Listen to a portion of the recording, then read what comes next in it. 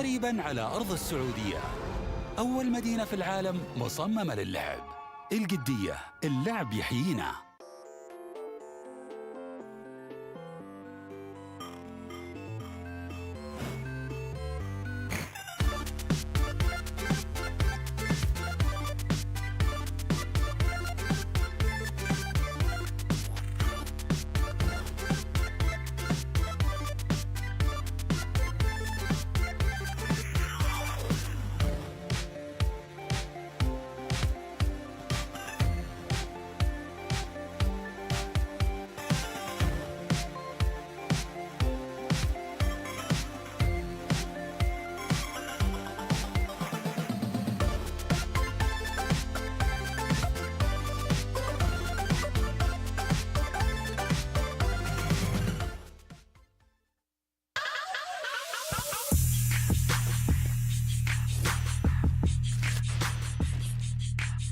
نقدم لكم كنتاكي كرانشز في 3 نكهات مختلفة: بيبر مايو، داينامايت، أوريجينال مايو. اختر الكرانشر اللي تحبه، متوفر الآن في كنتاكي.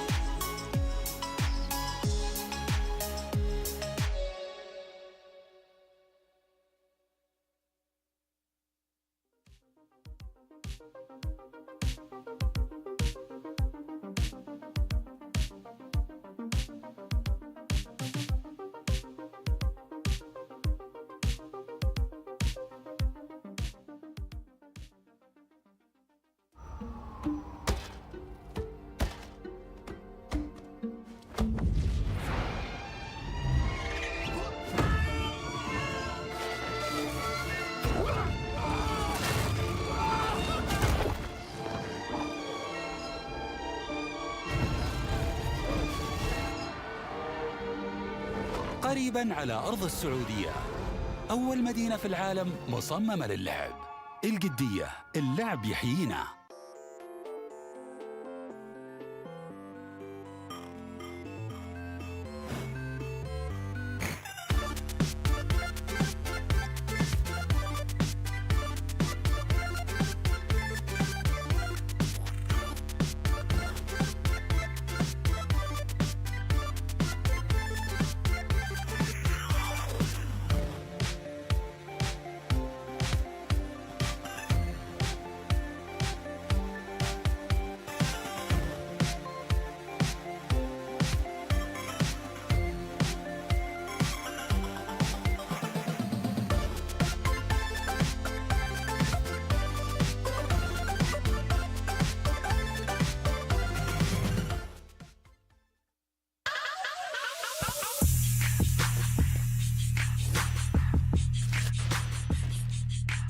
نقدم لكم كنتاكي كرانشز في 3 نكهات مختلفة: بيبر مايو، داينامايت، اوريجينال مايو. اختر الكرانشر اللي تحبه، متوفر الآن في كنتاكي.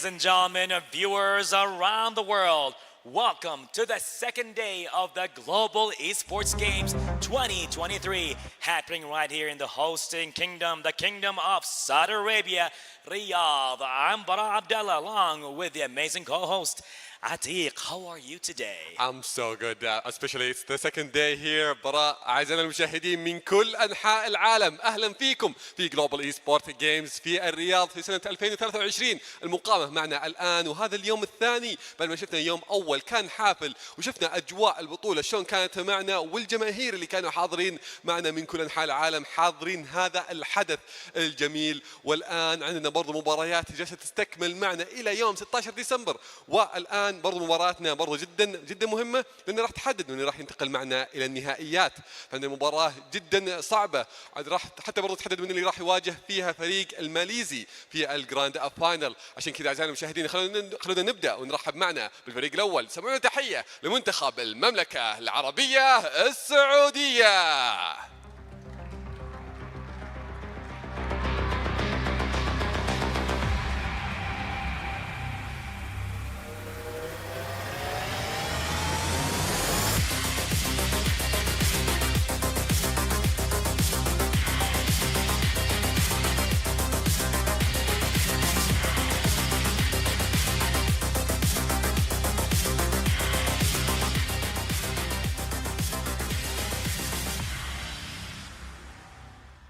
And now, ladies and gentlemen, for the first match happening here on the second day for Dota 2 Open Tournament. And now, whoever wins this match will go to the finals against Malaysia. Whoever loses will face Serbia for third place. And now, for the competitors of the Kingdom of Saudi Arabia, let's make some noise and hear it for Kazakhstan!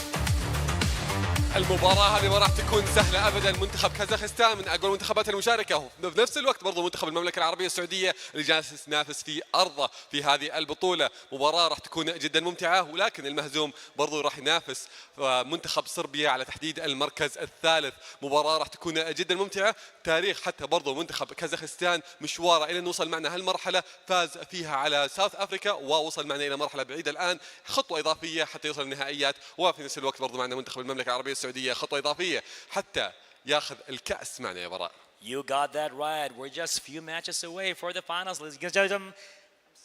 Ladies and gentlemen, the hype is on to the point we can even lose our rhythm and lose our flow here. But you know what? That's what happens when things are super hyped. So ladies and gentlemen, right now, we're going to take it to our analysts and our talents. So now, Kazakhstan going against Saudi Arabia. Now to our talents, fire it up.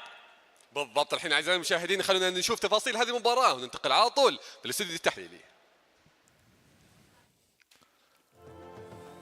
Thank you very much, gentlemen. We are about to fire it up indeed as we begin our matchup, which is going to determine our next contestant that goes into the grand finals. My name is Snare, and I'm going to be your host here on the STC Play Analyst Desk. Unfortunately, for both you and me, I'm not alone. I'm joined by B-Cop and Black. Gentlemen, pleasure to see you again. We only have this one matchup today to determine who goes up against Malaysia in the grand finals. We haven't yet seen Kazakhstan, we haven't yet seen Saudi Arabia either on stage. But unfortunately, Bika, for Saudi, you've seen them play in a previous tournament. But we've also seen violence in Kazakhstan, and that's not going to be an easy matchup for the Saudi host. It's going to definitely be tough. I've liked what I've seen from the Saudi team before. I know it's a little bit of a different roster than we saw at IESF by maybe, I think, 1 or 2 members. But it's a lot of guys that I think have played together for a while. So, you know, that chemistry, something in an event like this where you're not playing with the same people, you know, on a regular basis. I think these guys play with each other quite a bit inside and outside of, you know, just these country representation events. They've played in the Saudi League or the Saudi E-League together before. I think some of them have been on like Team Falcons as well. So, you know, there is that little bit of chemistry. I'm ready to see it. I'm excited to see it. And I'll be honest, I'm a little bit biased. I like these guys. They're my friends. One of the other things that they have a bit of an advantage on here, Black, is that, well, actually, I want to ask your opinion. Is it an advantage or a disadvantage to be the host nation, to be the person that has to effectively put the entire event on your back? As someone that followed a lot of sports and esports before, it can be either, right? Like it depends on the person, whether they can harness that home turf advantage or whether they become really nervous because it's the home turf and everybody is expecting you to do really well or hoping that you do really well. With them, I don't actually think they get very nervous at all, right? Like They're pretty chill. Yeah. I mean, even when we speak to them outside of the events, when they're getting, the consultations with Black. That's why we're hunkering down. But it didn't happen yet, so, no expert counseling just yet. But maybe they don't need it. Maybe they don't need it. If they beat Kazakhstan here, going up against Malaysia in the finals, but as you said, beating Kazakhstan is going to be very difficult. The MMR of Kazakhstan is probably on average about 3-4K higher than Saudi. Really? Whoa. Which, individual ability is very important, but maybe Saudi Arabia has the team cohesiveness. They have the edge there. But we'll have to see. I mean, we have to remember that Kuroki won a TI with less than 6K MMR at some point. So that's right. MMR is just a number, baby. That's what makes me believe. Solo too. Yeah, exactly. Yeah. Not really that important to have the super high MMR, but it does kind of matter for your core players. Right, so we're going to be seeing how Saudi goes about this as they take on Kazakhstan right now. Of course, Malaysia already through to the grand finals, and the loser of this matchup will go on to take on Serbia in our third place decider. Before we look at this particular game, if I'm Serbia, I saw some of the Serbian players here, not the entire team, Bikov, but it is important for them to also witness this game, right? Because win, lose, or draw, they still have to be, all the teams left still have to be in full preparation mode for the rest of the tournament. For sure. If you're playing in the third place decider, it's still a medal game, right? Like, you're looking for a bronze. It's not over yet. The road is still there to get something out of this one. And I think Serbia, they should be watching pretty closely. Again, those are guys who probably have a lot more experience in terms of LAN experience. We talked about how them and Malaysia probably have the most, and I would say coming into whoever they play in that series, they have a little bit of an advantage. Well, we're going to be having our two teams going at it, Saudi and Kazakhstan. Saudi, of course, they did get that initial bye because Brazil was not able to join us at this event. And then Kazakhstan, they demolished my home team. What can we do? It was pretty tough. It was pretty tough. I went back and saw some of those replays. I was not happy, but happy to see Kazakhstan doing well. They're going to be taking on the Saudi lineup right now. Lil One, Devil, Heyman, Unfazed, and P1. This is also going to be a situation for them where win, lose, or draw, Black. A lot of experience is gained from this, right? And we've been talking throughout this weekend, or this week rather, about how the Middle Eastern region, North Africa, is on the come up, is on the rise. So no matter what, this is valuable experience for them to make the region stronger as a whole. 100%. And the more better players come into the region, the more other people can learn. And that's pretty much how it goes in every sport and esports. If you get just a bunch of talented individuals, the region as a whole is going to grow super, super quickly. And as Biko already said, they had 2 different people on the roster now, which I am not very familiar with at all. So maybe that's what they really need to elevate it to the next level, which we don't know because, as I said, they had a bye. Yep, they did indeed have a bye. And we see the Kazakhstan side right now. Toshi, Luro, Violent, EG, and Vendetta. Violent obviously going to be the superstar in this particular situation. Black was mentioning now if the better players in the region make everybody stronger overall. And some of these Kazakhstan players have played with Eastern European players in their pubs. Eastern Europe as a region, crazy strong, primarily due to team spirit. So I can imagine Violent, just as a carry player, there's no way he hasn't just been fiending the Yatua replays here, Biko. Yeah, I think both these teams kind of pull things from outside just the singular event, right? Like Violence gets it from the Eastern European region where he was playing at, and then the Saudi Arabian team, they've been involved in a lot. They played IESF, they played in the Asian Games. They're kind of seeing a lot here in terms of different play styles. And then there was that road to the Asian Games that Saudi Arabia played as well. So, when you have different styles, because I feel like there are different styles from like DPC when it's more league format to something like this, it's always interesting to see. And both teams are probably pulling something a little bit different out. And we always talk about how Eastern Europe's kind of its own thing where it's just run at you Dota. And sometimes it works, or sometimes, you're Virtus Pro and you call GG in 11 minutes.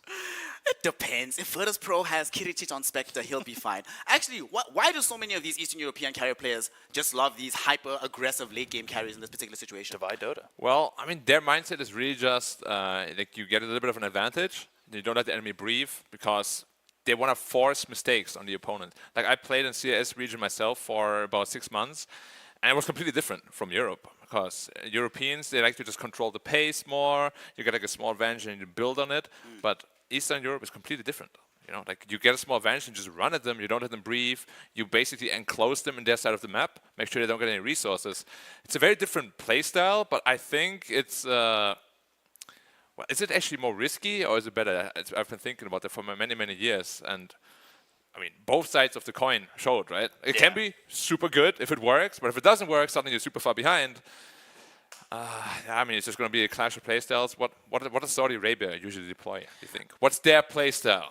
They're definitely more lane-oriented, right? Like, it's not Lane-oriented, divided. for sure. The way we spoke to them last time we were here, they definitely were talking more about winning lanes than anything. Like, it wasn't late game, early game. It was like, we have to start somewhere, and the base is the lanes. And they were really trying to take a lot out of that.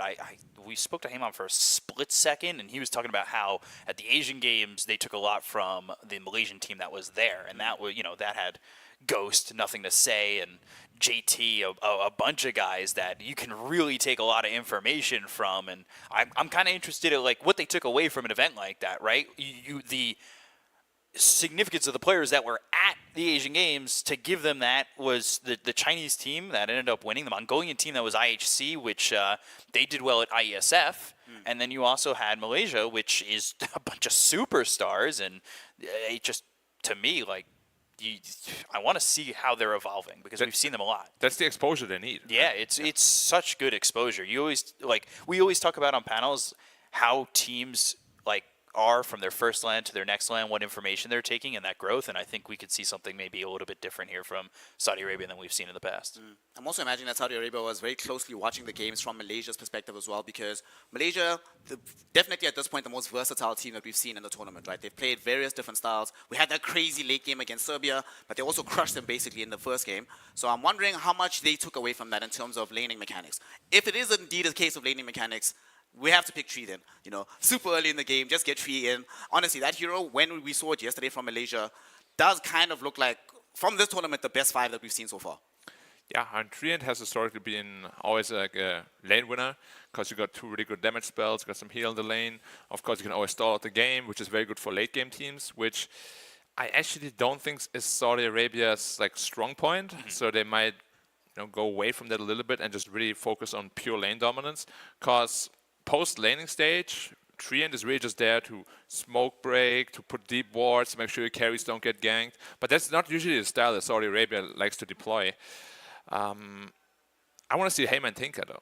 Yeah, we have never seen it. We've always heard about it. We've always talked about it. Never seen it.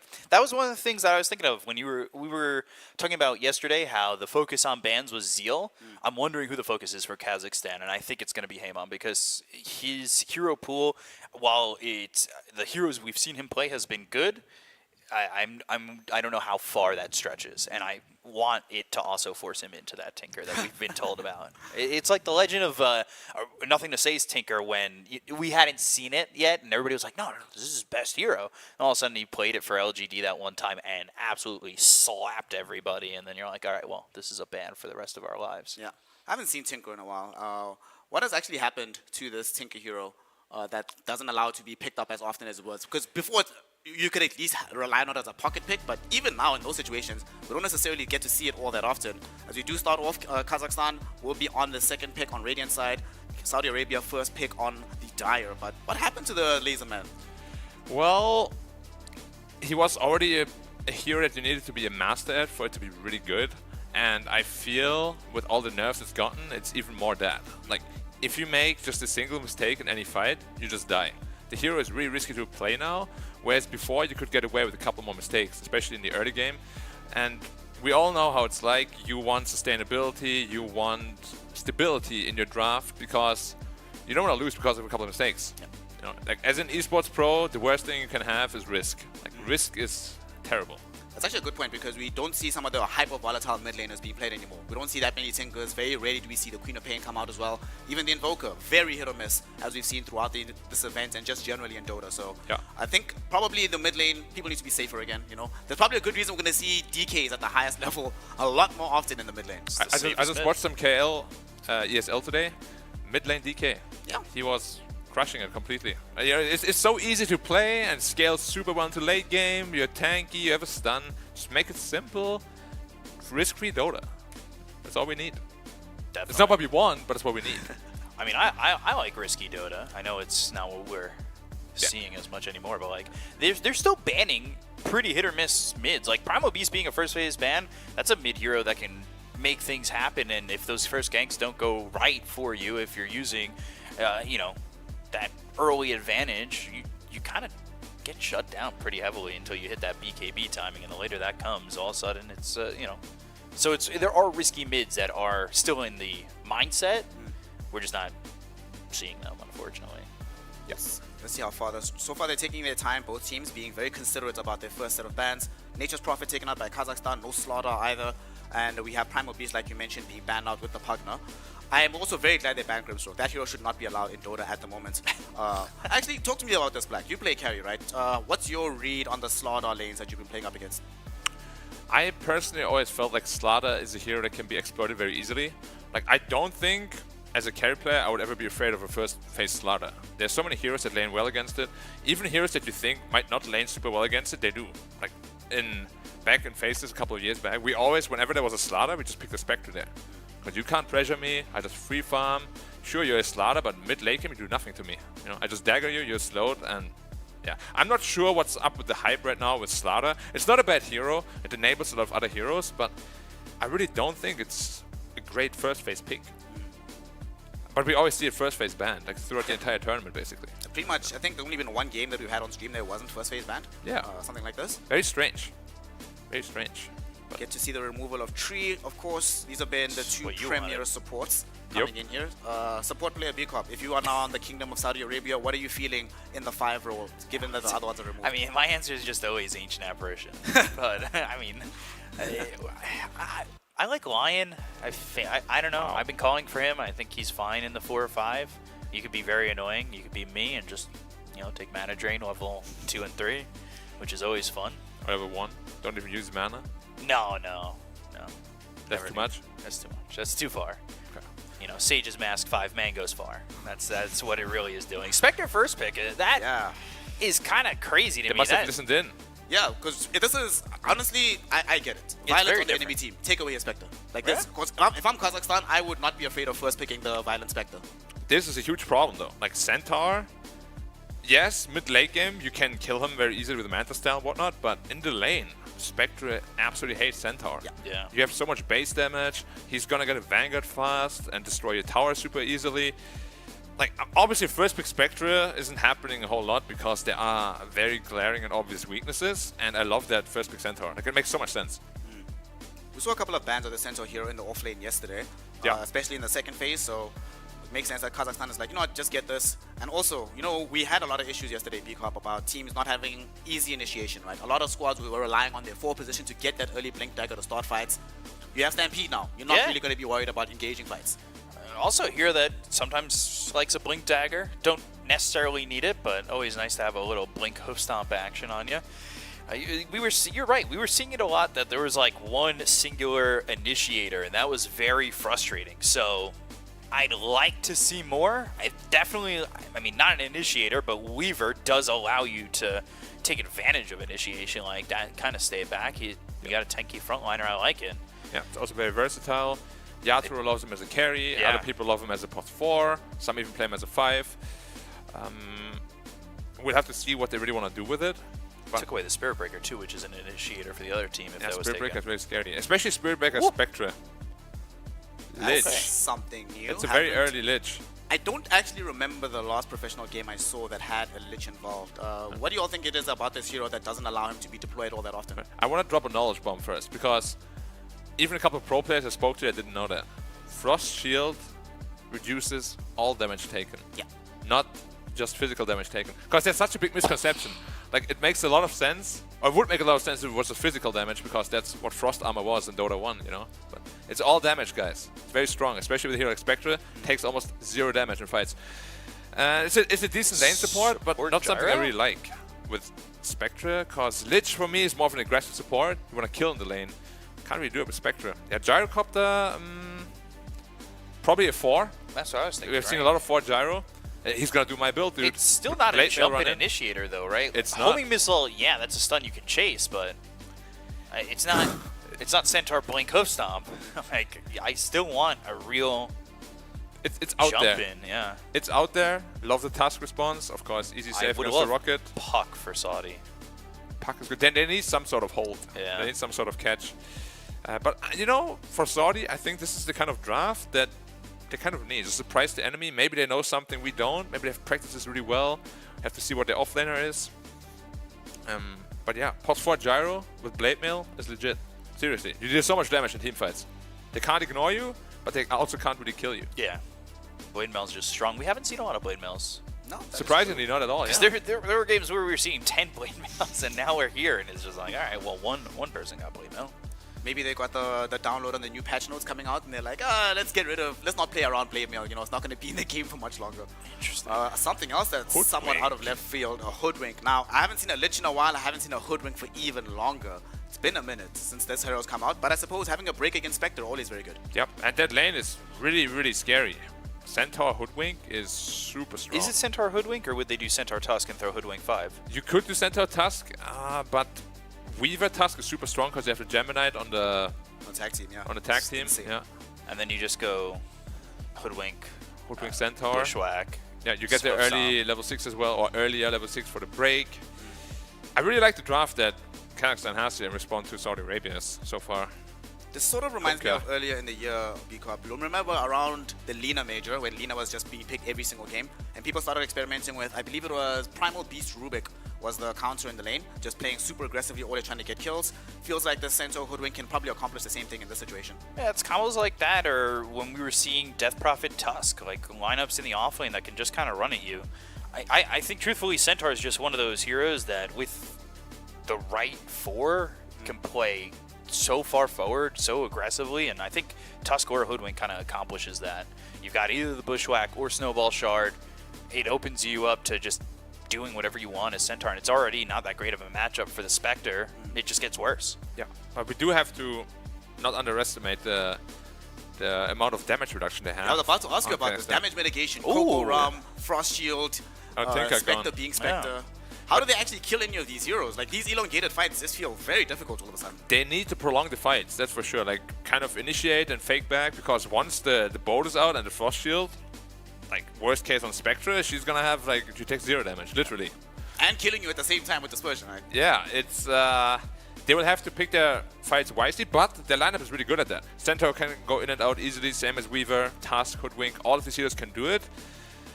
So, yes, their lineup is very strong on Saudi in a big teamfight environment, but I don't think Kazakhstan is going to give it to them so easily. Your B-Corp, your puck idea looks bug right now. The puck idea I like, but now I'm also thinking if they're going to try to maybe throw Haemon on a little bit of comfort with the Necro again. Necro could work. Yeah, because they've already banned the Tinker, and so Kazakhstan was either listening or, did their research, or both. I don't want to take away the research aspect, but, I mean, we've seen Haemon's Necro. I don't really hate it too much here. I don't hate it, it's just there's no real playmaking other than the Kunkka, then who's going to be in the off lane. Honestly, Yeah. I wouldn't mind maybe picking X another isn't off lane. terrible, I'm right? thinking, wait, don't you want to have Kunkka offlane and then you pick another mid? Yeah. Yeah, but I mean, either way works. It's just Kunkka, it's very risky to put against Weaver. Like, Weaver is really good at pressuring these melee carry, these melee offlaners. So, like, I mean, you've got X, you have Sinister Gaze you can work with, follow it up with a Homing Missile, and then Reaper Yeah. Scythe. I mean, the Necro can work. I agree with you. I think it's very shaky. It's scary. Like, it would yeah. kind of remind me of the series that we cast at ISF, where Against Jordan, right? yeah, he did super well in lane, but he Yeah. just couldn't accomplish anything around the map because they didn't have any setup for him. Now they have X-Mark, which is at least something. So they go for the Lina. That's Okay. that's a lane-winning kind of hero right That's a there. lane-winning kind of hero, so Kunkka offlane. Okay, not No bad. team fight starting though. I'm You also- concerned, boys. I mean, X and Sinister Gaze, it's pick off. It's not team fighty. It's definitely more one hero oriented, right? Because you've got X into like an LSA, and then you burst him with a Laguna Blade. Like, you can get pick offs. That's definitely the style. And then once the Kunkka gets to like Ags and Shard, you like having that, or circle around you with Torrent Storm and the Tidal Wave. So I don't hate it. Kunkka's gonna have to do pretty well because you kind of want to get that activated as early as possible, having the water park. Yeah, We'll see. it's gonna be tough. Like, if Kazakhstan picks a hero like Puck now, they're gonna be. Puck's really good. They're just gonna play around with them forever. Because you want I to feel. run from Centaur, you stampede on top of them, they're stuck in the Dream Coil. Yeah, I would love a Puck for Kazakhstan. It's a pretty weak laner though, so it's always the trade-off, of course, you get. Puck Not almost easy always against loses lane. Lena, yeah. Yeah, like, almost always, and then you recover by Oh. Earth Spirit. Okay, against Lina though, that is Does Earth very- Spirit necessarily need to be mid here though? It's almost certainly going to be mid. You I were voting thought- for this yesterday, saying that you wanted to see the Earth Spirit mid. So now that you do have it on your lineup, what do you think? It's reach. I like it. They've got a lot of reach. Stampede with the roll. You know, it still feels very single target. Like both these lineups feel very. We're going for one hero, not a full team. It fits the bill though. Like, what is the best counter to Conquer Boat and damage reduction in general? It's sustained damage, right? And Earth Spirit fits that bill perfectly. You get a Magnetize on, roll very in and fragile out. hero though. Very fragile hero. Very fragile, yeah. It is a good blade mail carrier, yeah. though. So we're But you definitely die going 2 to or see 3 one on him. times, your game could be over. That's true. I mean, at least he should get an early vessel. It's going to be rough against Selena. Like, generally you want to have Earth Spirit against melee mids, because then you just kind of farm and rotate after.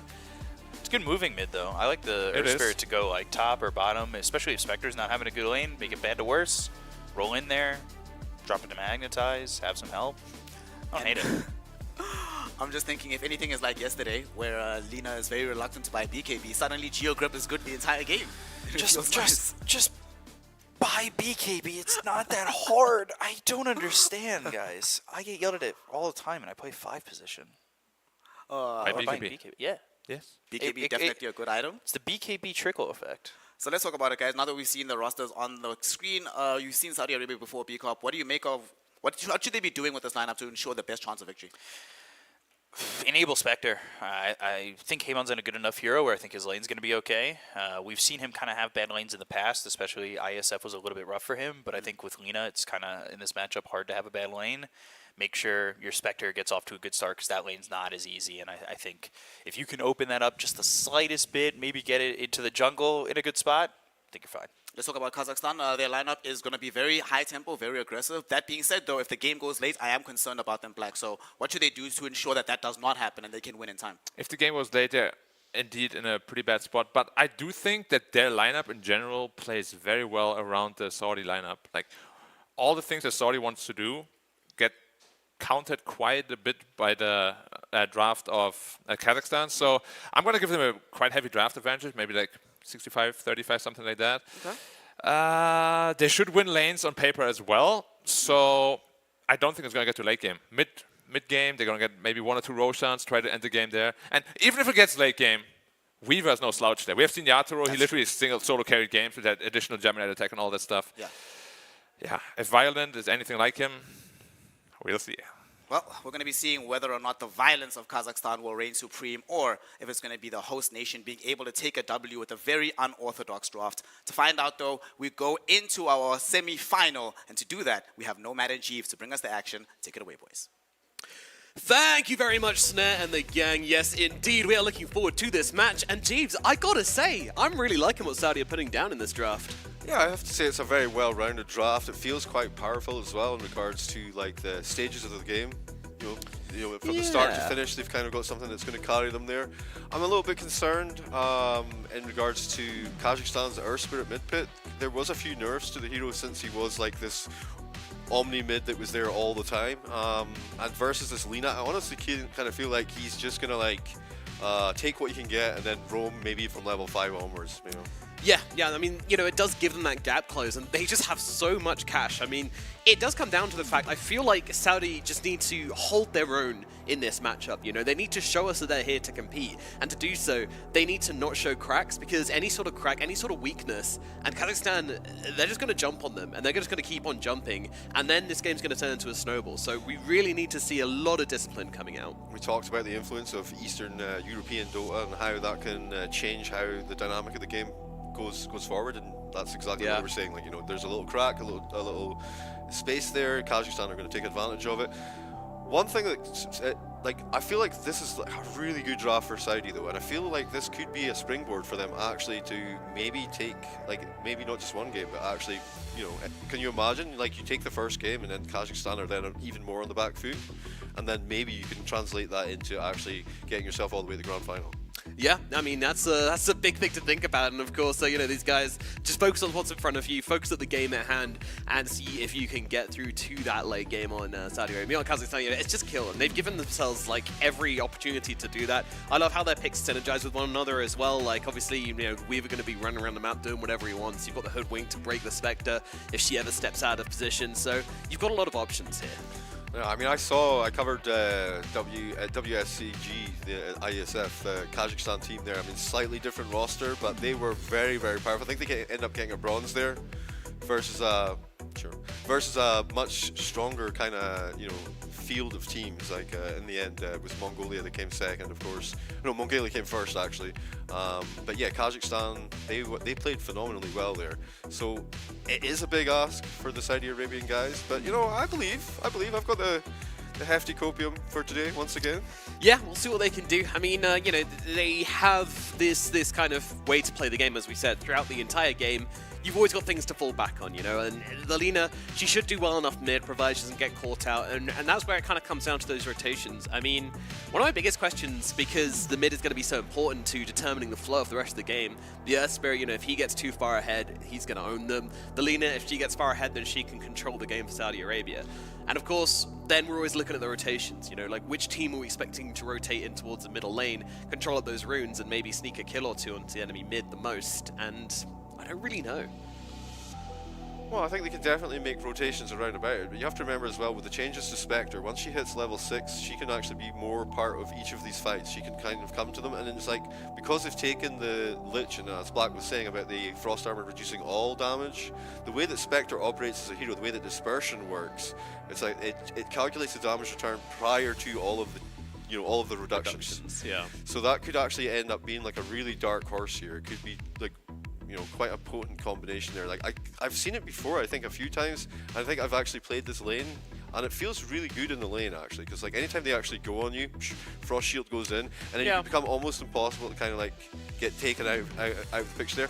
It does mean though that they're more likely to go onto your Lich in the first instance and kind of deal with that situation. But I think the gaze is very powerful, especially underneath the tower. And if the Spectre goes for like this Urn into Blade Mail build that we've seen so often, even if you just go straight Blade Mail, I think the combination of the two together can be quite a potent build for sure. Yeah, I mean, part of me wonders if there's a risk of the Spectre just being ignored for a lot of the time. Like, you can always just kind of roll past, and with the amount of catch they have, they can kind of just jump past the Spectre. They don't have to focus on the front lines. They don't have to break through anybody. They can just kind of run past. So I do wonder how they're going to be able to play into that, and how much force, how much aggression is going to need to be actually forced onto the Spectre, because I feel like it's not a lot. And then, of course, when you have taken out one or two heroes, you can then go back and you have that break to try and look to the kill. Depending on how strong the Hoodwink player is, and I imagine they'll be quite good. That break anybody is going to be picking Hoodwink right now, I think, is a strong. It's going to be quite painful to deal with for sure. Yeah. I was just going to say, like, there's the counterpoint of the Hoodwink break for sure. But yeah, I mean, it should be a good series. Will it go to 3 games? Like, if Saudi can take game 1, I can see making it a game 3 series. If they drop the first game though, I'm gonna be like really worried for them, but really concerned for them, because you have to keep that mental game really strong, and it can be quite difficult. But hopefully with the home crowd here supporting them, they're gonna have a decent amount of energy. They've got the home crowd. They've also had a few experiences together, going out to these international events, and they've been had that kind of experience where it's not their first rodeo anymore. So we're kind of hoping that they've reinforced themselves a bit, and they have like that strong kind of fortitude to be able to not feel the pressure too much, hopefully. There is another double-edged sword here. Because Brazil weren't able to make it, of course, Saudi got a first round bye through.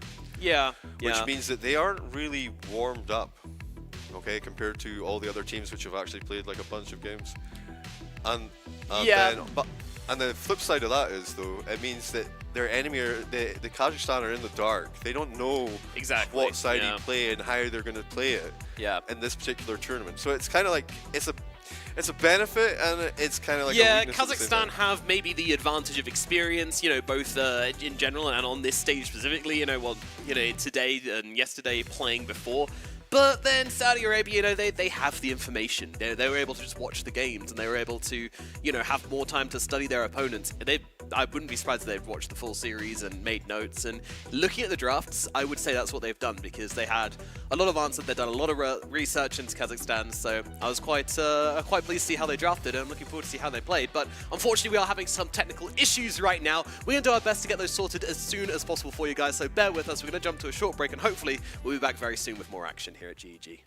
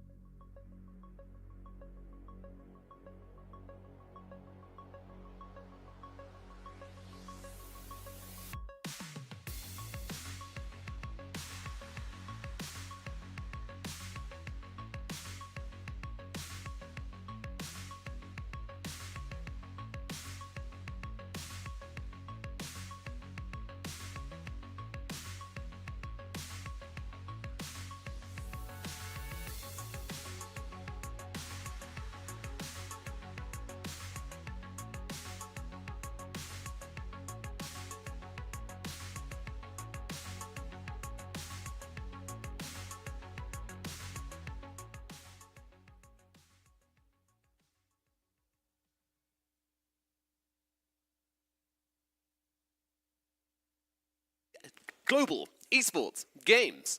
That's right, we're back, and despite a short technical delay, looks like we've got things started. We're going to give this thing another go. It is, of course, here in Riyadh, and I think we're ready to jump back into Saudi Arabia versus Kazakhstan, Jeeves. Yeah, it turns out I wasn't supposed to unplug that. We're back now, guys, and we're going to go back to the teams fairly soon. We've got our draft ready to go, and the teams are ready to get into it. It's going to be a really exciting game today. I think the first one at least. So. And a little bit of time to prepare beforehand, settle the nerves. Yep. Really, if they haven't figured out everything they're doing with this draft by now, then, well, I don't know what to tell you. But good luck, have fun. Looks like the teams are all ready to go, getting out on the map. And, yeah, I mean, I'm expecting some violence. You know, these guys have been paused for about 5 minutes plus now. They're bored. They want to go make each other bleed. They're going to go and fight each other on the rune, I bet. Well, we do start with the initial smoke up from Kazakhstan. Nothing from Kingdom of Saudi Arabia just yet. I don't know if they maybe pop it a little bit later or just not bother with it at all. But, we're looking for the 50-50 split on the bounty runes here. That's definitely what Saudi Arabia are looking to play for here. But Kazakhstan are coming in from this flank here. They're maybe looking for a little bit of a first blood kill themselves. Yeah, but they've got the vision down on the side of Saudi Arabia, so they're going to be able to seal this. Both teams now warding up this cliff. Yep, as soon as that smoke kind of runs out, they get a good idea of what's happening. And Saudi Arabia, they're being very, very cautious just to make sure that they get those 2 top runes and they just avoid this fight. You don't want to waste your mana and your HP before the battle starts. Especially when your level 1 fighting is absolutely terrible. I don't think Saudi Arabia want to start running at heroes just yet. I think Kunkka's okay. Maybe. The Lich is not bad. Lina, Gyrocopter. It's not terrible. They don't have much lockdown though. So let's see. But compared to Weaver, Tusk, Hoodwink, and Spirit, I don't think they want anything to do with it. It's all fine. Going for 2 for 2 on the bounty runes regardless as we start this match off. So it is going to be the Earth Spirit versus the Lina in the middle lane, in case you did forget, which we would have forgiven you for. As these 2 guys battling. Oh, look! I've got a fan! Oh yeah, Nomad. Very good, very good. That's my boy, All right, let's go Kazakhstan. Favorite team. All right, so I mean, this should be a pretty good matchup for the Lina. She should probably wins this like, I don't know, 65, 70% or so. It depends how good Toshi is, though, and he's obviously like an Earth Spirit spammer, I imagine, to be able to pick it in this meta. So we'll see what sort of pain he's putting down. And already he's adding some pressure there. He's making sure he's equalizing the CS. But the first blood will be up top here. Yep, the Sentinel Warren able to run down the Lich. Unfazed going to be going down. And that's not what you want to be seeing from this Lich Spectre lane. But, as you mentioned before, this is where you have to be careful because the Lich is the vulnerable one in this partnership. If you can keep him safe, there is no way they're going to be able to bring down this Spectre with the Lich backing him up. Exactly. Take the Lich out, give him a really bad game, frustrate him, and then it makes the Spectre pick off way easier. And EGX there, you see, he's done a decent amount of harass already to that Spectre just by kind of approaching the lane. And good lane control here as he pulls the creep back down to his side and going to try and stabilize it here. Yeah, Unfazed going for the pull, but of course that's not going to happen. But yeah, Sentinel just has so much base damage, and constant harassment is something which Spectre really doesn't like leaning into too much. I'm quite curious to see what he goes for skill build-wise, because it can be quite flavoursome for sure. Some people kind of focus on the return, some people focus on the double edge. This is more of a double edge game, but we'll see whether or not that's the case. Actually doing very well in this middle lane so far. I mean, this is the thing about Earth Spirit is that there's not many lanes he really struggles in. Oh, little one down to the bottom side, going to get brought down. Finally getting 1 kill, going for the second as well. Devil going to be following his partner to the grave. And that is a bit of a disaster in the bottom lane for the side of Saudi Arabia. A great play here from Vendetta and Violent. Yeah, Heyman maybe, I mean, he's kind of equalizing on CS, but I think there might be a bit of a skill discrepancy between the 2 mids. I don't think Earth Spirit's supposed to do this well in this lane. He's certainly not supposed to win it, no. Lina does not have any lanes which she's supposed to lose, but with a couple of well-placed rocks, you can get this early advantage. But we'll start to see Lina really put on the pressure at level 3 and 4. And of course, a big kill threat on level 6 as well, so a lot of timings for them to be scared about. But of course, if there's a rotation coming through, or maybe just the Earth Spirit playing very, very aggressively, there's a chance they could punish. We shall see. Yeah, you can see P1 just spamming out daggers for range creeps and whatnot. He wants his laning phase to be over. He doesn't want to be laning into Centaur anymore. Yeah, it's just not a fun matchup. The Hoodwink as well can be really annoying with the nut shot, just kind of it's causing you issues. You know, it's just a pain in the old neck. Air Spirit looking for Bounty Rune down bottom here. Just get a little bit of a juice up, refill the bottle, make sure he's staying in tip-top condition. Yeah, honestly, another really good thing about Spirit in the middle lane against Lina as well is that you can go for these bounty runes quite nicely with the rolling boulder and get back to lane in time to not really miss too much CS, and that can be really nice just for keeping your resources up versus that really heavy harass. Yeah, you're definitely going to be able to secure a water rune each time as well, so it feels pretty good in the lane. I think all Spirit bros, like Air Spirit was the last one to actually kind of get mid buffed. Everyone else was always a mid hero, whereas Air Spirit, I think the last couple of patches before the nerf of him were kind of just juicing him up to make sure he was his first mid-hero capable hero. He used to be kind of a bit of a niche pick back in the day. Top lane, they're going to get a bit of revenge here as they're able to bring down the Centaur. That's exactly what you want to be seeing on the side of Saudi Arabia. A bit of success at last in one of their lanes. And Lyria's got to be a little careful as well. Doesn't have the most HP to work with. Well, you have to kind of wait for the Lich to get a bit more mana before you can do anything else. He expended a lot of resources for that, but a very worthwhile kill. In fact, it's going to allow Spectre to equalize Centaur's CS as well. Yeah, Centaur never had a ton of CS. He was kind of more focusing on just trying to body out the Spectre, and of course they did go for that kill onto the Lich as well, which resulted in a bit of missed CS. So. Yeah, I think you're okay. I think you're okay with the situation. It does seem to be going into the double edge kind of side of things, so that's kind of curious. It's pretty good, I guess, versus Spectre until the Frost Shield comes out. Little one, he's gone deep. Toshi on with a good B. rotation, Yeah, Spirit comes rolling on in, connects, gets the kill onto that Kunkka.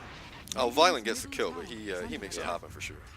And then immediately back for the Water Rune as well, which is nice movement there. 4-1 coming up for the 5-minute mark. Kazakhstan already 1,000 gold ahead. Kunkka going to TP back to the lane. Once she gets, I think maybe level 5 or so, once you get a point or two into the Torrent as well as X, maybe he can actually do something in that lane. We shall indeed see. Oh, Hey man, looking for a bit of rotation of his own here as he heads up towards the top side. I think he was checking for Bounty Rune, but sadly it was not there. It had already been picked up previously. Although, maybe he wasn't. I wonder what he was doing there. Maybe he was checking. I think he was just kind of open to the opportunity of moving top, but then, there just wasn't really an opportunity for it. Yeah, I mean, because he's like full on his bottle and he's full on his HP mana. Tusk, though, heading in towards the mid lane here. Yeah, he's kind of guarding both rune spot. Well, he's guarding bottom while the Air Spirit will be able to then roam up top. Oh, Gyro strike, very deep though. Yeah, they really want to make sure that these power runes get grabbed by both of these mid laners, honestly. So we are definitely going to see some action as over on the top side. The Lina does make the rotation through, finds unfazed, moves on towards Liru as well, and should be able to bring down the Centaur as well. Centaur, I mean, he's a tanky boy. Will he tick away? Yes, he will. The Dragon Slave gets him out.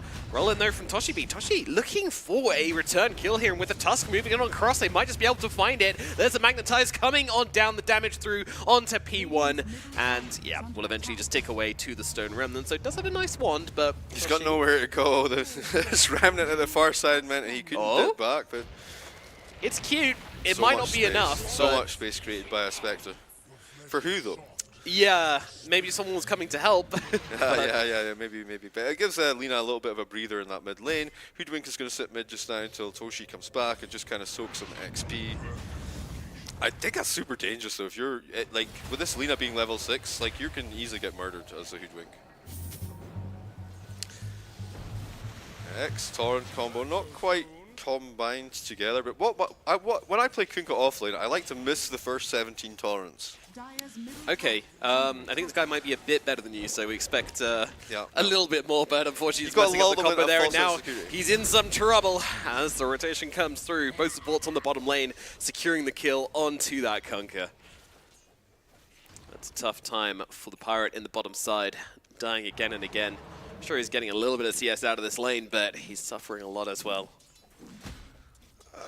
Yeah, I think he's having a pretty difficult time of it for sure. The bright side though, of course, is that the Spectre's not having the worst game, and Lina's had a pretty good situation as well. But another kill on the bottom side. I mean, it's just violent. Plus Vendetta down here, you know, it's a difficult lane for them. It's very strong individual players. I think we talked about in the draft as well that maybe Kazakhstan are just quite a bit better, you know, MMR wise. But MMR is just a number. Indeed, indeed. And of course with the competitive experience as well, so we are expecting big things from him. Devil, got to be a little careful here, just moving in into the middle of 3 heroes once again, and I don't think much. Maybe Heyman can get the return kill onto the Tusk, but nice snowball dodge on the LSA. Laguna Blade is going to be used to finish the job though, and now they're going to look for more. Lyra's going to be the next target. Meanwhile, Devil's been able to escape from this, so it could be a great play, but in comes a Stampede to get the Hoodwink to safety, so they will just be settling for the Tusk. A little bit of a safety Stampede, but another good kill for Saudi Arabia, of course. The rotation was pretty crispy.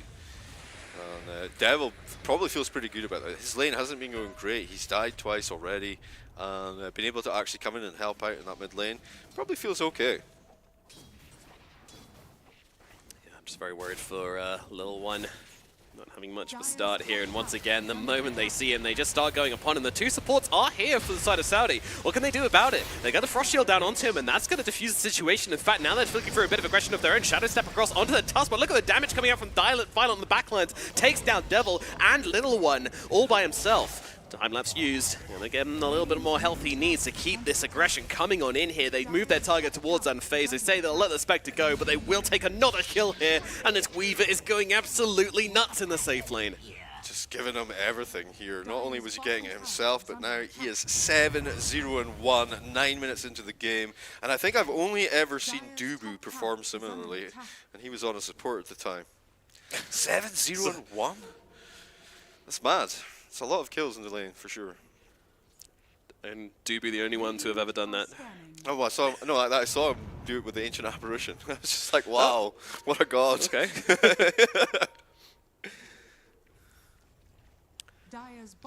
Still hanging out on the bottom side, just making sure that Violent can take this tower uncontested.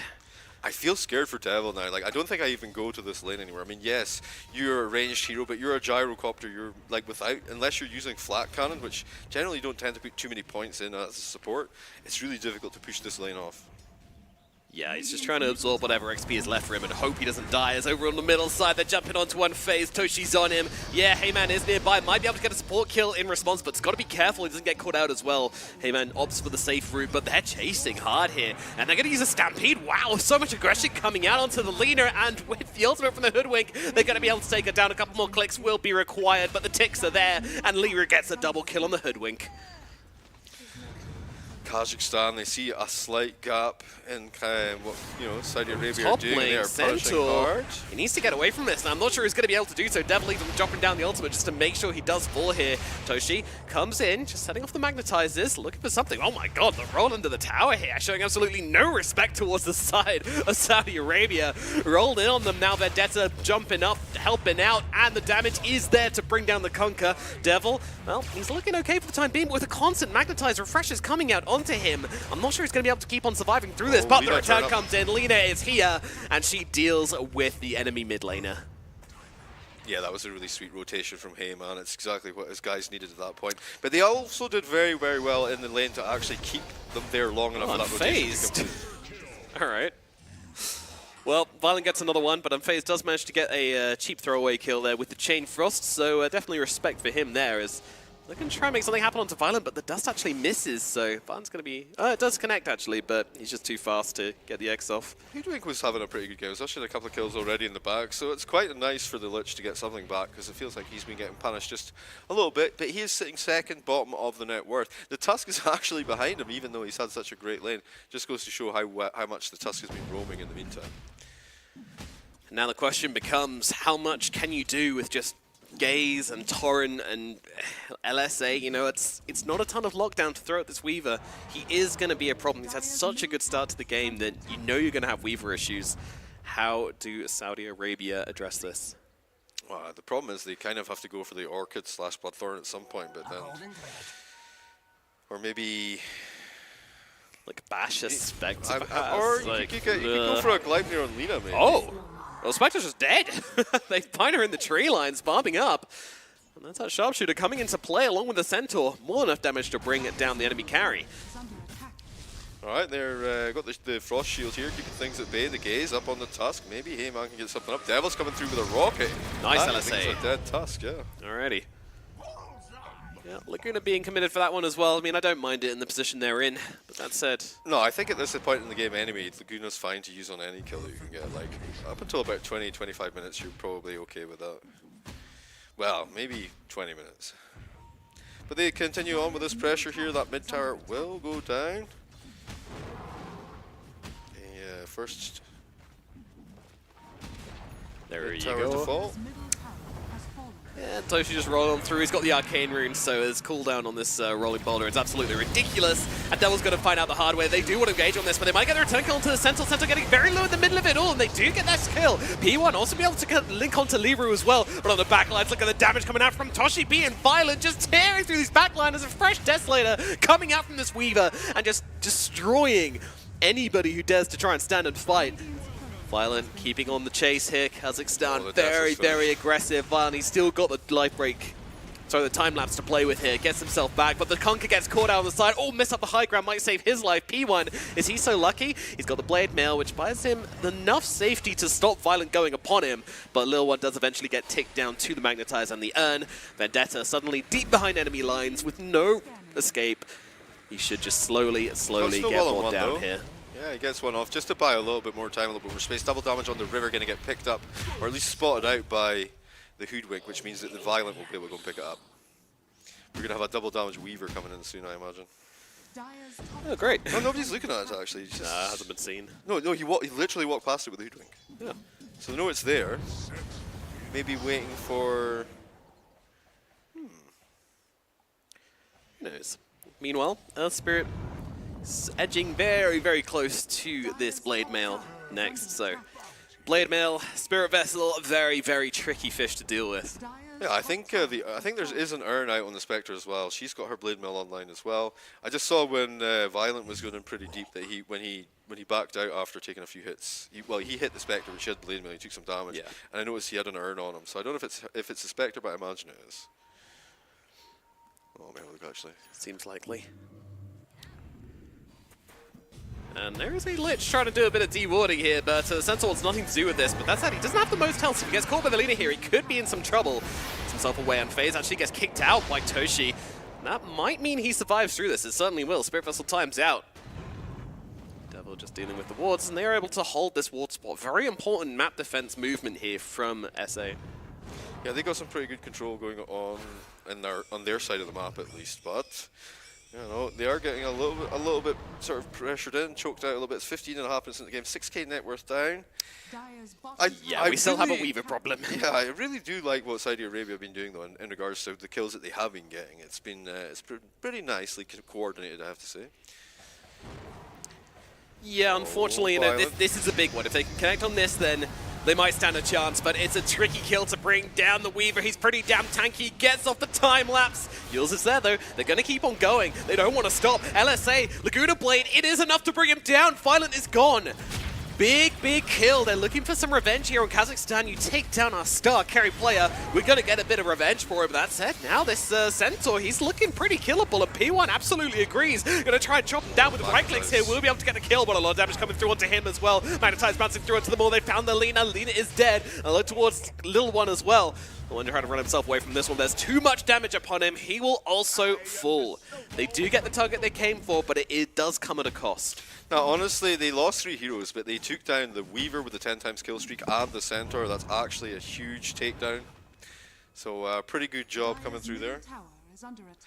And, I mean, I feel like a little bit of overconfidence from Violent, basically. Like, maybe he shouldn't be in that area, but at the same time, you're a Weaver, so you kind of feel like you have this extra escapability, you know?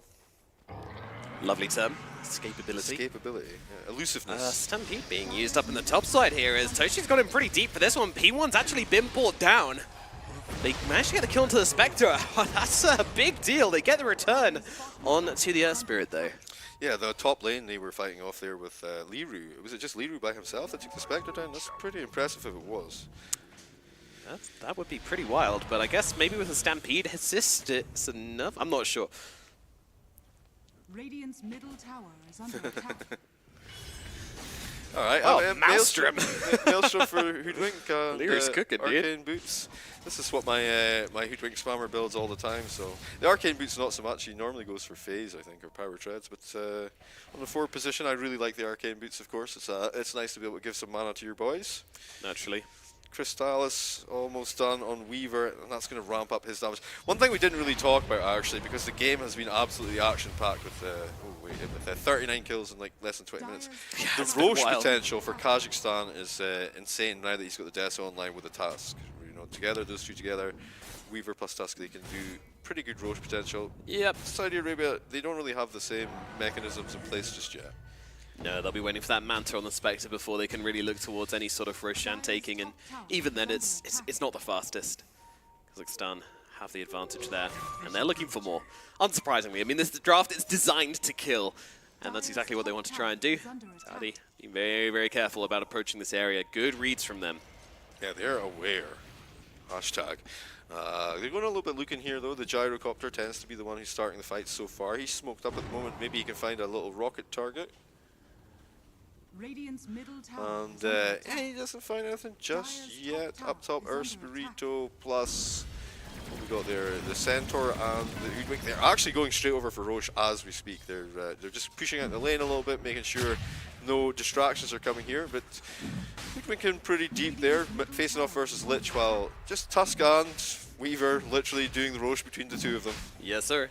They're gonna. I mean, they don't even need the tanks. They got the bugs, but they'll come in regardless.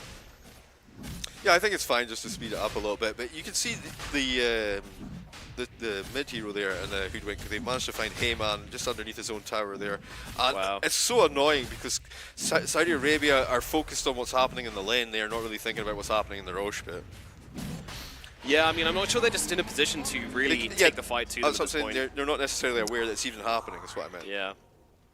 Not that they were doing something wrong. I just meant it's like, oh man, you've got this big kill on your position 2 up top, and well, I mean, if they did read that the Roche was going on, then there's a chance they might have tried to group as 5, but I just don't think they have the heroes to be able to go in unless they get a good chain frost, maybe. Yeah, exactly. Like inside the team fights, they do have like quite good spells for that. You know, you've got Ghost Ship, you've got Cooldown, you've got Chain Frost. There's a lot. It's down on the bottom side. More fighting taking place as Little One constantly being chased, and the Centaur actually blinks past the tidal wave to try and catch him out here. Both got to come down as well. Does land onto none of them as the snowball comes through. Cute. Very nice play, and that's going to allow them to finish off this chase. It was a bit of a 5D chess move from the Kunkka in the way that he placed the boat. I was like, there's no way, and then they like ran into it. But I think they were snowballing anyway to try and catch him. I think it was like... yeah, maybe they didn't even know it was coming, lucky, but yeah. Either way, it looked cool. Yeah, Style points. Certainly did. And they got this Aegis, so I mean, I guess you just pressure this top lane, right? They want to kill though. Kazakhstan, for whatever reason, are very thirsty, and they want to hunt rather than focus on objectives. But the Weaver is there. He is there with his Deso, so maybe it's not as bad as all that. But I think this is what Kazakhstan are doing really well, though. They're basically forcing 2 encounters at the same time every time because they're so far ahead, and that means that they're able to do things elsewhere. Is it going to be enough, though? I don't think so. Heyman goes down regardless. You show, you die. That's how it's going right now. Kazakhstan on full throttle. I mean, they have all of the catch all day long. They came into this series with a plan by the looks of it, and Saudi were not ready for this. They need to find a way to make it to the late game. They are somewhat close to their Radiance on Spectre, so there is a timing coming up. In fact, that courier is at the secret shop now to try and get it, but might be seen by the Earth Spirit. Doesn't seem to have the vision. His courier was there as well, though, so wait, he's like, hey, hang on 1 second. Wait a minute. What is that, the courier? What is this? Wait a minute. Indeed, perfect timing indeed. Yeah, so I mean, that's going to just kind of put a little bit of a break on things for a while. I don't think any item was picked up, right? It was still empty. So. No, it was an empty courier, yeah, at least. It's always the worst, though, because then you have to physically go and buy the item. Yeah, but I guess better than having it locked away for 2.5, 3 minutes. Sure. All right, Silver linings. You got to be optimistic when you're in this position, Jeeves. Yeah. That's the final tier 2 tower going to go down somehow, though, is it? Great. Yeah, no more tier 2 towers to defend. Yeah, basically streamlining the Saudi defense, making sure that they're able to focus only on the tier 3s. You're going to steal the Tormentor at the same time. Great lineup for doing this as well. The tag team plus the Weaver with the bugs and the minus armor. Very, very strong versus Tormentors. They don't like that physical damage. No, they do not. Anti-armor, strong tool. And this net worth chart is looking a little concerning. The position 4 is richer than every single hero on the side of Saudi Arabia. Oh yeah, just don't Google Tusk's net worth though. No. Radiant are scanning.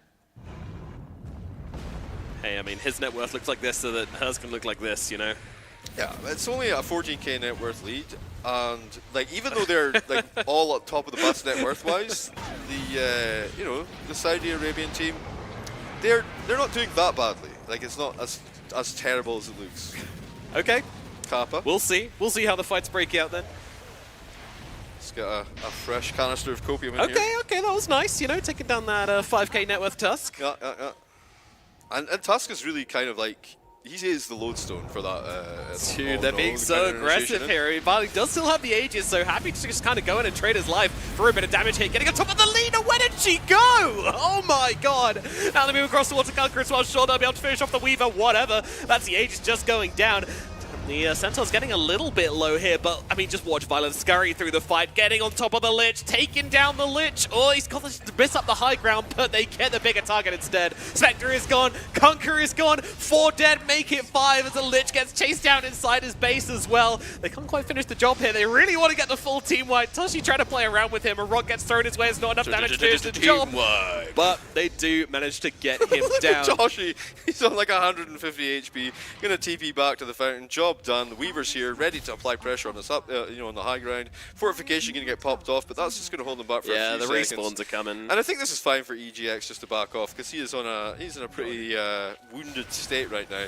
But Violent just feels pretty much unstoppable. Yeah, they did bring him down a couple of times, you know, with the Laguna Blade and whatnot. But yeah, an Aegis, who cares? In the last fight, at least.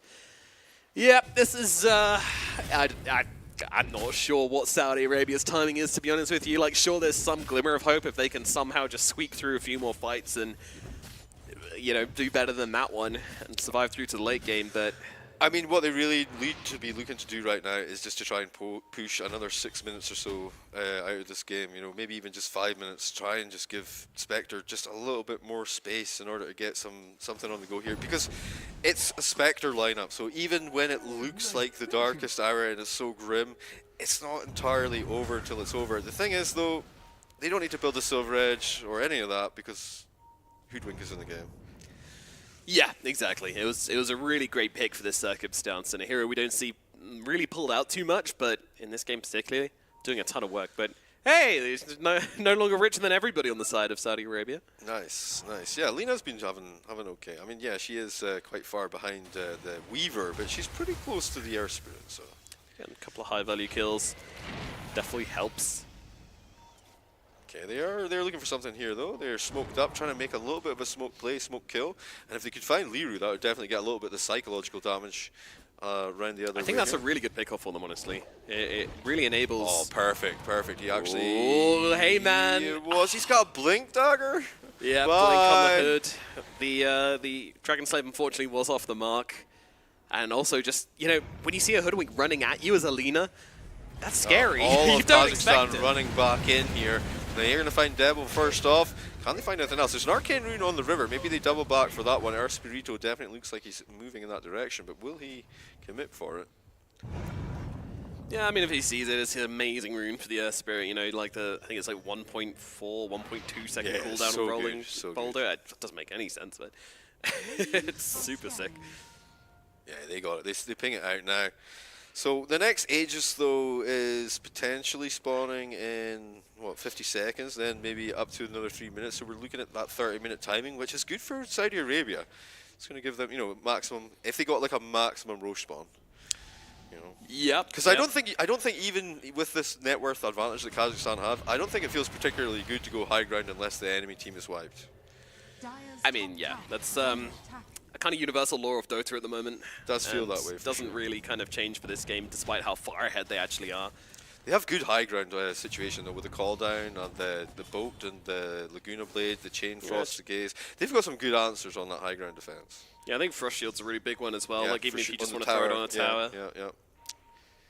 Plus Radiance as well. I mean, they've got some timings, but like you look at the Spectre's items and Weaver's just like got double her items for pretty much everyone. I mean, he's got double her net worth, so Yeah, it's not. We're not even like joking either. It's literally double. yeah. But I mean, if this Spectre gets a kill on the Weaver, you know, the Blade Mail, how much HP does he have? Around 2,000 on the Weaver. Yeah. So it's still doable. It's doable. The Heart finished up on the If you, center if you as well, don't and break pipe. the Spectre, like the Weaver probably can't. Yeah, he can't kill a Blade Mail Spectre for sure without it being broken. But I mean, he's just going to go for everybody else. That's the entire point of the Weaver pick, isn't it? Just Yeah, it sure is. He's able to one move hit. in and out, and he has played this hero very, very well indeed, I have to say. And I mean, he's so far ahead on net worth even compared to his own built team. a Blink Dagger, because why not? I mean, we want to get up this high ground. How do we do it? I know. Blink Dagger Weaver. Are you serious? Yeah. Okay. There you go. All right. I mean, he has a Daedalus already, so and the BKB. He's not lacking in damage, Jeeves. That's for sure. So what's he going to go for? The Swift 20 Blink or the charges on Arcane Deso. Blink, you think? Swift Blink, 100%. Swift Blink, yeah. Absolutely, What level does he get the talent for the extra Sakuchi hit? Geminate, attack type, even. It's level 25, is it? Yeah. Yeah. I mean, he won't be that But far he's got off. that shard, which is just so good as well. It's basically does a very similar thing. And he has Don't boots do as it well. unfazed. It's not worth it. Although if he can get the, Yeah, I mean, it's definitely worth it if they get the kill. I'm just Yeah, betting Xbox that the team's apart, behind him. back Violent in. though. On the top side, they're going to be able to kill off Devil. But meanwhile, the Weaver in the backline's getting dragged in. Doesn't really get too low from this though, to be honest with you. Still has that ultimate available as well, so no real threat coming onto the Weaver. Vendetta tanks it for him instead. Little one just getting low to the Spirit in the backlines instead. It will be a trade, and not a good one for Saudi. Yeah, sadly, this is the one hero that isn't a good trade for them, really. When they get the Tusk, they've got the Tusk quite a few times, but this is not like. I guess if you don't take the Tusk, though, they just snowball save. You kind of have to deal with him first, I mean, and if yeah. your Tusk goes down, you just back it up and fall back, you know. Good damage on the Weaver. Will force him time lapse, but you know, Okay. 40-second cooldown. I know, but still, it's a little bit Yeah, I mean, it stops him going up and hitting the tower a few times. ostentatious, you know, to use a time lapse in that Yeah, situation. like- You can just back it up. He should be hitting the tower right now, but not without time lapse. So yeah, but they're just waiting Roshan. I mean, Yeah, it's I mean, pretty you've got a straightforward. Centaur with a heart. You can send him and tank the tower for you, do some So, damage. if you're Saudi Arabia right now, you're sitting on your high ground, you're saying, okay, Rosh is probably respawning soon. They've just got their Tusk back. They're probably going to go and take it. Are we taking the fight there, or do we hold strong and wait for them to approach us? No, I think I go for a smoke gank, try and grab one of these guys who's out and about, and then I don't think you can really contest without the Manta and stuff finished up. But they have so many big ults, they're going to try it at least. Maybe at this point in the game when you're so far behind, that's their only play actually, is to try and contest Kind of it. agree. Double damage on the river. They're already in there in the pit though, and it's this Violent Weaver who's able to just chunk through this. Again, it's just the two of them, the tag team, doing some damage. Toshi coming over. Do you think you give Toshi the Aegis this time, or? No, I think he's... I mean, Weaver's pretty slotted, but I'd still give it to the Weaver. Just let him take the brakes off. Yeah, it just gives you that little bit of safety. No, it does. We talked about this a second ago, how it would be really nice if you had the time lapse in order to take towers and to sit for pushing the high ground. But the Aegis does the same function, of course. Now he's Aegis plus time lapse. He's pretty much unkillable. Radiant's middle tower has fallen. All right, so it's time to batten down the hatches, get ready. Of course, some lanes to shove out first. Toshi will go back and deal with that. They did secure a tier 1 tower in the mid lane. That's the first tower for Saudi Arabia. Well done, lads. Especially in the face of the way the game's been going so far. It's good that they brought it down. Dire's bottom tower is under attack. And then we've got this Weaver just chunking away at the tier 3 tower. This Lich cannot Counter- show. If the the Lich shows, I counter-initiation. feel like they just jump him and bring him down. They actually need to kill the Weaver's first life here. No BKB, no time lapse, so just goes down. Everyone's But now here look at now. the commitment coming in from the side of Kazakhstan. They're just jumping into the backlines, but Lyra's already down. Violet, very oh no! He time lapsed into the dream! Aegis! Oh no! The dream P1 I can't takes believe down it. Violet, the huge, monstrous Weaver, taken down by P1 on the Spectre. What a fantastic kill. Yep, and now they deal with the Air Spirit as well, suddenly without their damage dealer. Kazakhstan ain't looking so scary. D-Tooth, D-Clawed, and now they're just going to run down this center as well. Sure, he's a tanky boy, but there's no one to help him out. Oh my god, I've never seen a high ground push go bad in that way before. He time-lapses, goes back to the health he was at right before he died with the Aegis. So time-lapse actually to lower HP than he was already on. That is absurd. Just a little bit of overconfidence from Kazakhstan. We did talk about how the game is going super well for them, and it sort of baited them into a bad situation. Like the way they were committing as well for the tier 3, he was so confident that he was going to be able to do this tier 3 damage. The rest of his team were not quite with him. Oh. He's got an axe on the tusk, but he's still going to be able to get the blink away out to the other side of the snowball. This is pretty good. Like, these are the types of games where if you manage to break the enemy 2-3 more times, maybe you can actually start to think about winning this game on Spectre. There is now a real chance of them being able to turn this one around. I mean, it's not big still. 18k gold advantage is not nothing. You have 4 very strong heroes on the side of Kazakhstan. Like, it would still be a massive comeback from this point onwards if they were to pull it off, but this is the first step in a long road. Yeah, exactly. And really, really well played by Saudi Arabia for sure. They do get a gaze off, very nice. His Tusk getting pulled back in with the snowball, going to keep himself fresh just now. Is this call down going to get whiffed? As he goes deep in with the blink away, Vendetta. And he's got that blink dagger on, he feels way more survivable for sure.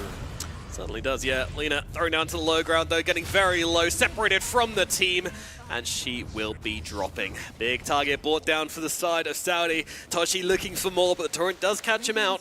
They are going to be able to get themselves back, but Toshi just keeps on going here. I mean, he's so aggressive on this Earth Spirit, feeling invincible at the moment. I think he feels no Laguna Blade, I can go in. The Gyrocopter, he's gone, the damage is there, they're coming through, but Egan on the back lines, they're jumping through onto the Kunkka, trying to take him down, gets up the torrent, Sora in a very good position though. Maybe it's enough to distract things as, yeah, the P1's able to take advantage and get the kill onto the Hoodwink with this one. The one still being chased down here, kicked back into Violent, who does get the damage off to kill him off. Now the kick back onto the Spectre, onto the Weaver though. The Weaver doesn't have enough health to actually fight up into the Spectre right now, especially with that Blade Mail being there, so they can't keep this going. And now the Centaur kind of alone here, just with the Earth Spirit. They'll turn their attention towards him as well. P1 picking up kill after kill in these high ground defenses. And Toshi, he's brought back and blasted down as well. The X-Mark's doing the work.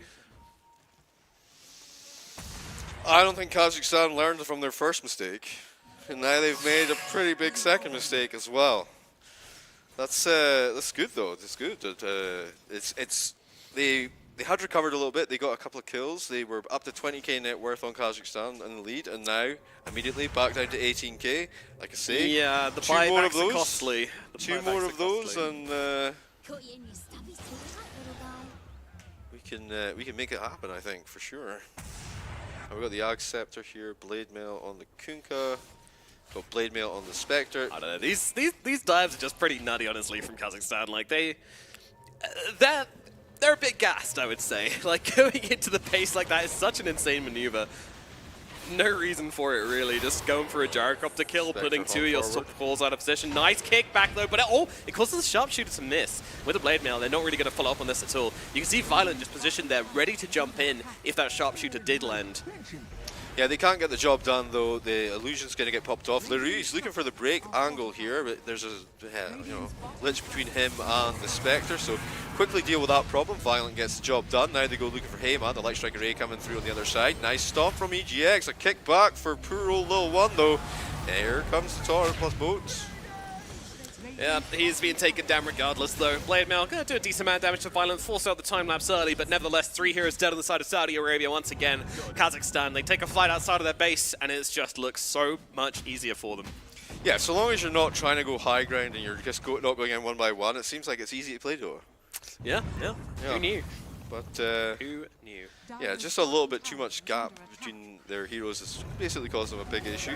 3 heroes down though, maybe they can actually try to force the high ground with the Centaur on the high ground. The fortification comes through, the final fortification before this tier 3 goes down. They got one more once that goes down for the tier 4. Yeah, still haven't been able to take down any tier 3s, interestingly, on the side of Kazakhstan. He'd get it this time when he approaches and he just does a double Gemini attack, right? Dire's bottom tower is under attack. Maybe... Yeah, Sentinel's already there. Yeah. Getting to work. And now, even on the barracks as well, I mean, no Kunkka, it's really hard to teamfight without him. He offers so much to them. The Frost Shield on the ranged racks actually makes the melee racks easier to take. Yeah, a bit of a bait there maybe as Ataz goes far forward but gets caught out by the stun. Vendetta so low, gets off the snowball though, buys himself a little bit of time, kick back onto the Lich as well to drag him into a terrible position. Meanwhile, they're just kind of going in super deep once again here. Try not to repeat the mistakes of the past, but Unfazed just trying to make it back to base, but it's a long, long road and he's in the fountain! What are you doing? What are you doing? Not a pub game, my friend. This is a oh my god. Shot at a gold medal. That's a lot of gold! That is a lot of gold, actually. What was that, 1,200 shared? Damn. Alright, well. That said, this whole time, Violent was just like, nah. I want to win this game. A beautiful kick onto the Lina as well, securing her fate. Punch up as well. P1 looking for the Weaver once again. Weaver popping the BKB. He's doing it. One hit bash. Time lapse, surely. No, he doesn't have time lapse. Violent might just be dead. No, never mind. Spectre goes down instead. They have got the damage there. Toshi coming in and helping out. Violet just really playing it on the edge there once that Blade Mill goes down. Very, very nice. An outperformance a little bit, you could say, as Toshi taking some heavy hits here, but look at Violent still hanging around on the sidelines on no HP, but there's so few threats on the board for him now that he can just do that. Oh, the Blade Kid! The Madman, what are you doing? Taking them apart, and this might be it for Saudi. They don't have the buybacks, they don't have the heroes, they don't have much hope left in game number 1 as Kazakhstan running all around them right now, running at P1 in the tree lines. I mean, once again, this is deep, this is very aggressive. Devil jumping super far forward, trying to finish off the kill on Toshi here, but the snowball save! No way they keep this guy alive. No way! Oh, it was on the spot. They found a creep. Oh, some That's ankles so being sick. broken right now. Really is. Vendetta, very, very nicely done. And they keep their aspirant alive some way, somehow. And now running in for the tier 4s, looking to finish the job here. Saudi Arabia alive. There's just nothing it feels like he can do here. Maybe he can kill the Weaver one more time. Ancient. So, one thing I want to say is the team with the 2 blade mails didn't win the game. True, bad item. It's confirmed. The GG is called and Kazakhstan take game number 1. And man, they do it in some style as well. Sure, a little bit of overextending, a little bit of shenanigans, but you know, that's kind of what the draft does, right? They go deep, they get the kills, and that's exactly what they do. Yeah, I felt like the draft was really, really good from Saudi Arabia. I felt like they did execute quite cleanly in some cases, but an incredible difficult opponent for them. I'm not entirely like, I'm not too troubled though. I feel like they had a pretty good game. I think they've definitely played above their level, or what I would expect their level to be given their ranks and stuff. So Saudi Arabia can certainly not be too defeated going into game 2. Maybe, you know, you can feel pretty good about that first game despite the loss. Yeah, I think so. You know, keep your heads held high, come back to game number 2, you know, maybe bring some new ideas. Do you want to see them committing to kind of playing a slow game, you know, a more strategical game again? Or do you want to see them try and match the Kazakhstani aggression? I don't know. I think it's always a mistake when you move away from your predetermined, like your play style. Like you try and match other play styles, but we have seen other teams. I think like OG specifically were really good at like kind of stealing other people's play styles and kind of like using it against them. Kazakhstan's tempo was incredibly high though from the very start, and it only felt like some of the kills on Violent kind of came off the back of arrogance. And I don't want to see that from Kazakhstan in game 2. I want to see them play a much cleaner kind of game and not try and you know, style on people, maybe just try and focus on actually getting the job done. Saudi Arabia, they're going to have to just kind of like, you know, come back with this, you know, fresh perspective and hopefully be able to get something on the board here. Yeah, from what we've seen, they've got a good mindset to come back into game number 2, but of course, only time will tell. But amazing performance from Kazakhstan here in game number 1, and we've got an excellent panel to break it down for you guys a little bit further, so over to you, Snare. Thank you very much, Nomad and Jeeves. An interesting and very fun game of Dota 1 to watch. However, Kazakhstan managed to take the W there over the side of the Kingdom of Saudi Arabia. Very, very, very bizarre matchup though. We're going to break it all down for you here on the STC Player Analyst Desk, where I'm joined yet again by B-Cop and Black. B-Cop, that was a A bizarre game. I think they said it best here, the casters. It did really feel like Kazakhstan was attempting to style on their opponent more so than just directly win the game. Yeah, they had an early advantage, and then they just, I feel like a lot of teams have been doing this, overplaying their advantage just a little bit, but trying to style at the same time. It looked good, except for the couple moments where you're a little bit in too far. We just saw the Centaur die in the in the fountain, so that might be one of them. But I don't know. It seemed pretty one-sided. They looked good. Kind of favoring them coming into game 2 after something like that. Especially violent. I mean, his Weaver was insane. That was an incredible start. That's the perfect start, right? I mean, a Black Euro carry player, how often in your life have you lost a game where you're 10k net worth at 15 minutes into the game? Very rarely. Yeah, very, very rarely. I mean, it depends on the hero, of course. And he didn't even itemize in a very greedy style. He went for Desolator, followed up with the team, made a lot of space for other heroes that needed it, because Dota is all about giving back, right? Like you're given a lot, but you also have to give back a lot. Because if you just farm with that net worth, suddenly your team's at 4v5, and your strongest hero is just not there. So I'm very happy with how he played. But overall, the team, I think, if you beat Saudi Arabia, you're playing with Malaysia, you shouldn't fall into this habit of, not being super serious at some points in the game. Like, I don't know why you need to buy a Dagon on Centaur and stuff, I know they were going to win this game, but, You're going to see them clean it up. Yeah, exactly. I don't like it when you kind of troll around too much, like in a setting like this, Like it can bite you in the butt at some point. Absolutely. We're going to be taking a look at some of the replays now, brought to you by Savvy Games, of course. A lot of very strange things happened in this particular game of Dota 2. I think Black makes a very good point, Bcop. The fact that they are, playing in this very forward-facing fashion, it doesn't help that yesterday when they beat South Africa, they did the same thing, right? Right. They were like, right, we amass this incredible advantage in the laning phase, we're just going to run at them, playing behind tier 2s when their tier 1s up for no reason. Unfortunately, that might put you in a very bad habit space, so that by the time you reach the strongest team in the tournament that it seems like Malaysia, they might not be able to recover and play fully seriously yet again. Yeah, there was definitely a couple times where it's just, you overextend your hand. I think, when the lanes go that well, you kind of get that I'm feeling perfect and I'm feeling invincible feeling. I'm him. Yeah, it's you've cooked, and sometimes you just leave it on the burner for a little bit too long, and you charcoal up a bit, get burnt a little bit, and that was a couple times. I mean, the Weaver was 10-0, dies once, gives up 1,700 gold to the other side with just that death. Luckily, that fight in particular, that they did lose that Weaver, they salvaged by killing the Lina immediately after, and I think +2 on that. Yeah. But you can see some of these fights, the fight on your screen at the moment. They get caught a little bit. Good turnaround on this one, getting Haemon immediately after they get any success out of that. So they did recover their aggression well, but, you just want to clean that up. I think we've said that a lot this last 2 days. Just clean it up a touch. We definitely have. One of the things I also want to see coming out of Saudi Arabia, when I compare and contrast what's been happening with their 2 drafts here, Centaur, yes, sure, he buys a Dagon eventually, memeing around, but he was very active in the game, could actually make things happen. The Kunkka, not just from his start, but Bcop mentioned it earlier, Kunkka has to get the Aghanim Scepter before he's able to contribute fully to team fights in that fashion. It really did feel like the thing we've been saying about all of the losing teams, starting fights on their own terms, super, super difficult for Saudi under these conditions. Yeah, and drafting is very difficult in Dota, of course, but once again, Saudi kind of set themselves up for that with the first pick Spectre. You gotta pick stuns, but at the same time, you also gotta pick stuns that actually win the lane. Like, as soon as they pick Kunkka against the Weaver Tusk, it's so incredibly hard to do anything. Like, he couldn't really touch creeps in the lane, he was incredibly far behind, and at that point, the enemies already have BKBs when you have your Aghanim Scepter, and your impact is just not in the game anymore. Speaking of BKBs, should Lina have bought one, Benji? I think the answer is always yes. That's a question, a loaded question. Very much a loaded question. If I end up saying no, they shouldn't have bought a BKB, I feel like I get ripped apart for that one. So my very high MMR instincts say yes. But I'm just wondering why so many of the players, not only have we seen BKBs not being purchased all that much, but even the players that do buy BKBs seem very reluctant to use them. Why? Talk to me about this, boys. What do you think is going on? Yeah. Greed.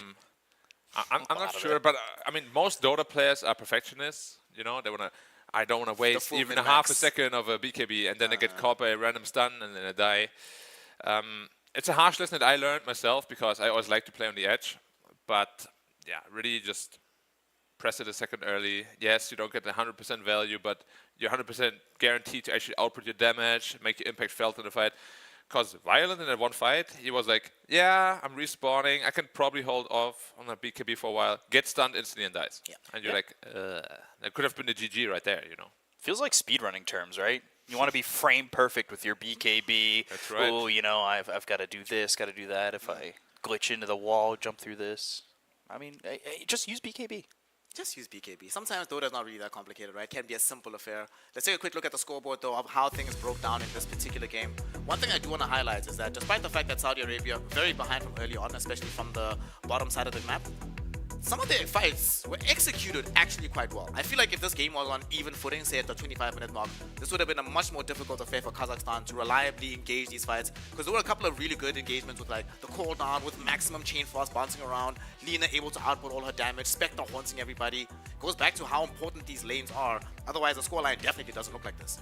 Yeah, I mean, we spoke about before how the team play is probably the strongest aspect of Team Saudi, and they definitely showed that a couple of times. It's just, as you said, if you're so far behind, it's very hard to make team fights happen that don't just go the other way. Because the enemy team has BKBs, they have all that extra damage that you don't have. But yeah, despite that they were able to fight back, definitely shows some resilience. Brother support, tell me, how do you feel about the Lich Gyrocopter as a support duo for Saudi? I like the Lich. I think with the lineup that they had it set up a lot, and you could see the team play that worked out, like with the Sinister Gaze, having the Chain Frost be perfect. I think that's also, you know, when you're able to throw a good Chain Frost, it's a lot of luck. I've had Chain Frost bounce from the lane into a jungle camp 10 miles away. I mean, that's Chain Frost for you. But maybe with something other than the gyro, we could have seen maybe something a little bit better. Yeah, Gyrocopter was a bit weird. Lately, what I've been seeing the Gyrocopter, it does happen every now and then that it's played as a 4, but a lot of 5 Gyrocopter has been emerging. I might have preferred that, honestly, in this situation, just so there's someone else to help the Kunkka survive the lane. Because, Kunkka struggled today. It's not really his fault, right? The matchup, like you said, is really bad for him. Throughout the game, it's difficult for him to catch back up. And the hero just by himself, not only he can't do anything by himself under those conditions, but you have a Lina mid. Lina's farming. Spectre's farming. Who can make space for you in the same vein that we saw the Earth Spirit making space for the Weaver and the Centaur when needed? That's why Dota is a very complicated game. Some say the most complicated esports game out there. I think it is. Is anything harder? I mean, it really depends, of course. Like, in terms of just pure mechanic overload, probably. Like, there's just so many things to keep track of all the time, and how everything interacts with each other, when you're behind, and when you're ahead, and when you're neutral. Yeah. 55,000 hours, I'm nowhere near perfect. I don't think any pro player would actually call themselves perfect, except Yatoro maybe. Yeah. Even then, I don't think he would say he's perfect either. Yeah, I don't think so either. Like, literally, nobody ever said that. Yeah, he's very honest, Yatoro. He's like, oh, you know, I could still do this better, I could still do that better, even though I've won TI twice, you know. Not me, but him, the. Not 3 times yet, though. They're still not 3 times yet. They're still tied with OG, so once they win 3, maybe he'll be like, yeah. He's I'm not perfect. the best yet. He's okay. He's alright. That's right. You know, only won a Riyadh Masters, 2 TIs. Decent player. Not bad. He's okay. Yeah. I do think, though, Yatoro, what do y'all think? I personally think best player that we've seen in Dota. Yeah, I mean, definitely best carry player. It's very hard to argue against that. He just sees things from like a different perspective. Like when you observe his game, you're like, why did he do that? And then 1 minute later, you're like, oh, because he did that. Now this happened because of that. And then, and just the way he finds space around the map is incredible. Like I don't even know how else to put it. I don't think any other carry player can do it. Let's actually speak I about think I could. the carries here because P1 on the side of Saudi Arabia, Benji, he was, the game was tough, right? There was a point where he was the lowest net worth core, even behind the Kunkka. But he was consistently catching up. While we were watching the game, you kept being like, but Spectre's on the come up. Spectre's slowly but surely coming back. So that was actually kind of impressive, even in very difficult circumstances. It's good to know for Saudi that they have a carry player they can rely on to not stay behind, even if he starts the game in that fashion.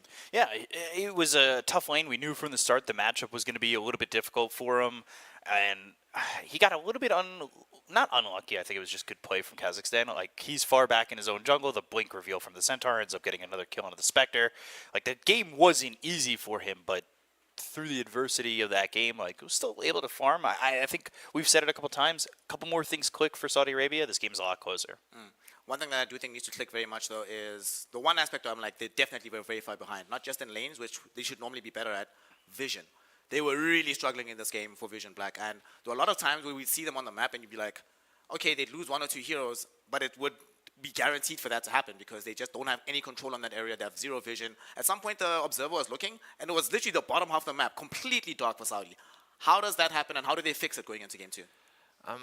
That, I think, can be attributed a lot to inexperience, because one of the golden rules of Dota is, like, when you smoke out, when you make a play, you need to have 1 observer ward at least, maybe 2, you know, because as soon as you get something, you establish a vision. But every time they got a kill, they actually just kind of backed off together. They didn't really establish any sort of map control, which usually is the main purpose of a smoke out, you know. Like, of course, you're looking for kills, but more than anything, you just want to gain map back. And if you find a kill and you don't gain the map back, you basically gain nothing. You know, so they definitely got to make sure that they just keep to the basics. Because at this point, it's the basics of Dota. You need to have a ward when you move out. Otherwise, you don't move out. It probably explains, Bukop, why it took them 31 minutes to get their first tower in the game, which is, you know, normally all of these drafts, people find ways to be able to quickly take buildings, right? The fact that they were held off that long also complicates their impact to try and make those movements, right? Because there's so many easy ways for the side of Kazakhstan to easily respond with all these towers being available. Yeah, I mean, we talked about it, Kazakhstan being aggressive, like, that is a part of it, right? They were playing across the river for a good majority of that game, so how do you get across the river to take towers when you really can't go that far out? The places where they wanted to farm, the places where they wanted to be, weren't really available to them, so you're not going to take towers when the creeps are constantly on the other side, and you're taking fights on your own side of the map pretty much entirely. Going into game 2, I think we all agree that one of the major reasons why we found ourselves not being able to fully back Saudi Arabia, the first pick Spectre. Although P1 did actually play very, very well throughout the game, right? Having that first pick, I feel like carry players would normally prefer to have their pick later on into the draft, at the very least in the second phase, right? So of the heroes that they had in this game, do you think any of them warrant still being picked first in this game, or should they try and rejig their draft completely? It's really hard to say, because as you brought up before, like, VP just went crazy with first picking Spectre. I really think it comes down to how well do you use your first pick Spectre, how well do you draft around it, because I didn't like that they picked Kunkka in a losing matchup, because then Spectre is already struggling because you first picked her. Now the Kunkka that is supposed to win the lane is losing the lane also, because you didn't set him up for success. So you need to make sure in Dota always that you at least go even in one lane, win one lane and lose one lane, but they lost like 2 lanes and went even in the other. And at that point, playing Dota becomes so difficult. The enemy team has all the vision, they have experience advantage, gold advantage, and yeah, they need to make sure that they just honestly draft a little bit better, because we have seen that many times, even when teams played against Malaysia. Malaysia won so many times just because of draft. One of the things that also came up in the draft that was intriguing for all of us was this Hoodwink pick. That Hoodwink grid did a lot of damage in this game, B-Cup. And honestly, I'm starting to question why we don't see this hero more often. To be fair to that Hoodwink, they had a great start, right? Like, went Maelstrom first item? I think Falcon Blade Maelstrom or yeah, something. Kind of a core build. pretty much just played core with the way the game was going. So it's kind of anecdotal when it comes to a game like that and why we don't see Hoodwink so much, because, you know, I think it was with you, the game where Zinq played the Weaver, and he went, like, carry Weaver build from the 4. So it's just like, when you have games that are that open, yeah, it's going to show you the best of those heroes, but it's not all the evidence you need to be like, why don't we see this hero all the time? I like the hero, truthfully. I think that it was definitely needed for a draft like that. It had the break for the Spectre, but, you know, there are always other more reliable options if you're not having a game where, you know, your carry has 10K net worth at 50 minutes. Real talk, though, do you guys like that the Force are practically just another carry at this point? And we've seen in so many games with Dark Willows, Weavers. Weavers, yeah. Yeah, do you guys like that? Take Midas out of the game. If you don't, I mean, it's not really just the Midas, though. It's just the amount of gold that they gain now is crazy. They used to be an actual support, but now they output more damage than you carry off. You used to get 1 item as support. Yeah. I was lucky to have a 4-staff at the end of the game. Yeah, you could granted, my farming patterns are terrible, but, you know, what can you do? Yeah, you like Shaker, minute 18 blink. You're very happy, you know, but now, oh yeah, I got 5 items. I'm dealing more damage to my mid. I mean, Hoodwink had more net worth than the entire team at one point. I like watching these hyper carry supports. I do not like playing against them. No. You know, it's very enjoyable to watch, right? It's kind of cool. You're like, oh, you see this massive amount of damage come out. You see this Hoodwink at some point solo killing a Spectre. That's cool to watch. If I'm playing Spectre though in that situation, I'm like, really? Yeah, seriously, this is actually happening? What the hell is this? Yeah. Yeah. I mean, What can you even do though to remove that from the game? You'd have to make the map smaller again. Shrink the map I think 60%. that's either make the map smaller or decrease how much money you get from creeps. It has to be an economy change, right? Just the way the game is right now. There's too much money for the cores to soak up by themselves, so the supports kind of and there's too much space for the supports to always be able to make reliable rotations. So you kind of have to spend some time farming. You accrue gold, you become so much stronger. You could change jungle intervals. Like 2-minute intervals? So like small camps spawn every X, medium camps spawn every Y, large camps every Z, and then ancients are, you know, another timer as well. I mean, it's going to put 4 more timers into the game, but it makes it so it's not always, all the maps not always available to you, right? That would be interesting, but I thought you wanted to make Dota simpler. Yeah, no. Sorry. No. Icefrog's heard a lot of my suggestions, not personally, just, you know, if he ever tuned in. He doesn't. But, you know, one of these are going to stick eventually. We can't make Maybe it's this Dota one. easier. Yeah, we would lose the most complicated Spells are That's automatic. true. We can't do that. We want to make it as hard as possible to make us, you know, feel as big brain as humanly possible. That's right. And I'm going to be Makes me leveraging feel your smart. gentlemen's big brains because we have another draft on our hands. Kazakhstan versus the Kingdom of Saudi Arabia for the second game. In the draft right now, Kazakhstan, they have the first overall pick on the Dire side. Saudi will be playing with Radiant side second pick. And look at that. The fear of Violent Spectre, man. Banned at the end of the draft here by the Kingdom of Saudi Arabia. Kazakhstan, though, will just come back and immediately snap pick this Pogna. Going to have some Saki heals going on in this game. Yeah. Pogna is it's just so annoying to play against him. Once that ward is down, you don't want to cast any spells. Heroes like Skyraft to just kill themselves from full HP, basically. It's a very, very strong hero. His laning ability is crazy. He gets like 5 damage per level. I don't know why he has like 5 armor or something, level 1 as well. He's a brittle skeleton mage. Any RPG you play, you one-hit him in melee. Not this game. Yeah, those are the level 1 to 5 things you beat. Yeah, they spawn in like the starting training area. things, yeah.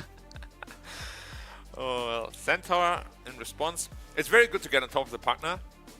Stop the life drain. Blink. Yeah. Hope not. It's a good response. But this time, of course, you don't know the matchup. Like, there are certain carries that really ruin Centaur's life, like Ursa Warrior. I guess it's also nice because when you're playing up against some decrypt, you know, if you get level 6 before the first Pugna decrypt rotation, you can get the mid player out of there. Make sure it doesn't end up dying in that situation. Yeah. And it fixes the one major problem I had with the Saudi draft in the previous game. They now have guaranteed initiation, guaranteed engagement potential, no matter what. Yeah, something we've been asking a lot of teams to have. Just get that guaranteed starter. Spirit Breaker, Centaur, heroes that just jump the backline, truthfully. That's something that they struggled with in game number 1. I mean, we talked about it in the draft. When you can't reliably get on some of these heroes, especially, you know, the Hoodwink that was doing so much, they were able to get the Weaver, but, I mean, it's just, it's not reliable. Yeah, I love Centaur. It gives you frontline, it gives you reliable stun, it gives you some decent damage, too, and some chase and leave. Like, he checks a lot of boxes on his own. Truth be told, Dota 2 has been around for, what, like 12 years now? Around there? 30 years. 30? Dota 2, yeah, 12 years actually, yeah. Around 12 years? Yeah. How are there some lineups still that don't have just the targeted stun? You know, like the game has evolved so much and the players have gotten so good that I feel such a basic draft mistake that shouldn't happen anymore in this current timeline. Because even in pubs, like, if you don't have stuns, you're gonna be like, spam, puck. And then if he doesn't pick puck, dancing around you, yep. Yeah, and he doesn't pick puck, you're like, why don't you pick puck, man? We need some stuns. They got like this mid lane anti-mage. No, you go this mid lane anti-mage. Wow, I'm not in those pubs, Sam. That's a you thing. Or you pick mid lion. I've seen you do that a couple times. Or you're mid bane. I told you think why I mid-bane play is Dota. legit, yeah. Dude, I told you guys already what I'm playing Dota for. It's so good. Sleep the guy, hit him, grip him, sleep him again. Just grief the whole game. It's pretty fun. Yeah. I've seen it before. Except you don't grieve. You win. No, that you grief the enemy though. Oh yeah, they of feel course. really bad about losing. Oh to yeah, mid-bane. 100%. And then they flame the mid laner. We'll let Overwatch decide whether or not you're griefing the game. Let's be real here. We have a Spirit Breaker here, which presumably is going to be the 4th. Actually, we'll see. Actually, this could be mid hero as well between him and the Centaur. Luna Tusk yet again. We saw this yesterday. Also today we have our first Tusk win on the mainstream. So Yeah. yeah. So Kazakhstan probably feeling very good about the hero. Yeah, we've seen Luna yesterday as well. Didn't win, but did very well. Yeah. especially because you're the snowball farming type of hero. Goes pretty well with partner as well, because you're still on the squishier side as a Luna, and partner definitely makes sure that you will survive just that much longer. Enchantress, there we go. Carry from the 5 spot. Carry from the 5 spot. Shout out Miposhka, wherever he's at right now. Let's see make how the much Agnum damage can come. Scepter a shard too. So We share a birthday meme with Poshka. Oh, you do? Yeah. Huh.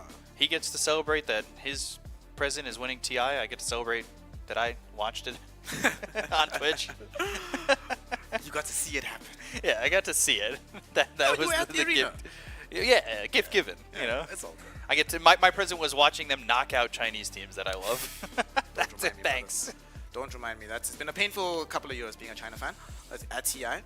Kazakhstan, Just breathe. I wonder what's going to be comboed up next from here, but I'm also very intrigued if Saudi Arabia is going to go for their mid hero here to try and sort of hold, maybe a good carry actually. Pick the carry hero so you can sort of hide while where the Centaur and the Spirit Breaker are going. So you still have the option of running the Spirit Breaker mid if it's a favorable matchup, and you can just shift them to 4 if need be, put the Enchantress 5 and put something else in that position later. Void. Not the biggest fan here. You're playing against the Crepify, you're playing against Snowball. I mean, it's a strong hero. Time Dilation is probably... Is it the most broken spell in Dota? Probably. Depends on the matchup. Yeah. Broken? Time Dilation is so strong. It's strong. I don't know if it's the most. Like the spell. cooldown thing on every hero is slow. I don't like this Void pick anymore at all. Now the Beastmaster out as well. Do they ban Tinker? You think? I 'Cause think that's Tinker pretty good with gets- Spirit Breaker. Yeah, and the Void, right? Yeah. It's not harder to play though against Beastmaster because you already get the Hawk control. Yeah. I mean, Risk it. I say risk it. maybe just go Exort Invoker, man. Do the combo. Ban. Yeah. Banned already. Never mind. No combo. I've been there before. What are the combos left actually, Big Up, that you see? Because all they have right now is just impetus shots into the Chronosphere, so it's going to take quite a while before that bubble feels very useful this game. Weird pick, huh? Mid Witch Doctor. And then just Chrono. Ulti. Why not? I mean, there's still Lina that you could play Yeah, again. Lina still works, for sure. You know, you do the damage from the outside. You're in there. You have burst. I like the burst potential with a couple of these heroes. Especially just blow up the Pugna. Get him out of here. What else? Quap. Yeah. Could work. Very squishy though. And so Pugna can feel a bit risky. Yeah. I want to see them play. You know, every now and then we have these faceless word games where they don't actually play for the big combination, right? They play like basically a 4v5 map, right? Have heroes that can just run around causing constant chaos, create space for the faceless void. So that could be the direction they potentially angle towards here. Not relying on the Chronosphere for now, but having it as like this big inevitable thing later on in the game. Yeah. Well, what I've seen a bit more recently again was a Mag as well. Like Magnus could be really good. Then your team fight becomes really strong. You can just solo Chrono and RP heroes. I still like Lina. Yeah, Lina's not bad. What really worries me here, Pickup. I'm looking at Luna, Beastmaster, Tusk. We saw in the previous game Saudi Arabia firstly struggling to get towers move on the map, also struggling to respond to any Roshan takes that Kazakhstan was doing. This Rosh is going to die so quickly. Yet again, it feels really problematic for them to try and stop this and deal with it if they don't come out ahead in these lanes. I mean, you have ways to go up against that kind of fight now. Or that's different from last game. Like Chrono on the Roche Pit's always nice. Like it gives you that availability. You can rush in, stampede, go, make that jump. Like you can catch it. It's definitely not easy, but there are available options. I hope that giggle means we're picking you, Tinker. That'll be exciting. Kazakhstan have to pick first after having banned out the Lina that you all suggested. Necro? It can work. It depends on the last pick now. Depends on the last pick now. What does Kazakhstan need at the moment from the mid lane? Do they need some security? Do they need some initiation? Do we want some push potential? What do you I think they just need damage, really. Okay. We're going for Necro. Okay, so they take the Necro. Now, my question was gonna be for Saudi, like, who's gonna take any objectives? You know, they can't do Roche. They can't really push towers. They're a lineup that can kill, but then after killing, you can't really get much from it. So definitely they need They pick a mid DK, but they already... That's the thing now. Necrophos is really good against a lot of mid heroes that would help Saudi's draft a lot. Like, you don't want to pick DK, you don't really want to pick Tinker. You don't want to pick Tinker? Right. It's tough. The laning against Necro is tough. I'm also just really worried throughout this game, Big Up, about the sustain. Kazakhstan, between Pugna and the Necro, you know, Beastmaster doing his own thing, the snowball save from the Tusk. Killing these heroes feels like a very difficult proposition. Zeus. But there's some burst damage, you know, some additional damage. The only burst damage that they actually have in the lineup right now, and some combination into the Chronosphere. The Zeus, I mean, it was banned against them last ban in the previous game by Kazakhstan. Because it was Tinker Zeus. So, I mean, there's definitely thoughts on they don't want to play against it. And I do kind of like it here. Goes well with potentially the Chrono or Blink Hoof Stomp. Maybe get a Nimbus down if you're going that route. I don't hate it. Problem is, you can kind of get jumped as this Zeus. Deathseeker, Blink potentially on the Beastmaster. Snowball comes in. Like, you have Heavenly Jump, but it's not exactly reliable to get away with that. It's not, you know, you're not jumping Olympic levels away from these heroes. Not a long jump specialist. What do you make of this draft overall here? I asked you about the Kazakhstan draft last time, Black, so start us off with Saudi. How do they leverage the Zeus in order to win the game, given the nature of the draft as well of the opponent? They really have to make sure that they keep Beastmaster in check. If he gets his pipe and Helm of the Overlord too fast, they have 0 damage. And the game is practically just over at that point. So Beastmaster needs to be controlled. How do you do that, though? Because Faceless Void has a terrible matchup against Beastmaster. So Heyman is probably the guy that will have to bring him back into the game, get a fast 6, maybe use his ultimate to get a couple of side lane kills. How do they win? Yeah, they got to get the Void really big while making sure that they don't lose the game in the mid game already. Because, as you said, the push draft of Kazakhstan is super scary. You lose one fight, your base can be gone, Roshan can be gone, whatever. And what do you think, looking at this Kazakhstan draft, game 2, obviously you want to be backing the boys from Saudi, but what do you think they need to do on the side of Kazakhstan to make it a 2-0 and earn a place in the grand finals? It's already what you alluded to, right? Like, Beastmaster has a good lane, Helm, push, go. You get those early towers, I think you're in a good spot.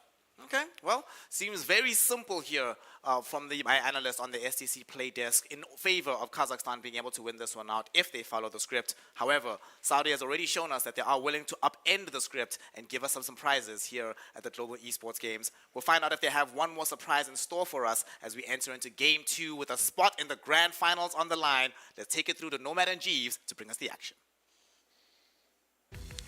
Thank you very much, Snare, as always. Yes, indeed, game number 2. It's looking pretty exciting. I mean, I'm not going to lie to you. I like this Saudi draft. I do like the draft that they came up with in the end. I think the Zeus was a fantastic final pick, as you called it out beforehand. Like, the extra chrono damage is going to be big.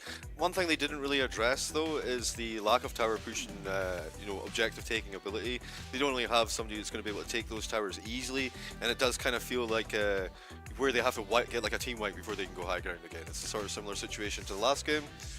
But yeah, I think they definitely have the tools to be able to take decent team fights. Faceless Void is always going to be like a great leveler in the late game because of the Chronosphere. You can always catch anyone with them. Yes, I don't love the Faceless Void pick. I will still say that this was a bit of a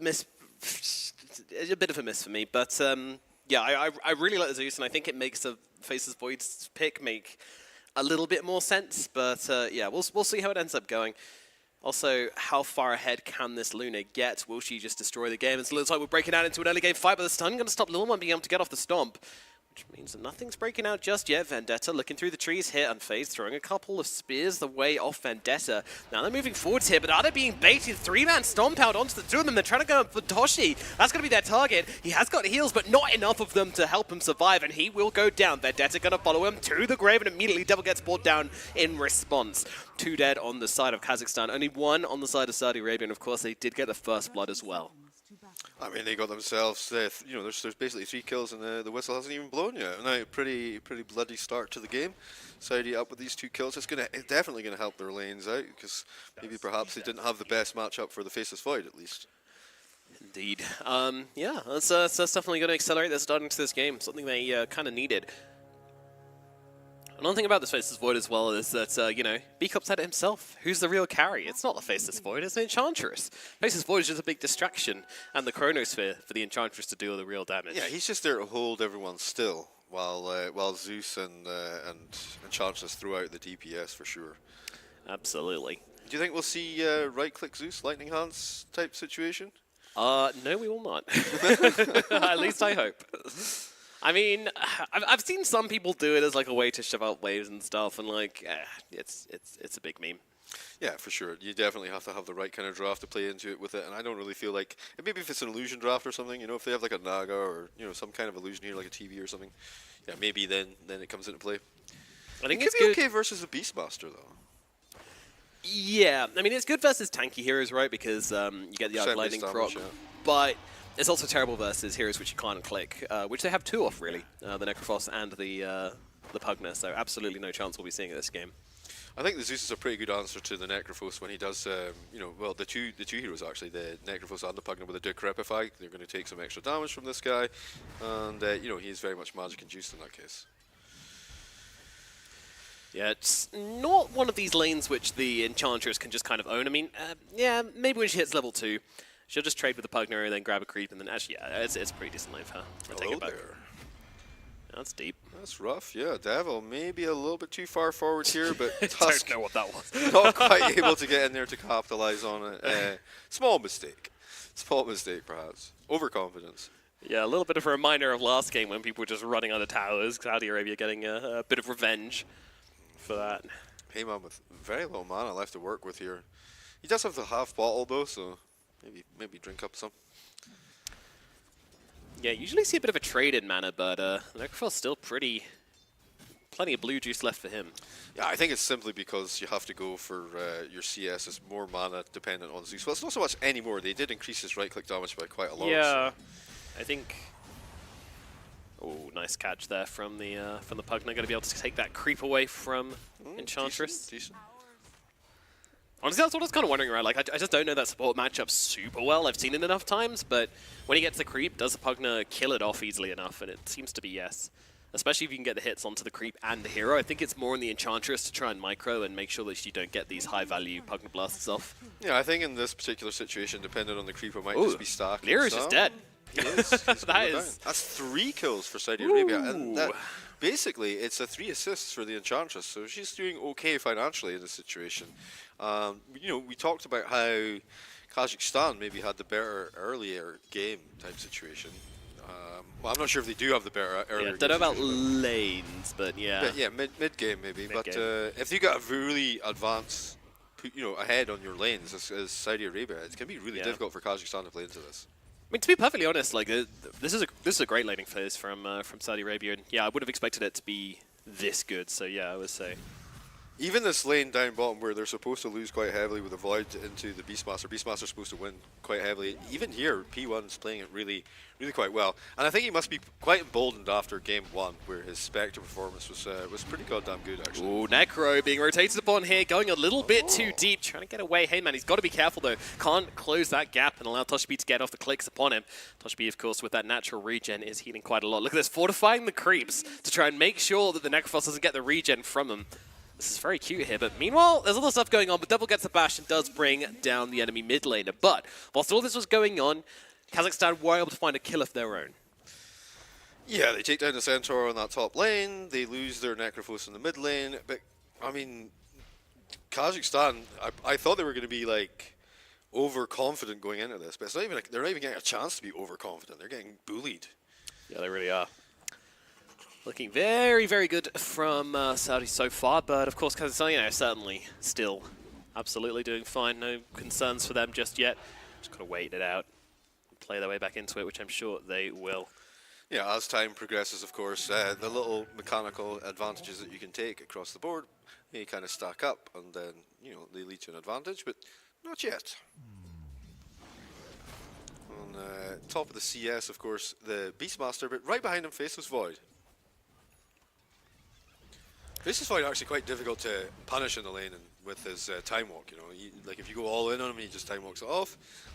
So you have to kind of like work him down bit by bit. Like Yeah, which Beastmaster can be good at doing, but at this point, it's just unfazed, getting blasted down. The bird finds him. It's going to be a nice little kill there for the Dire side.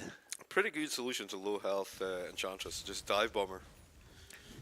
It is rarely to say, but this is an awful untouchable game for Enchantress as well. Like no one really cares about it. Even the Luna's just like, eh. Like Tusk is going to punch you anyway. Luna's going to hit you with her ult if she needs to kill you. Pugna can just suck you off.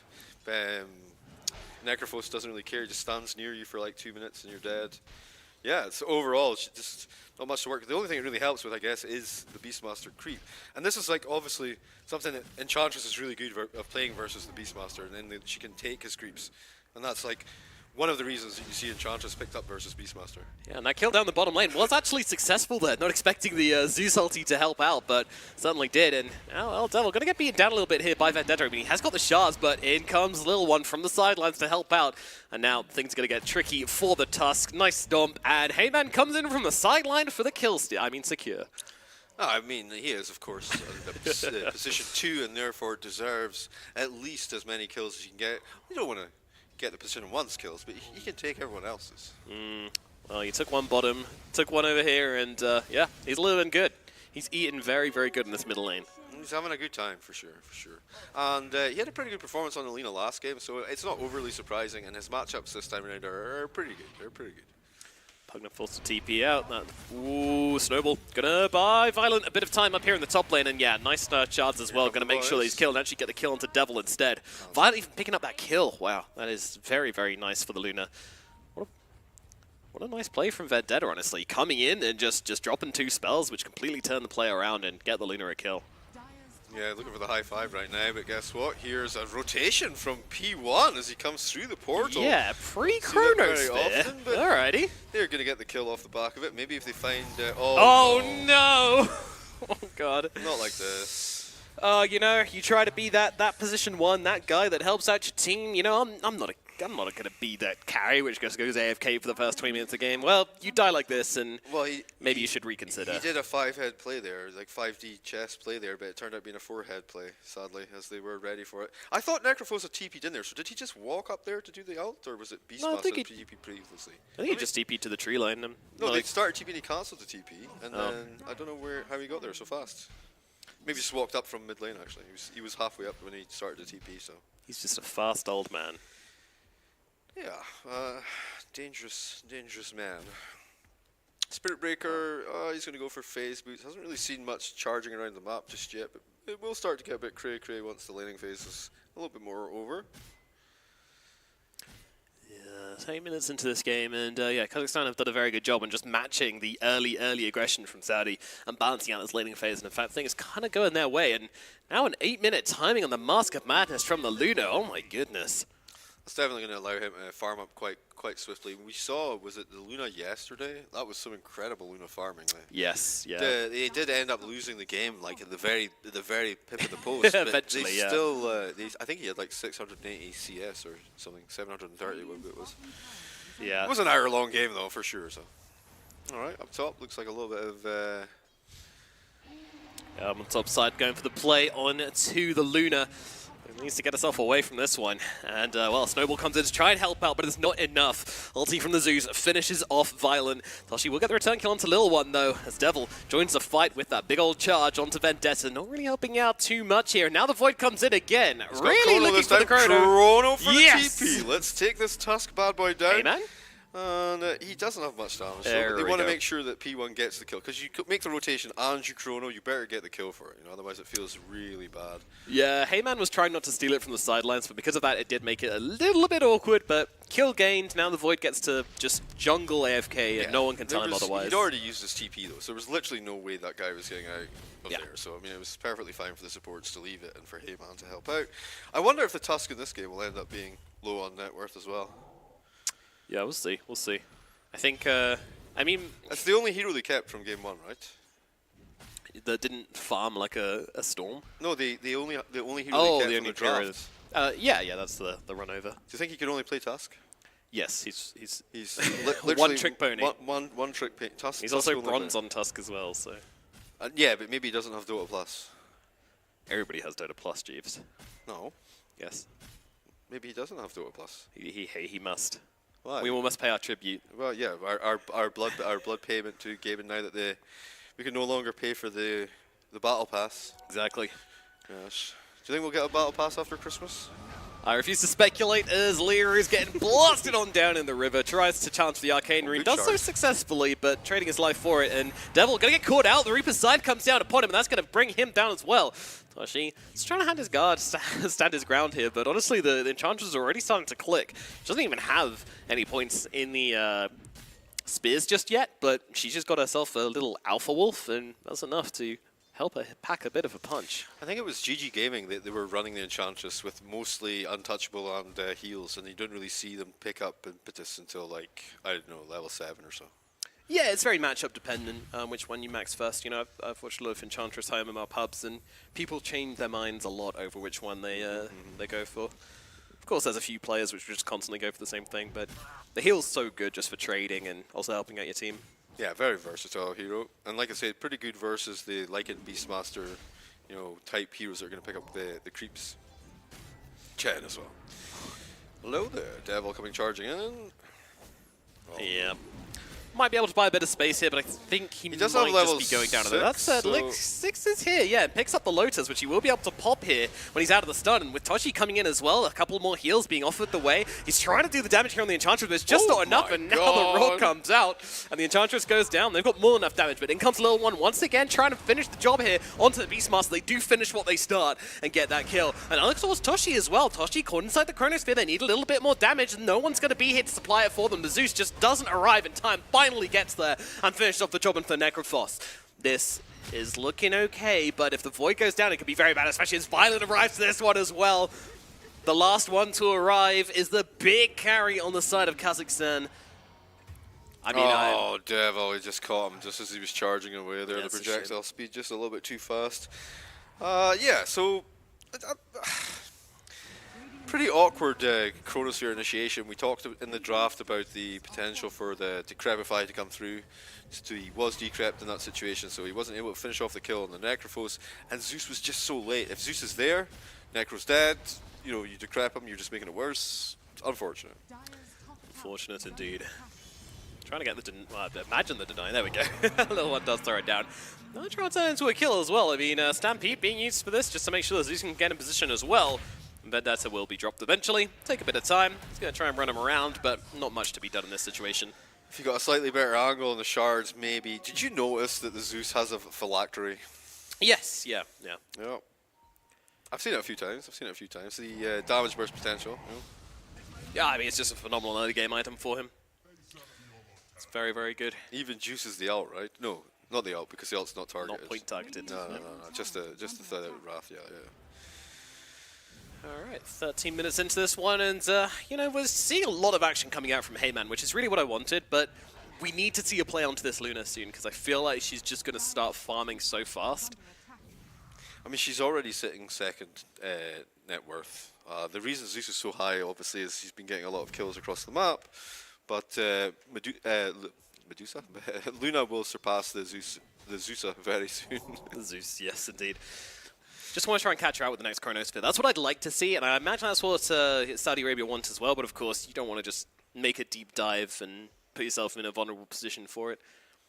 We haven't really talked about Roche potential, but if you're Kazakhstan with the Beastmaster and the Tusk, they're able to actually do this pretty easily. And I think with the Centaur, I think you're probably okay to just have him tank and, you know, bring him down in that fashion as well. But I definitely give Kazakhstan the edge for that. But the problem, of course, is you can't do it while Chrono's up, because they will come in and rob the Aegis from you. Yeah, that's always a possibility. And you have the superior vision advantage as well, where you can just Thunder God's Wrath to get the information. 14 minutes in now, and 14 kills on the side of Saudi Arabia. Many of which have gone to Heyman on this Zeus. And now Stampede coming off even to just try and close the gap down. Man, they hate this poor Tusk.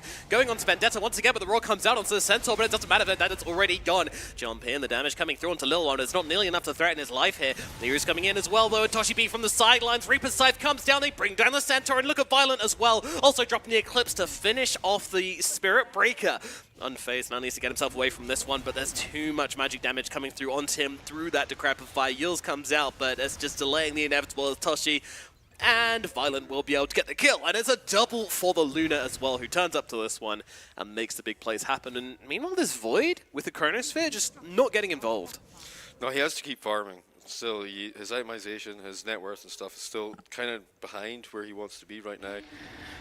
It's just the way, the nature of the beast. You know, if you're not able to actually commit for it, then you need to farm more. And of course, we saw Luna getting this super early Mask of Madness. She's now what 1,200 gold because of those 2 kills above the Zeus, where she was what 2 minutes ago 600 gold behind. So the Luna really starting to accelerate away here. And Toshi as well, by the way. Yeah, of course. He's got Maelstrom, Mask of Madness actually up on the face as well. So I feel like he can get chrono kills now. I feel like that's maybe enough to kind of start to get the job done. Obviously his problem is still going to be edge of the chrono snowball to save people and the Decrepify. They're always threats for sure, but then you also have the increased global damage of not just Zeus, but also the Centaur as well. Stampede plus Thunder Gods might just help you bring down a Decrepify target, so would really like to see them try and use every single Chronosphere successfully here. I know it's one of those things which is often kind of over-exaggerated in Void games, but this one, they can really transform that into kills. Yeah, especially the longer the game goes, the more effective these Chronospheres have to be. Yeah. But I think right now, like, what it is for me, why I'm kind of feeling like it should be happening is just because of how efficient it is to go for chrono kills in this game. Yeah, you get your kill, you go back, farm for 2 minutes, come back, get your kill, do the same, repeat. And with the global, you don't need to move loads of heroes around the map. Like, you don't need to gather heroes up with the Faceless Void. You can still leave him to just farm an empty area of the map by himself. It's very good.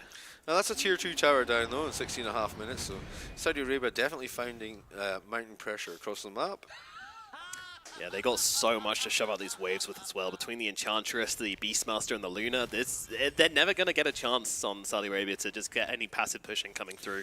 And we're seeing a similar situation starting to form as well to last game, where the top 3 cores of Kazakhstan are all top of the bus, and then you know the 3 cores of Kingdom of Saudi Arabia are coming in just below them there. Even the Zeus, who has had a pretty phenomenal game, is struggling in the light of these things. Yeah, I mean, you know, Zeus, he doesn't really, like, shove waves without him being there, so when the game gets really quiet like this, obviously these other heroes are going to just start to get more and more income. Well, I mean, he does once he gets his axe. Chronosphere, though, is coming down onto the Necrophos, but he manages to get off the Ghost Shroud in time, but it doesn't seem to matter. They're going to be able to run him down regardless. And now they move forward here onto the Tusk. Tusk Lightning bolt is out. Snowball is going to be able to come off in time, but all the while, of course, as Roshan is being taken, Violent gets the Aegis. Vendetta trying to run his way back towards his Aegis, and yeah. Yeah, he popped the smoke and it was immediately broken by the Centaur that's chasing him, so he was like, run! Get to the safety of my teammates, and Get to the chopper. he does live this time around, but didn't realize I was casting with black.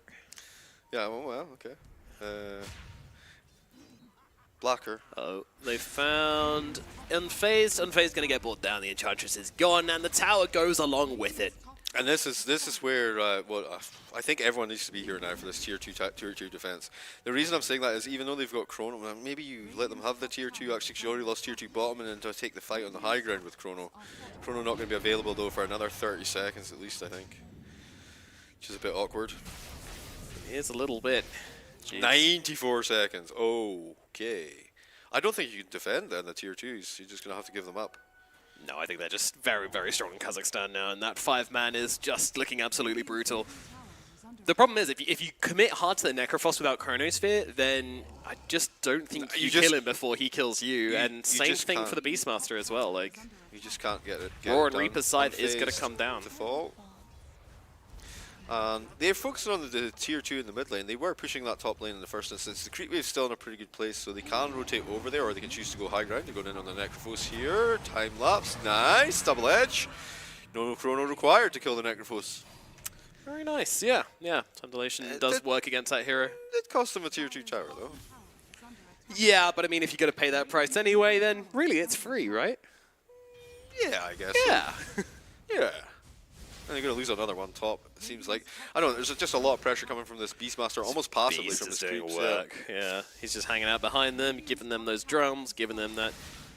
But what I will Inner say beast. is, compared to game 1, Kazakhstan, especially because of the start that they had, are being way more disciplined.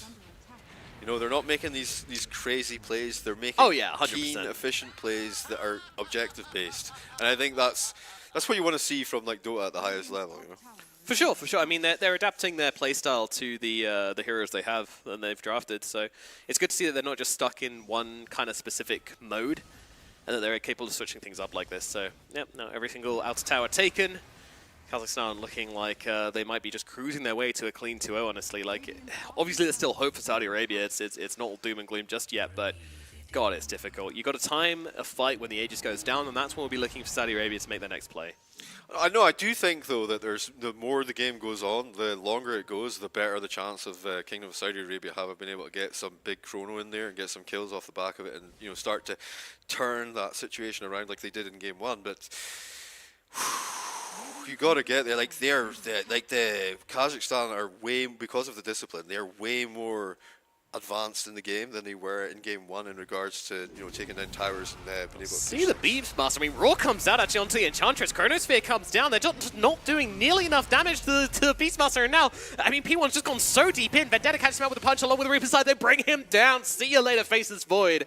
The rest of the team completely leaving him for dead. Stampede their way out of there. And now, Kazakhstan will also take their victory trophy in the form of a Tormentor as well. Perfect connection from Pugna. He comes in, he decreps the Beastmaster, makes sure that no more damage comes out. I think he basically got 30% of his HP down, and then that was it. That's it, exactly. Shard's even coming out to protect him as well. Zeus just not nearby enough to offer the damage. Honestly, just a little bit too quick on the Chronosphere. Couldn't really consider the situation before his reactions took over. He drops it and doesn't really work out, and now they lose a barracks for it. Violent. He's quite happy just to man-fight this damage, especially with the Pugna behind. He's got the Aegis, of course, so even if he does die, he's coming back. But Pugna going to juice him up a little bit and continue this pressure forward. It basically offers the ultimate level of sustain. Run! A little TP out. Run! Keep running, keep running. And he has no TP, so gets a bounty rune though. Very nice, very nice. Meanwhile, in the base... Oh, yeah. About that, apparently. Yeah. Yeah, we've lost our Centaur, which That's is... okay.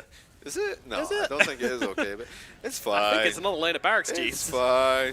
Violent, taking some heavy hits here, but happy to die. He may go down the first time, yep. Lose More the than happy life. to die. Coming in with the time lapse. Doesn't connect on the loot. Oh, I also managed to catch on the Pugna on the backlines. That might be more than something, but Toshi B just in the middle of everyone, just blasting through them. Devil cannot survive through this. And that's going to be another hero dead. Vendetta taking some blasts from the Zeus at long range, but it's not doing enough. I mean, okay, Barracks survived through it all. That's nice. A bit of a silver lining, though, for Kingdom of Saudi Arabia, simply because now I feel Kazakhstan are going to have to go back for the next Aegis. It's gonna buy them some more time. Yeah, you have another chance to make a Chronosphere play. Hopefully it's better than the last one. I mean, if you can get 3 items. That would also be nice. Before 3 more items. I mean, I'm sure he's got 3 items already, right? He has Maelstrom, Mask of Madness. He doesn't even have 3 items. Okay. Well, unfortunately, Zeus is dead, and yeah, down for 42 seconds. Backdoor protection will fall. They start to take through these racks. Everyone else has already started to push out the lane. Centaur not able to come to the fight just yet. Toshi, he's down here versus P1 and Devil. Yeah, Devil's just going to get roasted. He's down here versus P1. Yep, just the one guy. And look at the barracks. This is Mega Creeps. This is like almost the game now for Kazakhstan. They have just played this so damn cleanly. They've executed it perfectly for their draft, for sure. Tier 4 towers being attacked right now. The 4 Hawks up for Exer. So I imagine we get buyback from Spirit Breaker as soon as the Zeus is up. Yep, one last hurrah. What can they do? Opportunity for a big chrono. Didn't take it. Instead, just going to try and wait, let Devil tank some of this aggression, and now maybe commit to the fight. I mean, your 2 heroes dead. You got to drop the Chronosphere sometime. And it's on the Pugna. Yeah, get him. Beat that little green baby up. The Pugna doesn't even die. No, now he's beating you up. It's all it's a tragedy. It's a tragedy. GG is cooled. Unfortunately, that's the end of the road for Saudi, but fantastic performance here from Kazakhstan, looking so damn clean here in game number 2. Great performance in the early game from Saudi Arabia as well, though. Just unfortunately, I feel like the skill differential is just too high. Kazakhstan were able to eke, slowly by slowly, just build themselves up, surpass the net worth. and then be able to do more with less heroes, and it just allowed Luna just to become this mad monster and violent, looking pretty goddamn strong. I'm really, really hyped to see the third and fourth place matchup and the grand final now. Kazakhstan versus Malaysia. It's going to be a banger. Yeah, I mean, and from what Kazakhstan has showed us as well, like, they're capable of bringing a fight to Malaysia. I think some people may have had question marks about, you know, whether Malaysia were actually beatable, but, you know, Kazakhstan, I'm expecting for the very least to give them a run for their money and force them to put on a real performance if they are to take that first place. So, very exciting matchup here for the grand finals later. But of course, huge congratulations, Kazakhstan take a step forward here and guarantee themselves at the very least a silver medal. Yeah, absolutely. And Saudi Arabia, they're going to face off versus Serbia later today. But I think from what they've shown me today, I wasn't like 100% convinced on this lineup, but from what they've shown me today, I think they definitely have, you know, maybe they can bring it to a game 3 versus Serbia. Oh yeah, maybe. I mean, the Serbs are very good as well, so yeah, definitely exciting matchups on the card. But yeah, just going back into that game though, I mean, do you have a particular MVP from the side of Kazakhstan? I think it's very hard to choose because probably Tusk for the series, I would say. Yeah, like he played super well in game 1 with like 4K net worth. He played super well in this game, just in regards to his you know, his counter initiation, snowball plays, making space across the map. Yeah, I mean, there are flashier heroes that are doing more damage, more kills, all that kind of stuff. But it's about consistency. It's about, like, you saw how easy they were able to take Roshan each time. Then, you know, they were in the right place at the right time. I like the Tusk, yeah, for sure. And also, I think this is the first time we saw Tusk win on the main stage, not once but twice. Yeah, maybe. I mean, the back-to-back games looking very good for him. For me, it's... Can you really not give it to Violent, though? I mean, I know he's a pro, he's very, very good, but... I mean, he's expected behavior, though. Okay, so we can't give MVP, like, if we expect someone to be the best and they are the best, then we can't MVP them? Trying to help the supports of the Dota world out here. They get enough support. They get Violent, he destroyed them in game 1, he destroyed them in game 2. I'm sick of them. You're sick of them getting all the gold? Yeah, getting all lippy, you know, get back in your place supports. Violent MVP, you heard it. You're sick of position 4s getting Maelstroms as their first item and, you know, going on and doing more damage than your mid. Absolutely, yeah. I mean, but... honestly, though, game number 1, that Weaver, you know, okay, we had that one moment which was so unfortunate where he time-lapsed into the pre-Aegis HP, which, you know, I think I might have seen like once before maybe, but super unfortunate. But outside of that, you know, even then, that's just like a really kind of low-odds play to happen to you. But overall, like, this Weaver was just really sick. And then Luna, just, you know, doing what Luna does, farming up an absolute storm, 8 minutes in, Basket Madness. Most of it, you know, then turned up for a couple of kills, back to farm in the jungle. Yeah, super exciting. Let's give Violet the MVP. I mean, he turned up to, like, almost every single fight from, like, 10 minutes onwards. He was there, man. He was more there than the Faceless Void was when Faceless Void had Kono. I'm defending Violet to the death here. That guy was absolutely sick. And, yeah, the whole of Kazakhstan, though, just playing really, really clean. And honestly, like, it felt like this team has been practicing, or at the very least, you know, had some... put in the work over the last few months to really kind of get their gameplay polished, because that's what it looked like. The game number 1, they played this very aggressive strategy, and it looked polished. It looked like something they had done plenty of times before. Game number 2, different strategy, much more disciplined, much slower, even though they won the game quicker, but the strategy was slower in pacing, and yet they still performed it very, very well. I much preferred the discipline in game 2, but let's see what the analysts have got to say about it. Absolutely, let's throw it back over to Snare and the gang. Thank you very much, Nomad and Jeeves. What a game. Kazakhstan getting the 2-0 and earning a place in the grand finals of the Global Esports Games. Unfortunately, Saudi Arabia, the host nation, has to drop down to the 3rd, 4th place finisher to at least try to earn a podium place here at this tournament. We are back at the STC Play Analyst Desk to break down what we just saw in this particular game, and I'm joined yet again by B-Cop and Black. B-Cop, you know, let's be honest, right? I'm watching this game, things look... it looks okay, right? Throughout the entire game, I see that, okay, unlike in the first game, once we get to the 15-minute mark, we have, yes, a massive lead on the Luna. We have a lot of farm across the course, but the gold lead is not that substantial at that point. It's only like 1K in favor of the side of Kazakhstan, but then they just turn it on. 7 minutes later, suddenly it's a 9K advantage, and the game just looks impossible for them to play. Yeah, it was really just instantly looking like nothing happened for them, right? For the side of Saudi Arabia, and everything for Kazakhstan went their way. It's the Centaur dying early. It's the Beastmaster that we said needed the big start. Getting an immediate jump on just pushing towers. It was a force that, truthfully, once it got started, it was impossible to stop for them. The Void, you know, he's going Mask of Madness and Maelstrom. By the time he even had the Maelstrom, the game felt like it was already too far. looked like it was already too far at that particular point in black. One of the things that you mentioned prior to the game is they need to contain this Beastmaster, ensure that he does not get the super fast overload, the super fast pipe. And as you mentioned, once they got the pipe, it literally felt like, although the Zeus early on dominating the game, afterwards, legitimately not able to get kills anymore. Yeah, it's just, I mean, it has historically always been this hard counter item to the Zeus, of course. But if he is your sole damage in a game, then yeah, that hard counter just makes the game, as you said, pretty much unplayable. Again, they kind of boxed themselves in with that draft. I'm not sure what the Void was there still, what the Void was there for still. Beastmaster against Void is super free, as we saw. It's an impossible lane for Void. You can't really deal with the summons. I think this was a very, very heavy outdraft. Well, we've seen a lot of outdrafts here at the Global Esports Games, and this time around, Kazakhstan pull off yet another one. Let's take a quick look at some of these replays, of course, brought to you yet again by the Savvy Games Group.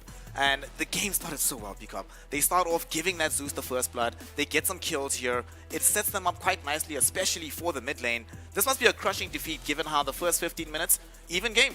And then it just isn't suddenly. That just hurts your soul. Yeah, we were sitting in the seats, and you said it. You were like, oh, 13 minutes into the game's even.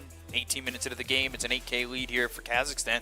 And the game just kind of spiraled out of control. Even when the game was even, I think that it did feel like Kazakhstan, they set their lanes up really well. The early kill into the Centaur, like I already mentioned, the Beastmaster having a pretty much free matchup.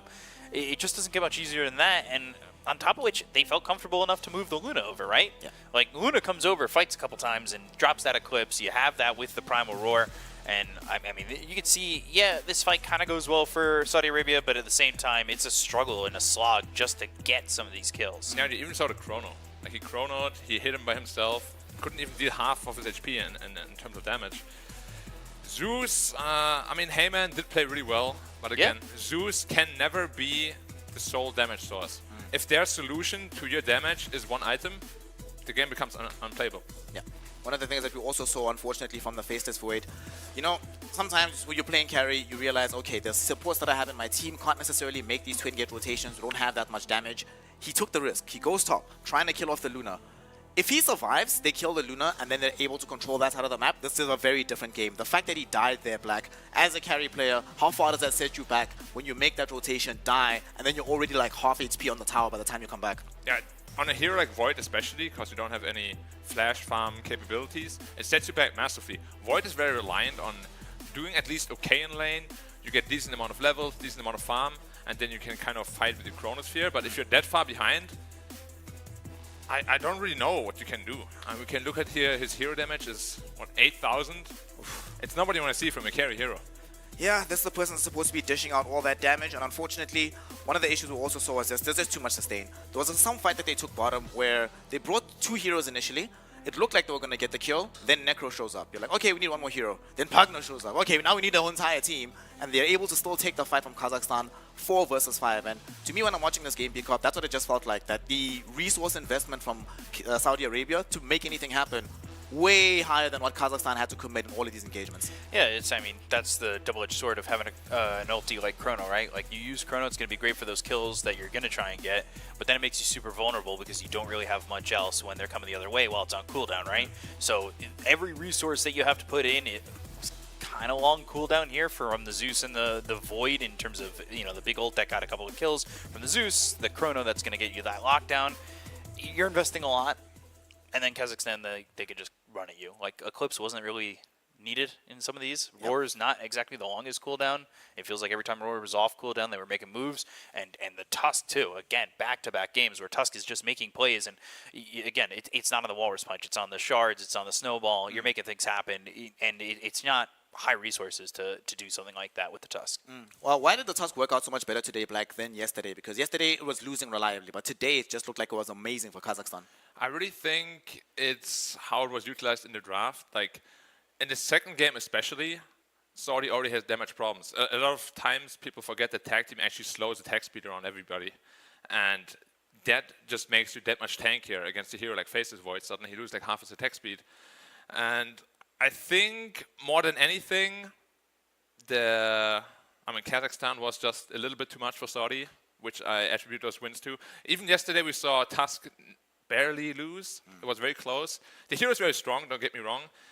it just needs to be utilized better. And it has to have a purpose in the game. Like in this game, it made a lot of sense. They always wanted to jump on partner. You can always save the partner. You can save the necro. Very strong pick. But yeah, I really just think that you can attribute most of it to just being Kazakhstan being a stronger team. Yeah. Much stronger team. I think Much stronger experience also Not played a even role in close. it, There was some point we saw that towards the end of the game, when they had their backs against the wall, Saudi was like, okay, we're going to make a desperation smoke.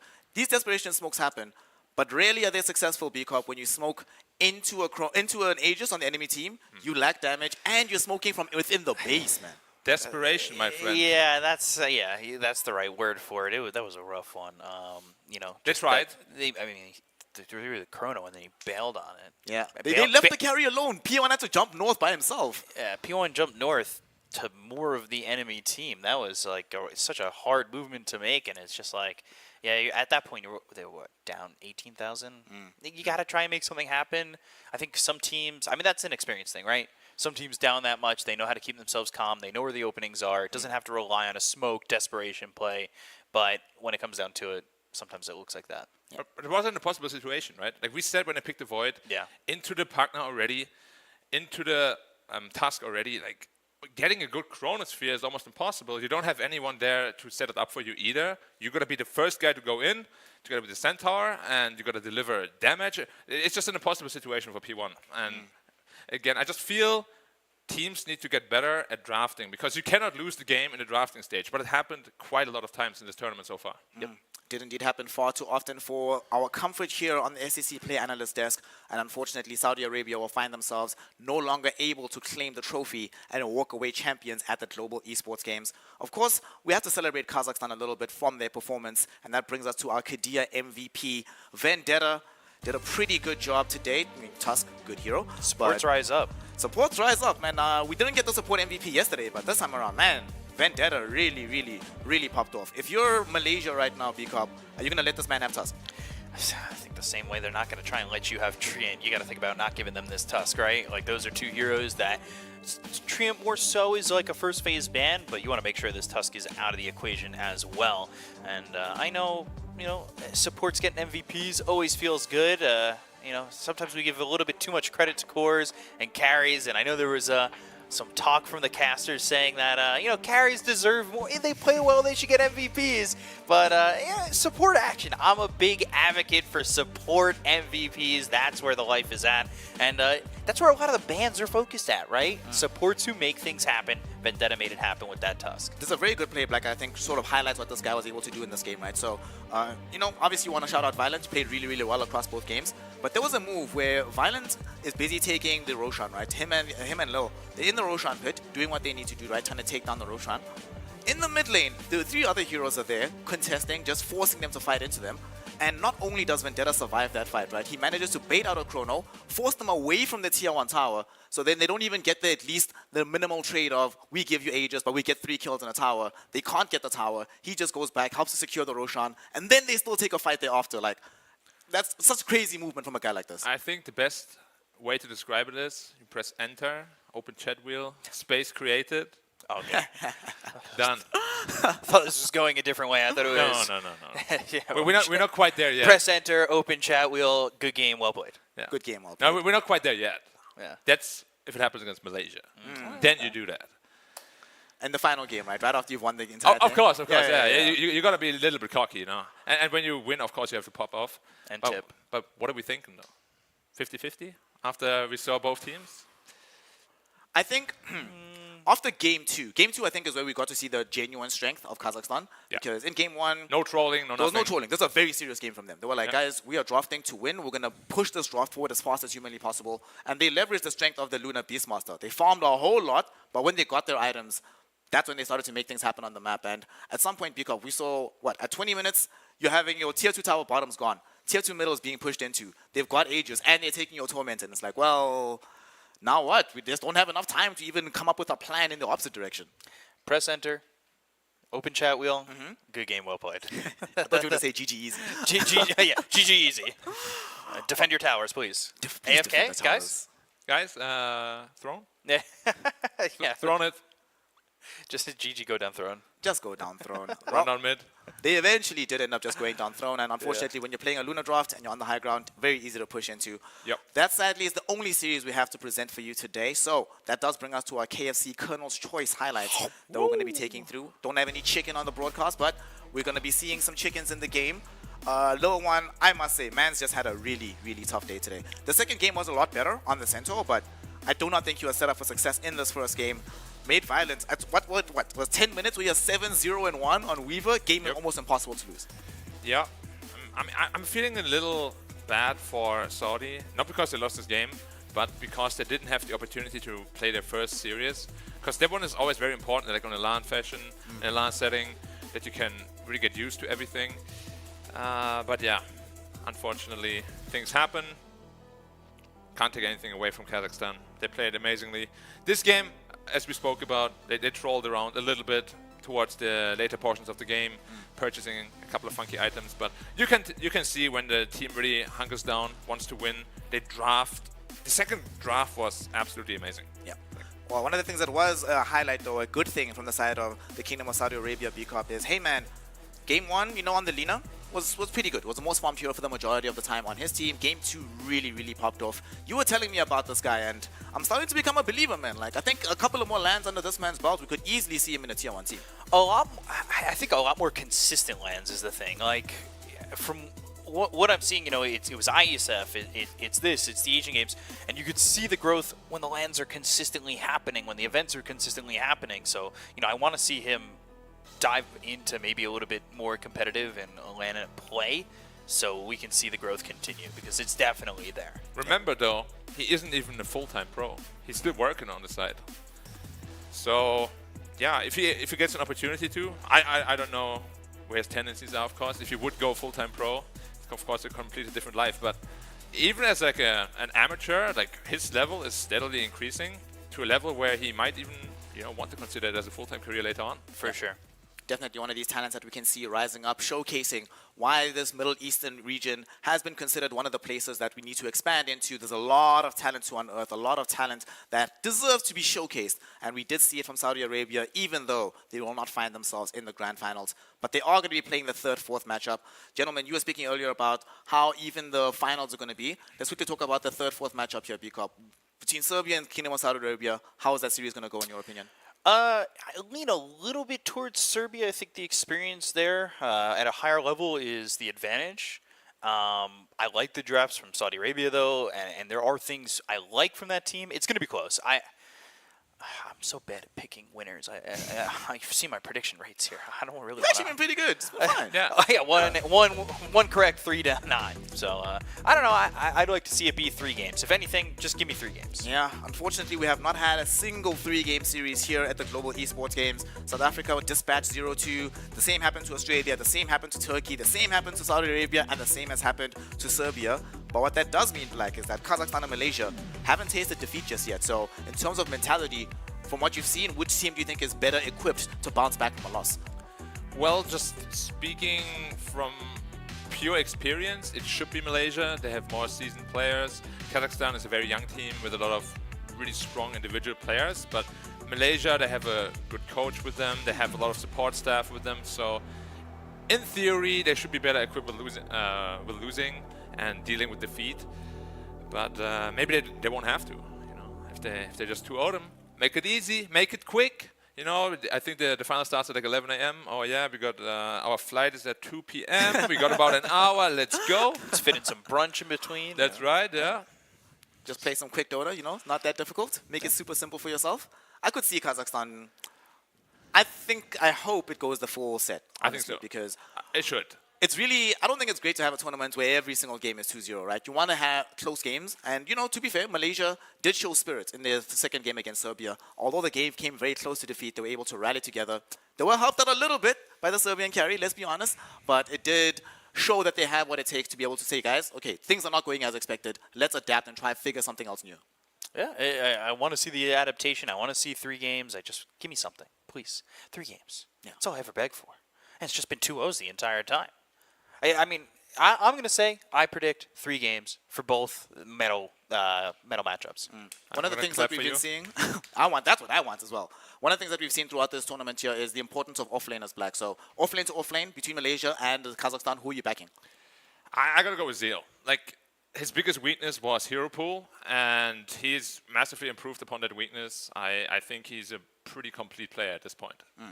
A very complete player. We've seen Zeal rise up, go from strength to strength to strength. Had a bit of a difficult time earlier on in this year when a part of LGD, but as time went on, we got to see the expansion of his hero pool, but more importantly, more comfort and experience from him as a player. And that has led him to be able to get to the finals. The same is true of Kazakhstan and their off-lane player. So, given that it's the most important role in Dota right now, let's hear from him about this victory up against Saudi Arabia.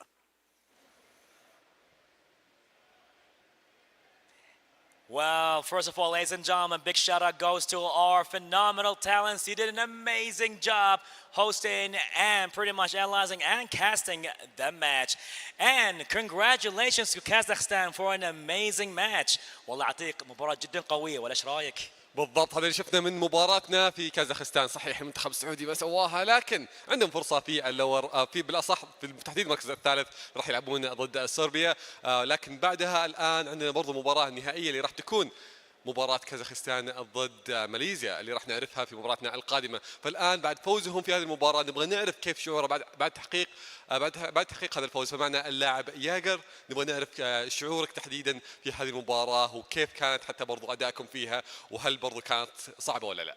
Well, Yegor, first of all, again, congratulations for the win. So the question is, how do you feel? I feel myself great and really proud for my country, and a bit sad for Saudi Arabia. That's the tournament owner. They meet me very well.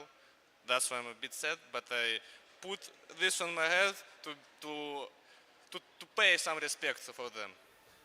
I really appreciate that. Congratulations again. But again, really appreciate that gesture.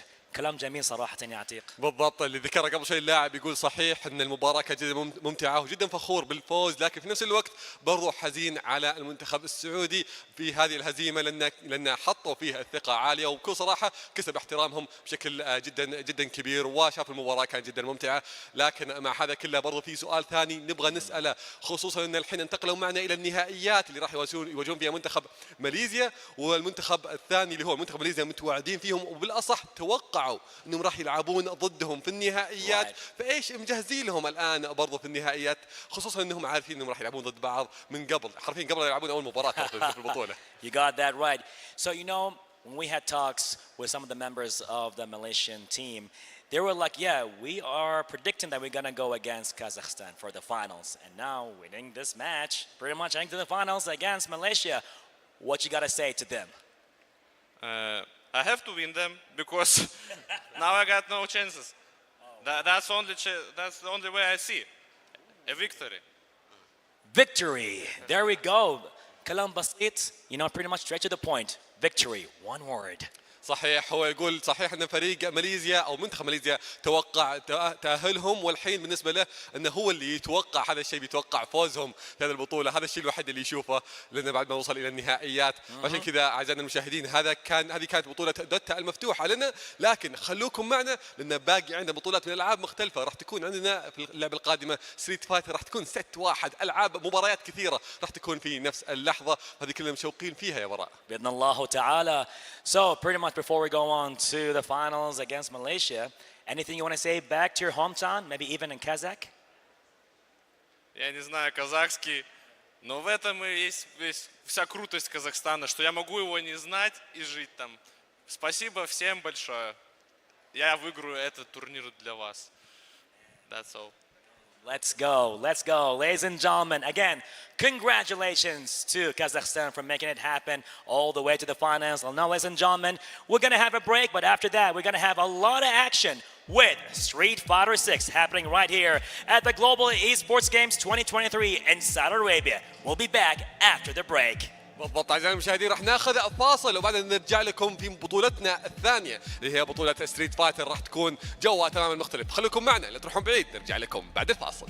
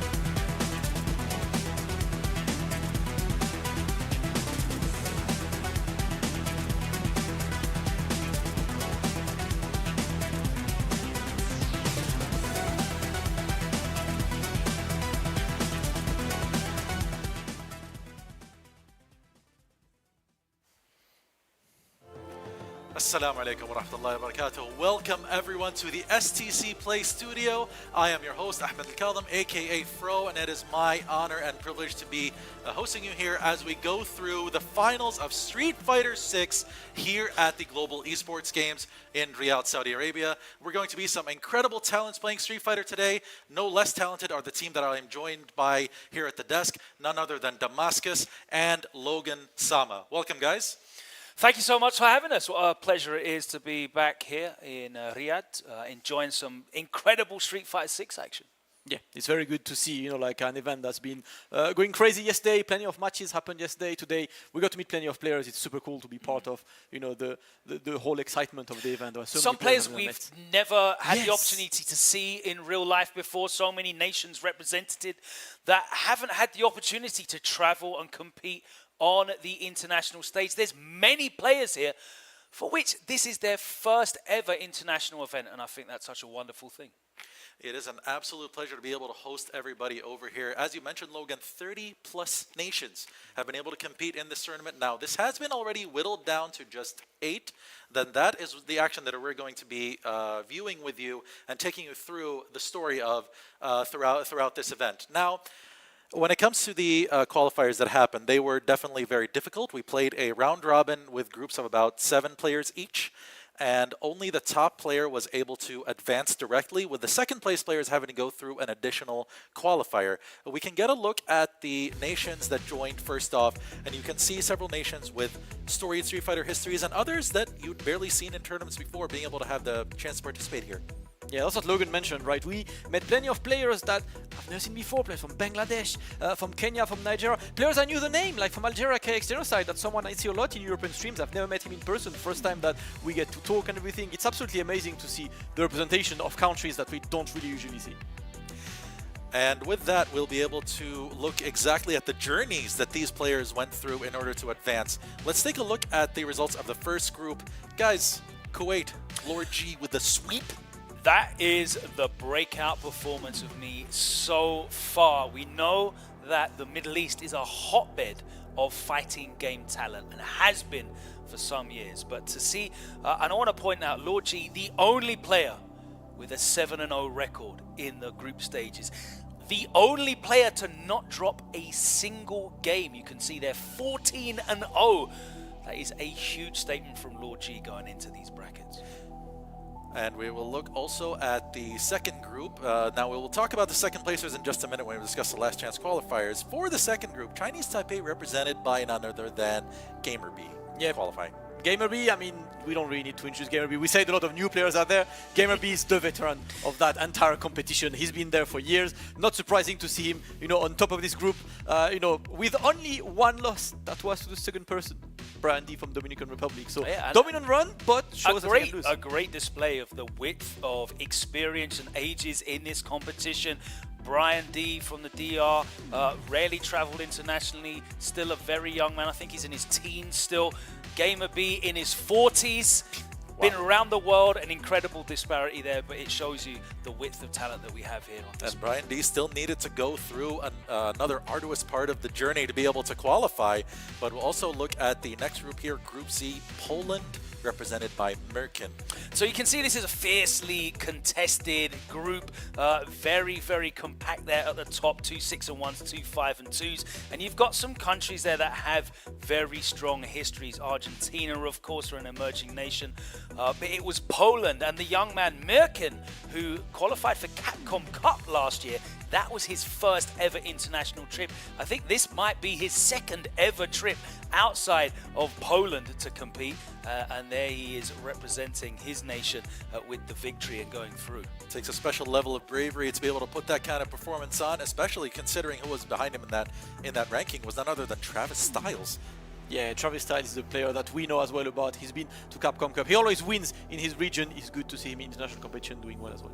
Well done to both of them in this group. Let's look at Group D as well to confirm that the person that qualified from there is none other than Evil Kra of Chile. That's and for me, this is another breakout performance, right? I think you look at that and you look at the nations in here. You've got experienced players from Great Britain and Italy. Belgium, of course, is a well-recognized nation as well. But the Chile breaking out with Evil Kra, with the Guile, that's very impressive as well. I cannot wait to see him in this top 8. But of course, that wasn't the entire story of qualifying for this top 8, because we also had a last chance qualifier including all the second place players from each group, and this is how it went down, with Chuan of Malaysia, Brian D of the Dominican Republic, and Flawless Deku representing Great Britain qualifying to the latter round of the tournament.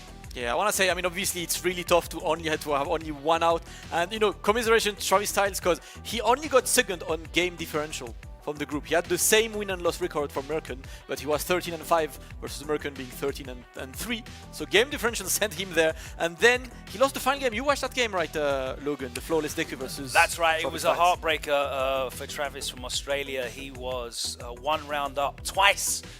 In that final set, could have closed it out, but 2 times Flawless Deku was able to bring it back and grab that 3rd and final spot in the last chance qualifier. And that's unfortunate for Travis, but for the other 3, they proceeded to the final bracket, which we're all going to be viewing together to check out the hype of the finals. This is what it looks like over here. These are the matchups that we have. What stands out to you guys here? Middle Eastern team kid in match 1, man. It's kind of unfortunate. Obviously, we haven't talked about Saudi Arabia because West got displaced the qualifier there, but having the 2 Middle Eastern countries there having to face, well, part of bracket luck, really. It's just how it works. But Lord G and West will be fighting each other to know who ends up representing the Middle East there. It's kind of unfortunate how this kind of team kills early, but by all means, that should be a very interesting match. I'm really looking forward to some of the runbacks actually in that bracket. There's 2 matches in that top 8 bracket that will be played between players that were in the same groups as well. That would be Brian D and Gamer B and Flawless Deku against Evil Kra. So that should be interesting. What have they learned since yesterday? What are they going to bring today? Are we going to see a different result? So much to look forward to in this top 8. And even with that kind of situation, you don't know if the person who won the first time still has the momentum going to win the second time, or if the other person is going to be able to run it back. There is just so much in terms of the mental advantage or disadvantage that goes into that situation. So that is going to be an absolutely incredible development to see once those players come up onto that stage. Do you have any predictions as far as things go here? I mean, I was saying this before the live. Lord G, plays JP. There's quite a good amount of guiles in this bracket, which is a matchup that's very favorable to JP. My feeling is if Lord G can get through West, there's a chance he ends up playing like just guiles until the end of the day, which is amazingly favorable for him and his JP. So I would put a coin on him considering how good he's been yesterday, but it's not, an obvious pick either because lots of players can win. And even when you look at the match between Brian D and Gamer B, Brian D took Kaaba the distance. When you talk about the Dominican Republic, usually Menardi and Kaaba are the first 2 names that come up. So for Brian D to have been able to take a player of Kaaba's caliber all the way down to a last hit set, that tells you that he's somebody who's capable of beating anyone on their day in a bracket. So you never know how that one's going to turn out either. Yeah, exactly. Absolutely. You have no idea. As we pointed out, Brian D did actually beat Gamer B in pools, even though Gamer B topped the group. That's what you get when you have, 7 or 8 players in these round-robin formats. You're going to have situations like that. But what are they going to come back with today? And I think the most important thing to point out, of course, as well, is it's first to 3 in this format now. In the pools, it was best of 2. Maybe you can use some of your best gimmicks. They're going to get you that win, but are they going to be enough to get you over the line in the first to 3? Slightly longer set. You can try some different strategies out. It's going to be very exciting. There's a different level of jeopardy to deal with, though, in that a single set loss is your tournament, since this is single elimination. So there are no second chances once you lose that one set. So you never know how that might prey on the mentality of the players here. When you look at it here, there's another wild card in the fact that Wiss, although he's definitely been grinding sets, he's the only person who was not a participant in the group stages, since the host nation is given a spot in the top 8. So how do you think that'll affect him? That's a fascinating situation for me because Wes is used to being, the avatar for the Saudi Arabian hopes in these competitions. And we saw him surprise us a couple of months ago, right, when he put in some great performances in Games 8 and really broke out there. For this, though, he's going up against Lord G, who has had the breakout performance of this event. You cannot be in better form than Lord G is in right now. So that is going to be absolute fireworks. And having spoken to both of them before we came up here, I know that they were both not the happiest to be able to be facing each other at this stage in the tournament, since they both sincerely believe in their chances to go all the way and potentially meet in the final. But in the end, there's only going to be one winner. Now, are any of you willing to throw your hats in on one name to take it all home? I mean, for me, I mentioned, right, Lord G is kind of favorite for this.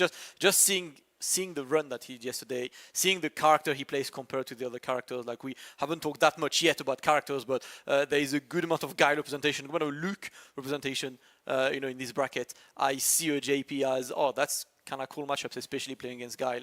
I'm just seeing a bracket where, honestly, it feels like everyone could take it. There is no clear favorites. I'm just talking Lord G, considering his performance and the character choice. I can see that, definitely. I think, when you look at the character representation, we've actually got 3 fixtures in this first round of matches that could be Guile versus Luke. 3 of them. Of course, the other one is most likely to be JP versus Jury. And Jury's a very awkward character for JP to deal with because she's so mobile. But as you said, if Lord G can get past that test against West, and we know the home crowd is unfortunately probably going to be cheering against him in that match. It's going to be very interesting. However, for me personally, I have to go with Brian D. I think Brian D has been forged in the fires of that Dominican Republic community that they have. And I think his form in the pools, the fact that he did get the win over Game and be the far more experienced player, I think for me, I'm looking at seeing Brian D. So we might see a Brian D versus Lord G match that could swing it all. Yeah, definitely. Well, that does bring us, though, that the idea we have, the very first set is going to be, as we mentioned, Lord G versus Wiss, and we're getting ready to move to that. Any other specifics you would like to look into as far as how the matchup between these guys is concerned?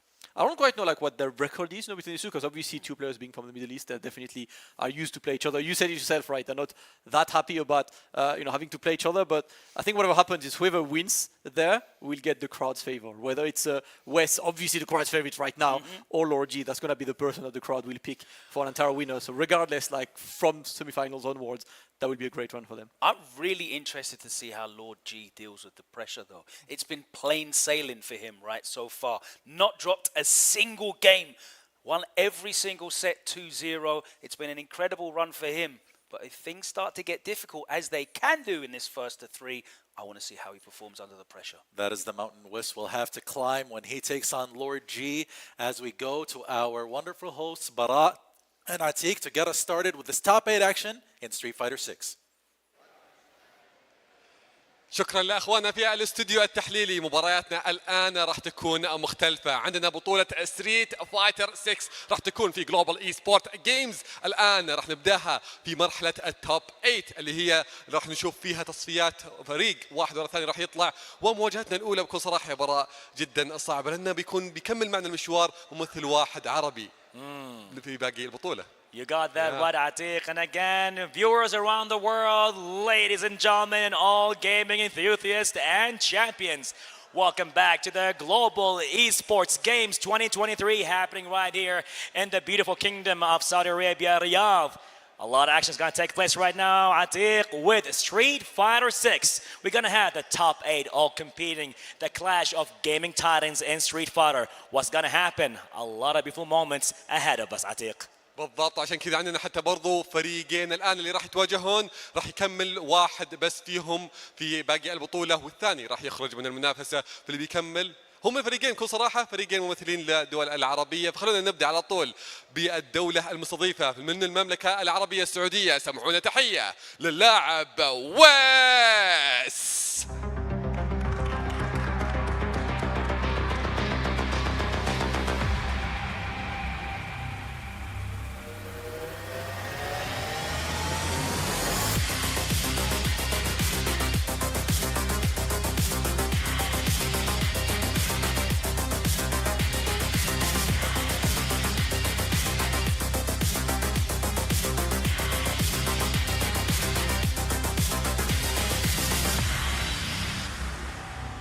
And now, ladies and gentlemen, make some noise and let's hear it for his competitor representing Kuwait. Let's hear it for Lord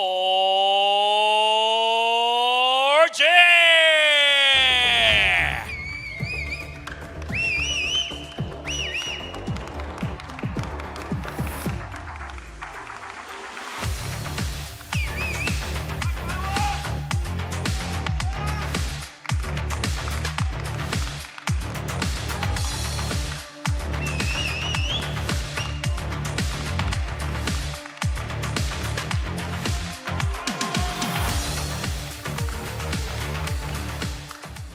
مباريات الاكشن اللي راح تكون معنا هنا من نوع مختلف بالفايتنج، لها جوها ولها سرعتها ولها متعتها، حتى برضه هنا في المنافسه اللي راح نبداها بشيء غير طبيعي. حاب اقول لكم ان كان في تصفيات بالمجموعات هي اللي حددت من الفرق اللي راح يلعبون معنا في التوب 8 اللي هو معنا اليوم، وراح نشوفها كلها من المباراة الأولى وحتى النهائيات كلها راح تكون معنا اليوم وراح نستمتع فيها، وراح تكون مباراتنا الأولى اللي هو منتخب الكويت ضد منتخب السعودية. You got that right, Atiq. It's gonna be a fast pace and the hype is real. It's gonna get on fire with the coming match between Kuwait and the Kingdom of Saudi Arabia. As for now, we're gonna hand it over to our amazing talent. So fire it up.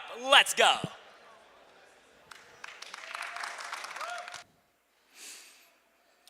That is right, guys. This is the World Esports Games, and we have our first match. Unfortunately, as the guys mentioned earlier, it's a Middle Eastern team kill. I'm so excited to see how it goes down, though, because Lord G has been on an absolute tear. Me, F-Word, going to be taking you through this. And this is a combination I don't think I've had the pleasure of experiencing before.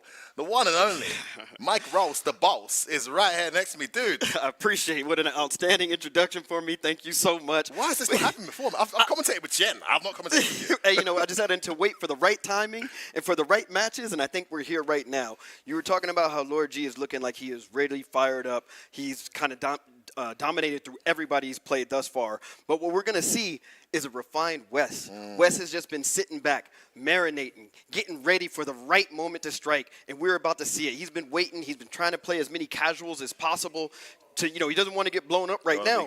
So we're about to see it. We're about to see what's going to happen. Yes, he is coming in cold right now, but I think, this is a professional. Wes has been in these situations before. We're going to see what this jury, I'm assuming he's going to rock jury. We're going to see what this jury is about to bring. And it's interesting you said, I'm not sure if the analyst mentioned this because I was listening, but then I was distracted and listening again. But being cold would be totally unforgiving in this particular format because for those of you who don't know, or those of you tuning in late, it's single elimination here, guys. So this top 8 that these guys have been going through, absolute torment to get through and qualify for, they're all in winners now, but there's only winners. So there's a single elimination bracket. Whoever loses here out of Kuwait and Saudi Arabia is actually going out of the tournament. And if you're Lord G, after having such a phenomenal run, to suddenly lose one game and be out is going to be absolutely heartbreaking. But he's up against the town favourite, the local favourite in West, who we saw in the latter stages of his Game as 8 group put in some phenomenal performances. So you can't really sleep on the kid. I must say, though, that Kuwait EFGC, there's something in the water over there. What is it? What are you observing? What do you see? I don't know, man. I don't know, 14-0? 14 straight games? Yeah, bro. But it's not just him. Yeah. I mean, historically as well. That's true. They've got so many killer players over there. That's right. That you just, considering the population they have versus the rest of the GCs, versus the rest of the world. Yes. It's crazy how many talented players. Not to over compare, but DR is another example of that. It's like because DR's gone and achieved so much now with Mena and Kaba. Yeah. But it's like a smaller version of that, man. It's just crazy the amount of talent they produce. So Lord G turning up. I played this guy online. How did if you don't mind sharing? We don't need to talk about scores. Okay. So he's got some really interesting techniques. I've got a few rounds. Some really interesting technique. If I don't get the drive rush, crouch heavy, wind at the start of the round, it's over. That's right. If he reads that, it's done. But no, he's got some really interesting techniques. Very unique JP as well, but also very efficient. But like Logan said, this is actually one of the trickier matchups for JP. I don't think it's bad, but Jury, just because of the deadly pace and distance of that drive rush, if she times it right, she can end the momentum in a heartbeat. Yeah, exactly. Any player in this game, you don't want to have a character just kind of drive rushing in your face, overwhelming you potentially with pressure. And that is something that we did see Wes pull off before. That is what he does. If you take 1 second, you might think he's cold, but you might be chilling just a little bit more, and Wes is going to take advantage of that. And Wes is a huge advocate. Well, I don't know if he still is because I haven't seen him play recently, but at least last time I played him, last time I saw him playing casuals and online, still a huge advocate of Feng Shui Engine. He loves, and honestly, when I see him play, and the way he always activates Feng Shui, he uses it like Rashid uses level 2. He always activates it. Got you. Like, especially if the round is not secured. I feel like, man, more jury should be using this thing. It's completely busted. It's so good. And some of the setups he has with it, you're not blocking. Now, of course, JP's got that amnesia to lean on occasionally, but if that gets baited. I like that. Yeah, right. When it gets baited, it's pretty much over. Could be a wrap. And like you're saying, too, like the fact that West uses a Feng Shui engine so much, it's something I love to see. I love to see when jury players use it, but you don't see it that often. No. You actually don't see it that often. So if we can see West utilize the Feng Shui engine and do some crazy stuff, just overwhelming Lord G, then, you guys are going to be in for a treat. You might get it. What was it? Just 3 games, right? First 3. First to 3. Yeah, First single 3. limb, man. Brutal. And in terms of character representation, it's been an interesting tournament too. For those of you who've not been able to catch what we've seen, there is some serious talent in the world of Street Fighter 6. This has been such an eye-opening experience. Man, I'm born in Nigeria, guys. Like, I didn't even know there was a PUBG Mobile Nigeria team that are actually having a pretty decent run today. I had no idea. I knew about Chucks from Nigeria, the JP player. I had no idea how good he was, though. Right. I mean, this guy was playing Gamer B, and Gamer B was pretty frustrated by the end of the set. We also saw him take out one of the best commentator players in the world. That's right. Yeah, that's right. I was very happy to see that. Yeah, because this guy's been beating all of us, so it was great to see someone turn. We had to give him a professional player to slow him down. But Chucks is incredibly strong. And then you've got Honduras. Yes. Is represented here with the Zangief. Yes, all the way from Honduras, a Zangief player whose secondary is Aki. What? This is true. I mean, hey, sometimes you choose your own battles. I mean, life, he isn't right? trying to win. He just wants to have some fun, right? But yeah, it's just absolutely insane. I mean, we've been being a part of Street Fighter, etc. for dozens of years. Yeah, man. And this is the first time I've seen so many different regions all together. Agreed. And, kind of, I like having that sole representative from each region, trying to hold it down.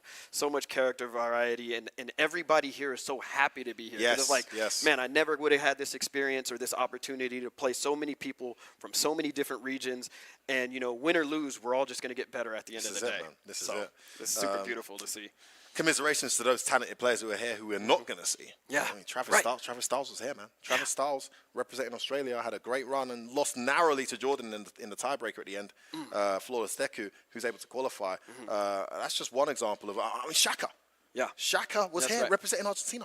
I haven't even met this guy in person before. I'm dying to meet him. I'm such a big fan of his Dalsim play. Crazy. He went 5-2, which wasn't enough, so finished third. Not qualified for this top 8. Yeah. But there's some incredible regions and players that have been represented across the last couple of days. It's all boiled down to this top 8, which we're now going to show you guys. But listen, man, if you're a fan of Street Fighter, wherever you are in the world, there may be a scene right next to you, man. Senegal. Ooh, dude. That's right. Yeah. Senegal's got a proper scene here. We had Senegal represented here with some serious, and they were telling me about their scene and their players and how they've trained. And man, it's just fascinating to know and to see how strong these regions are. We need a CPT Africa, CPT South America next year. I want all this stuff, man. I want these scenes to be fully represented. Yeah, easily I can say this is the most eye-opening experience I've ever seen in terms of Street Fighter. Did not realize there were so many players from so many regions that are really all good. Yeah, really good. And it's kind of crazy meeting everybody because it's all you see are name tags, right? It's like, oh yeah, we're seeing faces to the names now. And again, just so many players, unfortunately, that didn't make it this far because there's just too much talent. There's too much talent in the world. Yeah. If you guys are watching this and you guys are playing and you're wondering who's taking your points, they're here right now. These are the players that are taking your points. I thought they were bots. They're not bots. They're all real players. 100%. All of them. And you got to give credit to Capcom and Street Fighter 6 because the fact these guys have been able to train to the level they have. Speaking to them, a lot of them have said, look, the netcode's not perfect where I am because fiber optic's not the same as it is in Europe or America. But it's such a massive improvement from where it was before that I can actually train online. I can actually play Algeria, Morocco. I mean, I was talking to Genocide, the Algerian player, the crazy Cami player. One speed, go. Like, offense, very deadly. And he's like, man, I enter all the European tournaments. After he did ICFC. I think he finished 5th in ICFC. And he's playing, and people aren't really complaining. They're playing him pretty well. The connection's pretty good. So that's a massive door opener. Now you're getting these guys able to come out and do it in person as well. Yeah. Hopefully, many, many, many more of these global esports games tournaments to come. Absolutely. Because just this is going to inspire players and be like, okay, you know what? Actually, I didn't know he's there representing my region. I body him. My rush down is like, I beat that guy. Yeah. My rush down. I'm just saying. So maybe, I might be better than this player. But yeah, hopefully, this kind of, you can see some of the people representing your region watching this, and you might be, typing in the chat, encouraging them, or it might inspire you to hit training mode right now so that you're here next year and, representing your region as well. Yeah, there were local qualifiers to get here, so, it could be anyone. Having said that, it's important to acknowledge some of the nations that aren't here as well. Yes. So hopefully we get France here next year. Yeah. We get Japan here next year. Speaking of Japan and bots, Mike has a theory. Whoa, hey, come on, man. Mike has a theory. I know who I think would have won if they did an online qualifier and the guys who played. Online, of course. I think this guy is unbeatable. Lily the Beast. I think he's the best online player in the world. Sometimes I just want to see, that's why they have events like this. Because you can be, nice online, but let's see how you do offline. I want to see it. I want to see it real. Thank you for calling me out. I'm not going to back down. I'm going to double down with what I said. You're right. I'm challenging you guys on the stream. Anyone in the stream watching from Japan or who has actually met Hibiki the Beast in person, because Mike's got a point. The guy doesn't drop any confirms. His perfect parry rate is very high. He misses like 1 in 10 command grabs. Yes. I mean, that's kind of ridiculous. Yes. His performance rate is suspicious, to say the least. Yes. Mike believes he's not a real person. He thinks he's a bot. I've watched his stream, and I'm convinced that he's actually a VTuber, and it's not really him. Those are programmed and animated. Oops, I dropped my combo. It's not. I want to see it. Intentional human error there. Yes, to make it believable. Right, okay, exactly. Okay. So we need to see a picture of Hibiki or a video of him playing. Yeah, with his offline hands. with his hands. In order for Mike to believe he's actually real. Because I don't know how that guy's winning with that character. That's correct.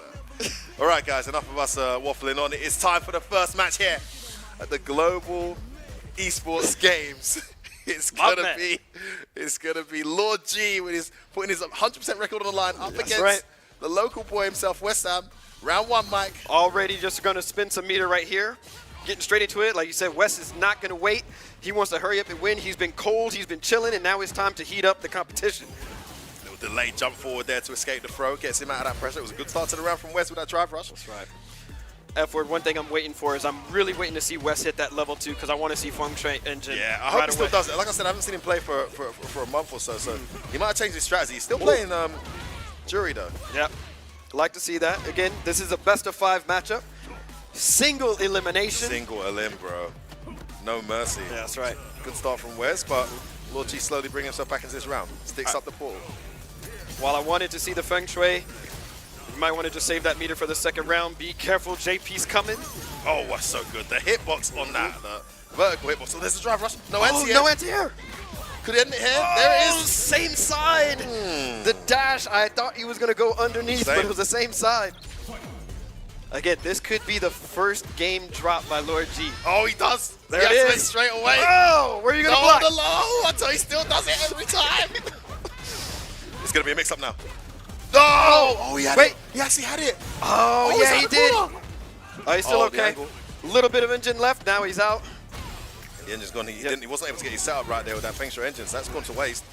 Lord G's got to be careful. Oh, trying to bait out something. Yeah. Gets in here. Patience. Ooh. Again. Burns himself out with that. Yeah, he's going to get the burnout here, too. Oh, nice activation. She's got a guess now. Oh, he has to practice the block. He gets hit by the low. The 3 crouching medium kicks are always effective. Reset. Oh, that's a free hit. The damage reset. Yeah, he's got to be careful right now. Oh, he jumped. No. Wait, did he jump beforehand? It might have been a post-reaction. What was that? I actually haven't tried to jump that before. Yeah, it might have been. He saw the animation. He's like, oh, I got to jump this. I don't want to block. But it wasn't going to chip. He should have blocked it. Yeah. Oh, big jump in there, though, Mike. Yeah. Oh, wow, you're right. And we're close. We're close to showtime. Is he going to activate straight away again? Oh, Lord G's in big trouble here. Nice. Gets thrown out. Nope, no need. Oh. Yo, West right now. This could be game. Ooh, great ODMDs here. Well, he's got a mountain to climb, but he's out of the corner. Oh, now it's JP's time to shine. Oh, the check was there. There it is. Oh, he's going to get it. West Ham gives Lord G his first loss of the tournament so far. And is that going to have a snowball effect on the rest of his game here? What a start from West. You know, again, this is, you're on the big stage right now. You got to realize your surrounding. You got to wake up. Yep, this is a lot different than when you're playing in the pool matches earlier. They've not been playing on stage up to this point, Mike. Yep. Really good point. Yep. Acknowledge that. You're on stage. The lights are on. The crowd is there cheering. Oh, nice escape. Oh, surprise. That's right. You know that's unescapable. The first one is always guaranteed. Well, unless you're, there was someone in Super League US who just couldn't land one. I can't remember who it was. I don't know if it was Banana Can or no, his was pretty good actually. You're right. You're right. Great pressure again from Wes here. Nice. Wes has just been turning this Yep. on. Yes, the conversion. What a string. Oh, buttons. Wow. Amnesia. Wes You know, on yeah, fire. Lord G has been hitting some good OD amnesias, but he hasn't gotten anything off of it. Yeah, he's been stopping the momentum. Okay, he finally does the perfect parry. He tried that earlier. Some back throws. Oh no, mistimed the throw. He This might has be gotta feeling be. it. I think we're looking at tournament bad nerves right amnesia. now. Yeah, agreed, Mike. He's crumbling here. Oh no. Level 3. One Big. life. Yes. Now, you can't count Lord G out yet. Okay, back throw. My God, Mistake by that's- Wes. Yeah. No, where you going? Oh You no! can't jump back. You can't go anywhere. Oh, no, Wes is on Wes. fire. We're going to character select. I think he just needs a minute. Yes, sometimes you have to do this. You got to slow the momentum down. Wow. Jiri has been all in your face. Wait. What? Oh, He's actually switching characters. I think that's a character switch. I thought he was just taking a minute. Yes, and I respect that. If JP ain't doing it for you, go to Luke. I mean, Luke has JP's back. Wes definitely saw that prize pool when he picked his characters, didn't he? That's right. He ain't playing. He ain't on that Mike Ross flex, you know. He ain't about that. Yo, man, you beat my Honda, but you ain't beat my Manon, baby. He ain't on that. Oh, yo, you beat my Manon. Yo, I got a Lily, baby. He ain't about that life. I didn't know that. Wow, you really broke down my gameplay right He's trying to win, man. All right, so yeah, All right. right. Okay, so that was a fake out. Sometimes you just have to show them that I have a Luke ready. But Okay. now I'm ready. I'm charged up. This is my JP. You're playing Lord G now. Love that. Oh, nice escape. Ooh. Goes in. Yep. Good tech. Best round start so far for Lord G, but he's in the corner. Yep. Tries to jump back. Jump out Okay. works. Oh, he started baiting baits with a neutral jump. It's round all the way back. Double dash in, close the gap. West still on the offensive Overhead. drive rush overhead. And they, Oh, Jiri doesn't do, Not gonna kill. no, Meaty. Didi, Oh, just get off me. I like it. okay, she can't drive rush in now. He needs to zone her out. Yeah. If he can. Get some chip, do what you Oh, can. she's gonna get a Mia. She's gonna get a Mia. Here it comes. Watch out, Mike. Oh my goodness, there's a fireball. Yeah. That's it. Drive rush gets over. It's in the corner here. It's gonna be the end. Oh, Amnesia. another. Oh, got it. get it. Yep, it's gonna hit. Oh, wow. Lord G. The tail end of OD Amnesia finishes the job for Lord G. That's the kind of momentum you need when you're on the big stage. Man, big bet on the level 1. That's right. Yeah.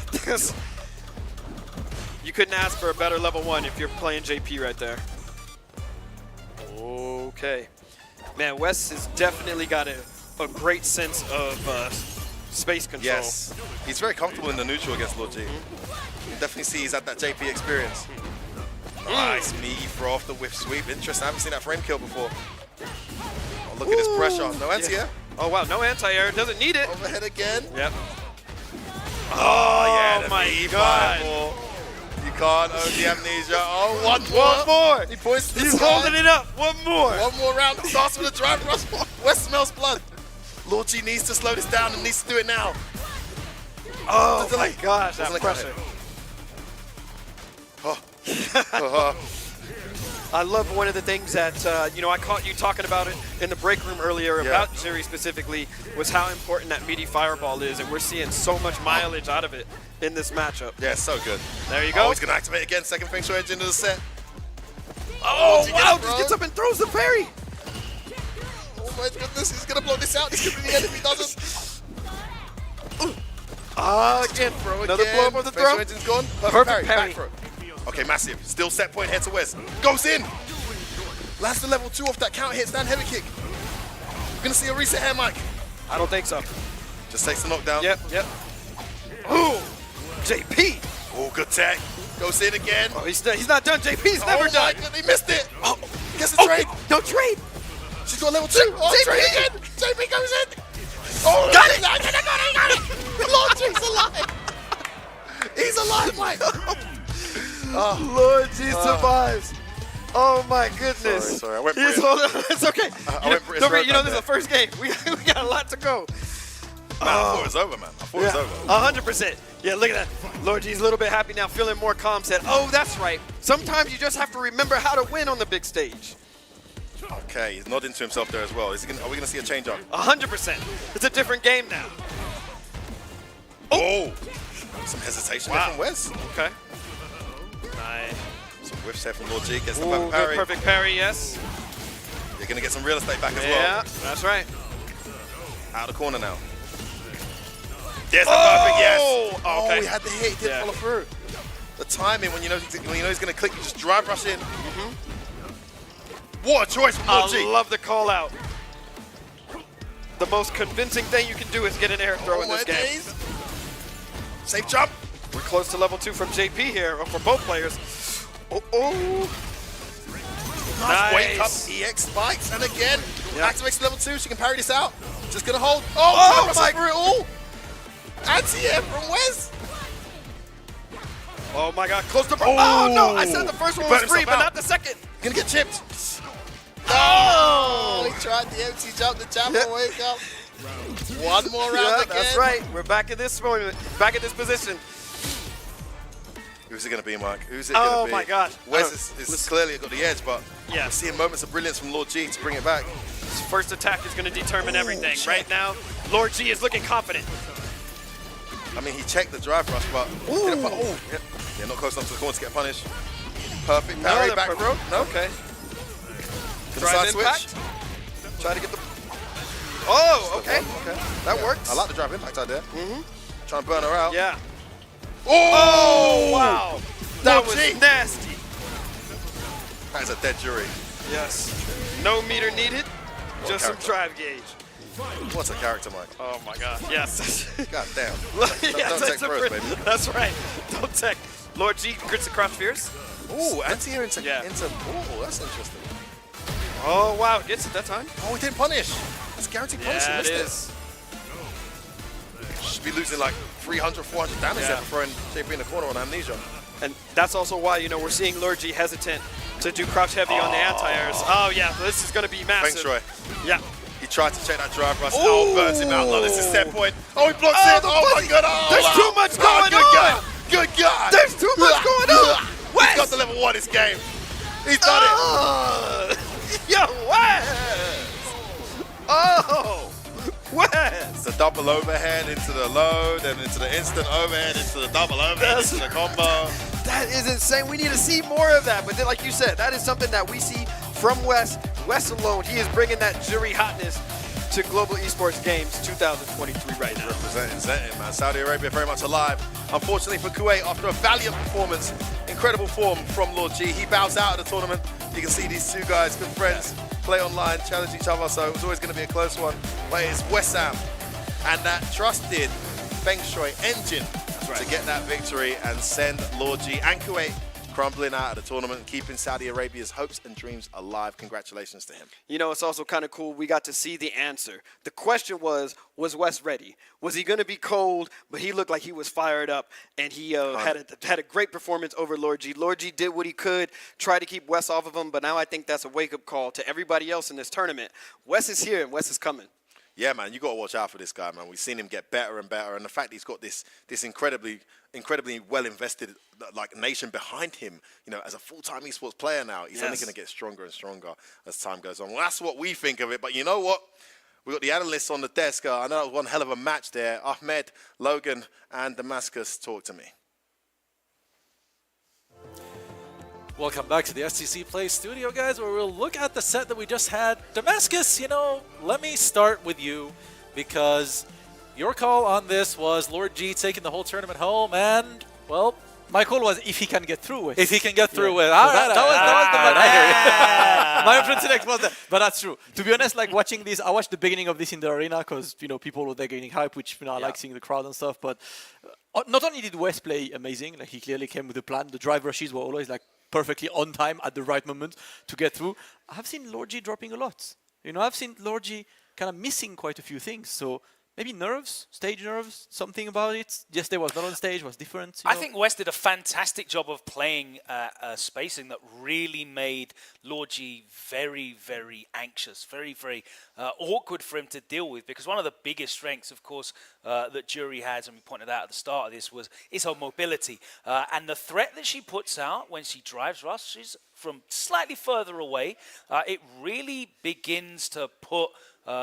Even JP with his fantastic hitboxes on his normals will put him off from trying to check and trying to interrupt. And we didn't see that in the first two games. There was no way that Lord G was able to put off West from that ceaseless offense. It was just all, and we saw that in the first round, right? It was literally the opening straight in. It looked like West was ready to speed run this set. And he almost stood going 2-0 up straight away, and there wasn't really anything that Lord G was able to do to stop him, smothering him. There was a couple of breakouts, and I'm sure we'll see them in the highlights, but realistically it was West not only dictating when he was going to get those engagements, but dictating the spacing really made it difficult for Lord G to deal with both the ground and the air game. And as you mentioned, we're going to relive that with this Savvy Games Group highlight reel of the set. And as you mentioned, Logan, the way West smothered Lord G throughout that set was really notable.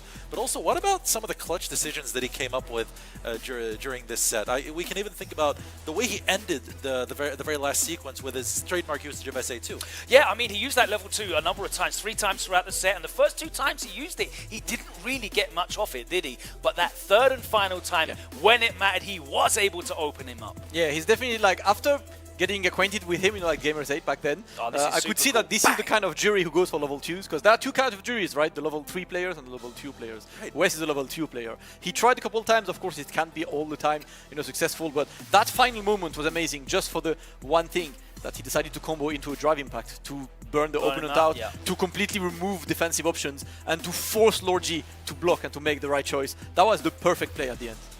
We noticed Lord G maybe had some opportunities where he maybe didn't convert as well as he could have. He had some monster conversions like this one, but he missed a trade conversion somewhere towards the end of the set. Had a couple of moments where he even got an amnesia guess on a throw in the corner and didn't convert the way he could have as well. Here but we go. Let's check that winning sequence. Yeah, there's the closing moments, and just as you said, in burner, no real defensive options aside from letting rip with the level 1. But it's too hard to block double or single overheads without a parry or anything. Jury's gonna jump at you, like, is it 1, is it 2, is it nothing, is it empty jump? Kind of a guess, and he gets wrong at this time. And in Burnout, as you mentioned, Logan, your options are essentially null and void. Lord G taking a pretty heartbreaking loss after being kind of the standout performer of the tournament up to this point. That ends his journey. Wiss, as the hometown favorite, stays in.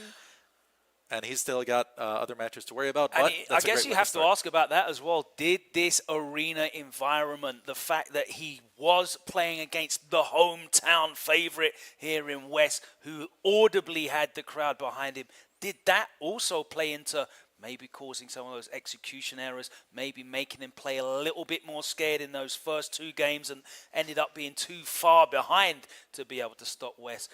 Ask those kind of things, because as we said, a lot of these players are going to be very new to environments like this. A huge stage, an incredible spectacle. Are they going to be able to perform the same here as they can in the comfort of their own homes? And that is something, actually, I was having a bit of a conversation with Lord G not too long before this, and he did mention that exposure is a big part of his what he hopes to gain from this experience. And as he saw here, playing against the hometown favorite, it could not have been any more intense than that, as you mentioned, Logan. And as it turned out, Wiss now, he's been up on that stage a few times, and he's gotten used to having the crowd behind him. It took him a while. We go back to the Thailand versus Saudi Arabia exhibition. That was not his proudest moment in Street Fighter 6. Mind RPG definitely beat him in a pretty crushing score line of about 5-1. So it's not something that he looks back on fondly, but he gained a lot from that, as we're seeing here today. And we see where that leaves him in the bracket as we also start preparing for our second set that's going to be coming up between Chinese Taipei representative Gamer B versus the Dominican Republic's Ryan D. Luke versus Guile. That's the matchup we have coming up. Talk to me, guys. Maybe not the only Luke versus Guile today, because we know Luke versus Guile, the match we have coming up. You're going to hear that a couple of times, I think, in this first round. But it's a run back of a match because these two players were in the same pool stages, and it was Brian D that was able to get the victory the first time they faced. But as we saw, Game B actually came out on top of the group with a superior record across the rest of the competition. But that was a different format. That was first to two. This one, we don't know what's going to happen. Gamer B, of course, actually has other characters in his pocket as well. Are we going to see the Luke, the Cammy's there as well? And she's certainly a viable choice, just as much so, I think, as Luke is in that Guile matchup. We know Brian D's locked in with that Guile. Yeah. He's committed for the long term. Yeah, and regardless, these two matchups that Brian D surely has a lot of experience with. I mean, for those of you who don't really know Brian D, we mentioned it earlier that he's kind of the guy who has been growing up along with Menardi and Kaba getting to that level. But something that he does is he enters all the open brackets in America. He wins a lot of them. The Tampa Never Sleeps, all of the big brackets that are around. You very often see him in top 3 of these brackets. He plays Knuckle Do a lot. He plays a lot of like top players a lot. But he's never traveled outside, that far away. He's in a completely different continent. There is jet lag, there is nerves, there is a lot to weather in. While Gamer B is like, yeah, that's just another of my 1,000 tournaments I've played over the last 2 years. It's funny that you mentioned travel and jet lag, because I did an interview with Gamer B, I think, when he turned 40. And I spoke to him, and there's a lot of myths about fighting games and aging. Do your reactions slow down? Are you not able to keep up? Are these younger players, is there fast twitch? Is it too... The answer, he said, was no. I've got no problem with my reactions. My hit confirms it just because they always have been. I've got no issue reacting to dashes. That's all fine. But you know what gets me? I need to go to bed. I can't play for 10 hours. I can't deal with the jet lag, the tiredness from the travel. And yes, we have seen Gamer B traveling a lot less as he takes a more community-focused role. So we'll see how he's feeling today. That's going to be the big question, right? How does he bounce back from the fact that he lost to Brian D even though he won the group? What do you think he'll be thinking about in terms of that? I think the good thing is from both players, they have data, to work on.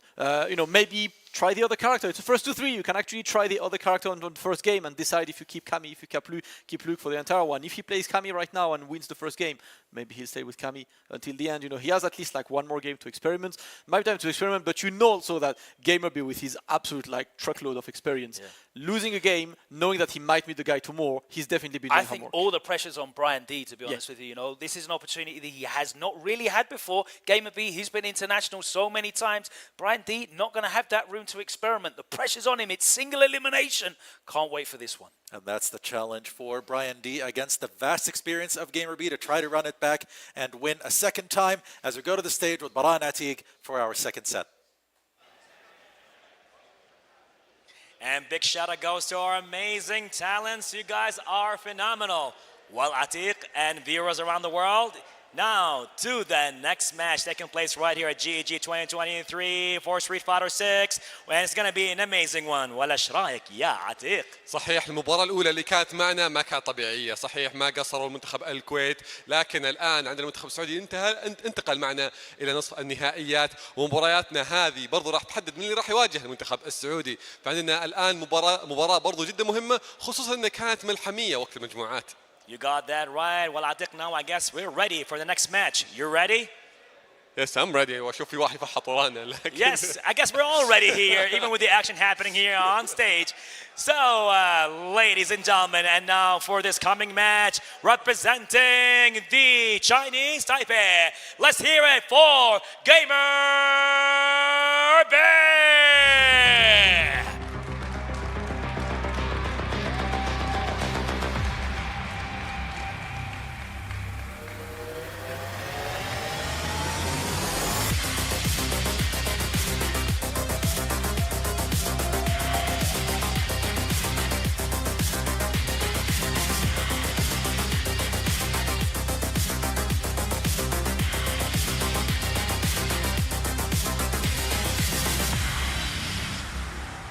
والله جيمر بي معروف وحتى برضه خبرته جدا كبيره في هذه اللعبه ومشواره كان عريق وهذه مو اول مره يتواجد معنا في المملكه العربيه السعوديه شارك في بطولات ودائما يكون متواجد معنا لكن في نفس الوقت خصمه ما هو خصم سهل جاينا من دومينيكان ريبوبليك اعزائي المشاهدين سمعونا تحيه لبراين دي.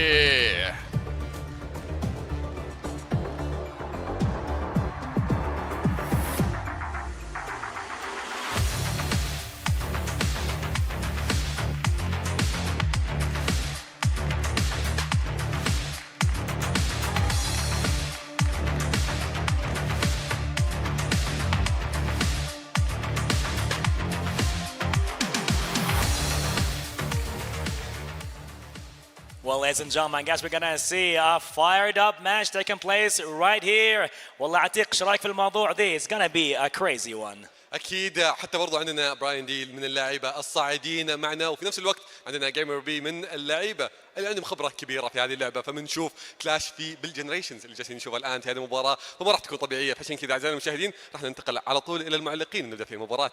You got that right, and now we're gonna hand it over to our talents. Let's go, fire it up. All right, here we go, everybody. We are about to see some Gamer B versus Brian D action. Woo! We're going to see some Luke. We're going to see some Guile. Are you guys ready to see some scrapping going down? Because that's exactly what's about to happen. Now, of course, they did already play earlier, and I believe the score was at 2-1. I think we had a 2-1 where Gamer B came out victorious, throwing some hands. No, Gamer B lost, I think. I think Gamer B lost to Brian D, right? Gamer B lost to Brian D. Yeah, Gamer yes, B lost. okay, Yeah, you're right. He won the group. Okay. But Brian Yes. D bust his head, so that's That's the loss that he had. That That's might the- be playing. Yeah, exactly. That's the one standout loss. That might be playing on his mind a little bit. Oh, you you kind of know feel, it but if you're is. Gamer B, you know he's quite competitive. He probably other players might be annoyed. Yes. That they got to play the guy they played in groups again in a single elimination first time because it was seeded based on how Brian D finished in the round robin. There's a playoff for the rest of the top 8. Because of where he finished, he ends up playing Gamer B in the seed. Yes. Now I think Gamer B is going to be relishing this. He's going to be like, oh, you bust my head. You know what? Let's run it back. Yes. But man, if there's one guy who's got that Luke experience, this guy's from DR, man. Oh, so Brian D has a little bit of Luke experience? Yeah, I think he's got a tiny bit. Okay. Yeah. I'm not sure. Now it makes Strange sense. feeling he's been exposed to maybe like a Capcom Cup champion level Luke. I don't know. Just theorizing. So that could play a factor, we'll see. Yeah, now that makes sense. Okay, yeah, you're right. Sorry for getting my information a little bit distorted. I'm out here spreading lies to the people. Yeah, so now Gamer B 100% is going to be hungry. Yes. You lost to somebody, yes, you immediately want to run it back and say, you know what, because, if you have that champion mindset, you're sitting down there, but you always want that one more game. You're like, no. Let's play right now. Let's run it back. The first to 3 turns until first to 5. That's right. All of a sudden, And now this is the legal way you can actually get away with This that. is the more legitimate one. Yes. Exactly. It's like, you know what? Yeah, I want this run back because I think I figured out what you did. But like you said, let's be real. Brian D possibly has experience with arguably, it's debatable, the best Luke in the world. Definitely up there with the best Lukes we see. Yep. So, Yeah, 100% up there. And and Gamer B is going to be bringing that Luke. We're going to see some OG strategies here. If there's one thing we know for sure when we look at these two players, is that Gamer B for sure does not get stage fright and is I was used just to about the to say big that. stage. Yeah, no, that's a good point. Yeah. And not to judge Brian D. Of course. Because some people just got it like that. They just don't get nervous. They're just right. made for the big stage. But Lord G definitely, he was missing his counter hit jab into mediums. Yes. He was missing his conversion off a drive rush check. Yep. Then missing the follow-up combo. He checks the drive. Stuff that I'm sure he was getting yesterday. Yeah. OD amnesia wasn't capitalizing when he would hit exactly. it. He got thrown in the corner, landed an OD amnesia. Yeah. Damage on the table being left. Not to take anything away from Wes, but definitely Lord G was feeling those stage nerves a little bit. Yeah. Whereas Gamer B's been there a million times against the best in the world. 100%. And against Guile, by the way. Yes. He's been playing against Guile for yakkers. Yes. And we've seen him come up with so much counter Guile play over the years. With a plethora of characters that, I don't see him being faced. Having said that, he did lose to Brian D yesterday. So Brian D, and this is what's so exciting about this region, this DR region, to finally see beyond the Mena and the Carbar, we've already seen Yoshi and some of the other guys they have there. Yep. To now see a young guy, coming out of the scene. Mena's pretty young himself, but I don't think this guy's even in his 20s. Playing internationally. Yeah, that's what I heard. I think Logan said he's in his teens. Oh, my goodness. Representing his country. Yes. That scene is an anomaly in Street Fighter, in the Street Fighter sense, man. It's just flooded with talent, and this is the future right here. Brian D going up against GamerB. We'll see how it turns out. One thing that GamerB is definitely known for, at least in his region, is he is doing a great job at disciplining the kids that are coming up. So this should be no different for him right now. Brian D might want to be careful if he tries to disrespect GamerB here. Don't sleep on the B. He's gonna teach you a lesson, boy. That's right. Try to beat me in groups. That's right. He's gonna take that belt off. Okay. He goes in. Okay. Again, like you said, just looking at it, seeing Guile move forward shows that he has some confidence in this match. Oh, GamerB's so good again. It's that jump range and sticking the jump in at the right time. Set up there from GamerB. Not afraid. Again, the jump. Yes. Nice grab on the parry. Yeah, I like that. Oh, wow. Drop combo. Reset. We'll take it. OG tactics. Okay. Hey, GamerB off to a flying start here, despite the drop. Yep. Yeah, and that's that stuff. That's that fast thinking that you have to do when you're on the big stage that GamerB just showed. I'm going to keep throwing you until you stop me. You might be looking for a lot more than actually happening. Oh, double jump again. GamerB taking a lot of risks here on the big stage. Yeah, he wants to be in that jump range. It's a perfect parry, reacts well, does GamerB. Oh, we tries to be out of the down throw this time. That's right. No, he wasn't ready. He's burnt out. Look at the calculation from GamerB. Big damage incoming. Yes. I don't think he'll spend level 3 here. No, he doesn't. Gotta save it. Ooh. Okay, he's got his meter back. Yeah. Good news is the stun was early. GamerB has to be. Oh, Luke, baby. Oh, right. Oh, from GamerB, he didn't know what combo to do. Oh, he's gonna get burnt out here. Oh wait, that's C8. That's level 3. Yeah, that's C8. I don't think he's dead. Good call on that, but he's gonna get chipped out right here. Close to the 4. No way out. He could have, but it would have been too much of a gamble if he jumped level 3. With another round to come. That's right. You definitely think like a Honda player. Like everyone else was like, he could have done. He was like, he could have done a random scrubby extra level 3. Well timed, and guess what, F-word, it would have worked. It would have worked, to be fair to you. It would have worked. It would have worked. Sometimes you gotta risk it. That's the thing, you take advantage of the stage momentum like that.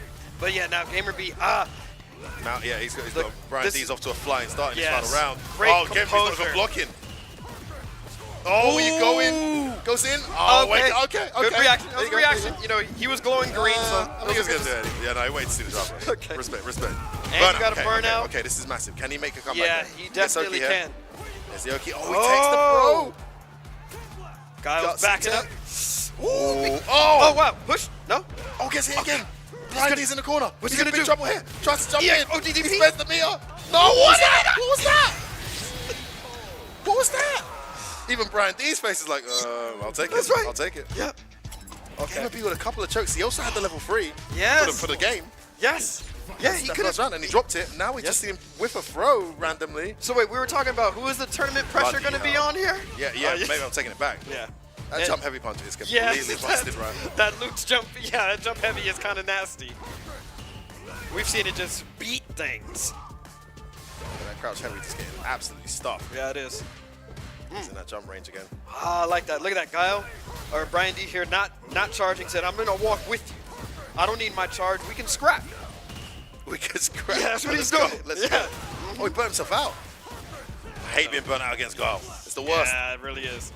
And you can see GamerB's doing his best job trying to burn him out here. Ooh, nice perfect parry. That perfect parry. Ooh, knee to the face. Oh, no combo. Yeah, that's a string he can't mess with. Gets his meter back at least. Oh, 3 medium. Meters in a row. Oh, nice punish counter. Back throw, that's good. Oh, perfect parry. Very good. good. I think he could have killed every spell of meter. Maybe not. Could be wrong. Wow. Reversal. I don't know about that. Burnt himself out twice in this round already. It's going to be hard to come back from this one. Yeah, it is. Jump in again. Where's level 2? Oh my god. Where is it? Oh, wow, the punish. No. The whiff punish. What? Very close. He's going to get his meter back. Okay, he's got it. Yep. Yeah. Oh my god, Brian D. This is tense. Walking forward. Wait, this is so tense. Yes, it is. Oh, yeah, he got it. No. He was going to burn himself out. That's right. Bloody hell, game would be so clutch. Yeah. Working very hard to get that round, and he gets it. All right. Flexing on each other right there. A little crouching medium kick with a medium punch. Nice use of Sonic, mixing up the ODs. Nice jump in. Yes. Gets himself out of the corner with that as well. I think that. Oh my wow, God! finally Okay. seeing Luke Scratch medium lose to something. Yes.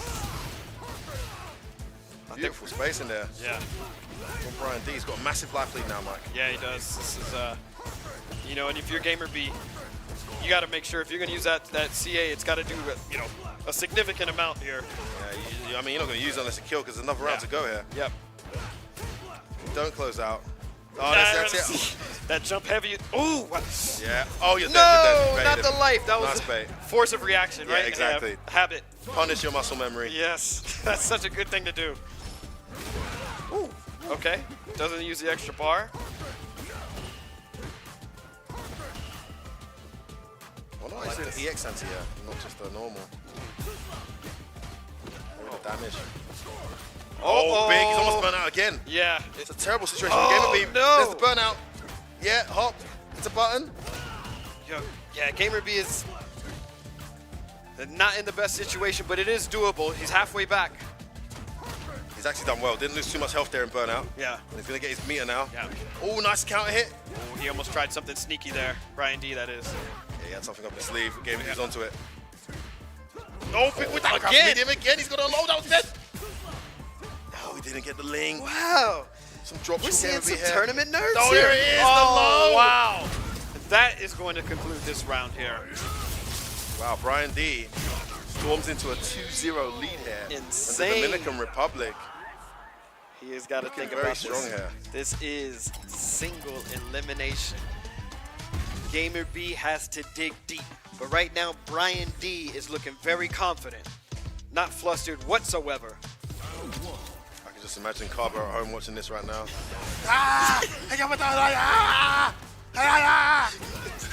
The guy's amazing, man. I didn't know we had a live feed on Carver right now. That's crazy.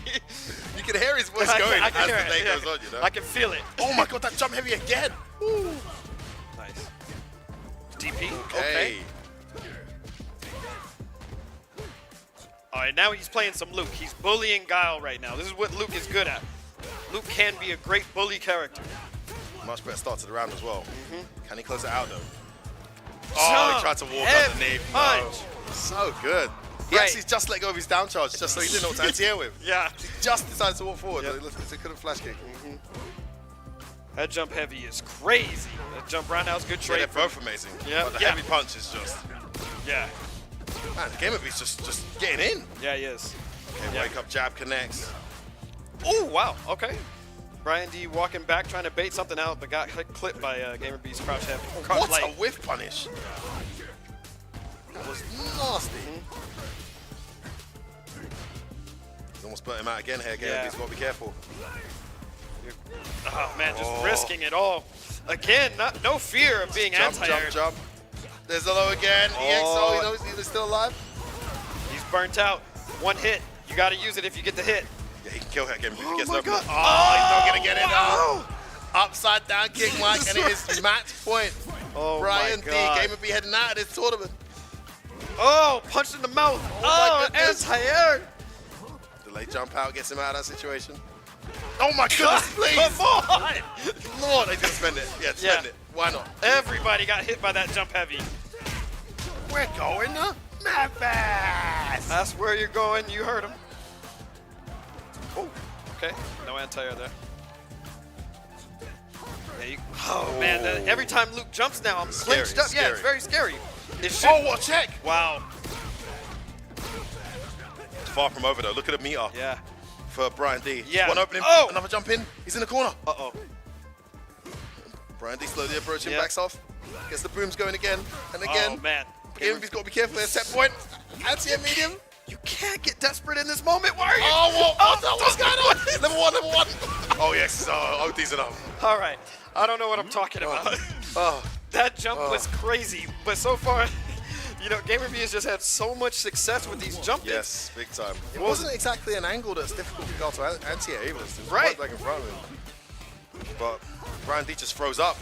I think Gamer B finally registers here. 2-1. Yep. Needs to turn this all the way around though. Ooh. Ooh. Big wow, jump again. yes, that was huge. That was huge. He made him throw that boom. That was such good approach play from Gamer B. Oh, no. Oh, what a reaction. The jab came out in time, cancels it out. Burnout. Oh, bad situation from Gamer B. Side switch as well. Nice. This round that was looking so good is running away from there. Oh, busted out to level 1. Has to do it. Oh my god, that jump. Finds these angles. Oh. Overhead hits. Oh, wow. He's in the corner. This could be his guaranteed. There's nothing you can do. Oh my. Wow. And the set point again. This is crazy. Oh, come on. What is these Gamer B jump heavies? Oh, no full punish. Great DP there on the side switch. Nice answer. Good response. Ready. Double jump. Yes. You gotta be scared of the foot. It's coming. Okay, he's ready this time. Yep. Oh my god, he jumps again. He is jumping. Oh, what? He had plus frames there. Gets back thrown. Oh, knee to the face. Oh, counter hit. Level 2. No, he wants to save it. Yeah. That's risky. Come on. Finish your plate, Mike. Come on. In the words of Yikes. This This is very risky. Why didn't he take the round? Is this going to come back and haunt him? Don't let it happen like this. This has happened all the entire set, man. Oh, he can activate the level 2. Okay, drive Russell's out. Again, we've seen this before. He's gonna have to block this out. Oh my goodness. He's gotta block this out. Oh, He's reached. Oh my God. Oh, just in time. Oh my God. Oh my goodness. That was the end right there. Gamer B is hanging on by a thread right now. He kept the meter. Yeah, that's what he wanted. Can he make it count now? Almost cost him everything. Oh, he's getting punched. Oh my Brian goodness. D is fighting now. Set point Brian D. Huge life lead. Oh! He's ready for the jumps. He's jumping. He's what? Reaction. It's a CA as well. Is what I like to see. He had it ready. He was ready to go. Can he make it count though, Mike? Can he make it count? That's right. Oh, he's jumping again. This could be the end Oh, game no. of me. Oh! Too far for the drive reversal, and Brian D is gonna execute a double jeopardy here. Two-time team kill on Gamer B, and unfortunately for the legend that is Gamer B, that's right, his esports tournament here, the Global Games Esports Federation, has come to an end. He's out of there, man. Brian D, absolutely solid, Mike. Yeah, you know, to what you were saying too, it's like we know that Brian D has plenty of experience, you know, assuming that he does play against, you know, his brothers in the DR. He's got plenty of experience versus Luke. But one thing is, I don't know if, say, the likes of Minna has prepared him for that amount of jumping in a match. No. That man, Gamer B, was successful with 842 jumps in that set. That is crazy. All of them hit. You know, you threw me off there. I thought you were going to say a percentage. I was like, 840. Okay, he's pulling my leg. No, but seriously, you got to give credit to Brian D because he absorbed multiple jumping heavy punches and heavy kicks into combos, into corner carry, and still won the set. Yeah. In this game, against Luke. Yes. Man, I mean, Gamer B was able to get in so many times, but didn't matter in the end. He was able to do it, man. It was very impressive from Brian D. And DR lives on, Mike. That's insane. What a game. Guys, that's our thoughts, but we've got the guys on the analyst desk who just saw that match. What a match, guys. Talk to me. Talk to me, man. Thank you, Femi. Indeed, there's a lot to say here in another segment of the STC Play Analysis Studio. Logan, let me start with you because that was your prediction over there. Yeah. Actually coming to fruition with Brian D's victory over Gamer B. Talk to me about this. Well, before that, we were talking about the other characters that Gamer B's got, right? And I can see why he doesn't need Cammy anymore because he's appears to have a character with an even better dive kick. It just happens to be a heavy punch from Luke. But yeah, that was an incredible display of composure. The big question for me was how is Brian D going to handle this international arena? And he handled it with aplomb. He looked so composed. Femi and Mike pointing out there that even though he was eating jump-ins for breakfast, lunch, and dinner, getting put in the corner back to the wall, he maintained his composure, fought him off, and was able to close out the victory. That is such an impressive display from that young man.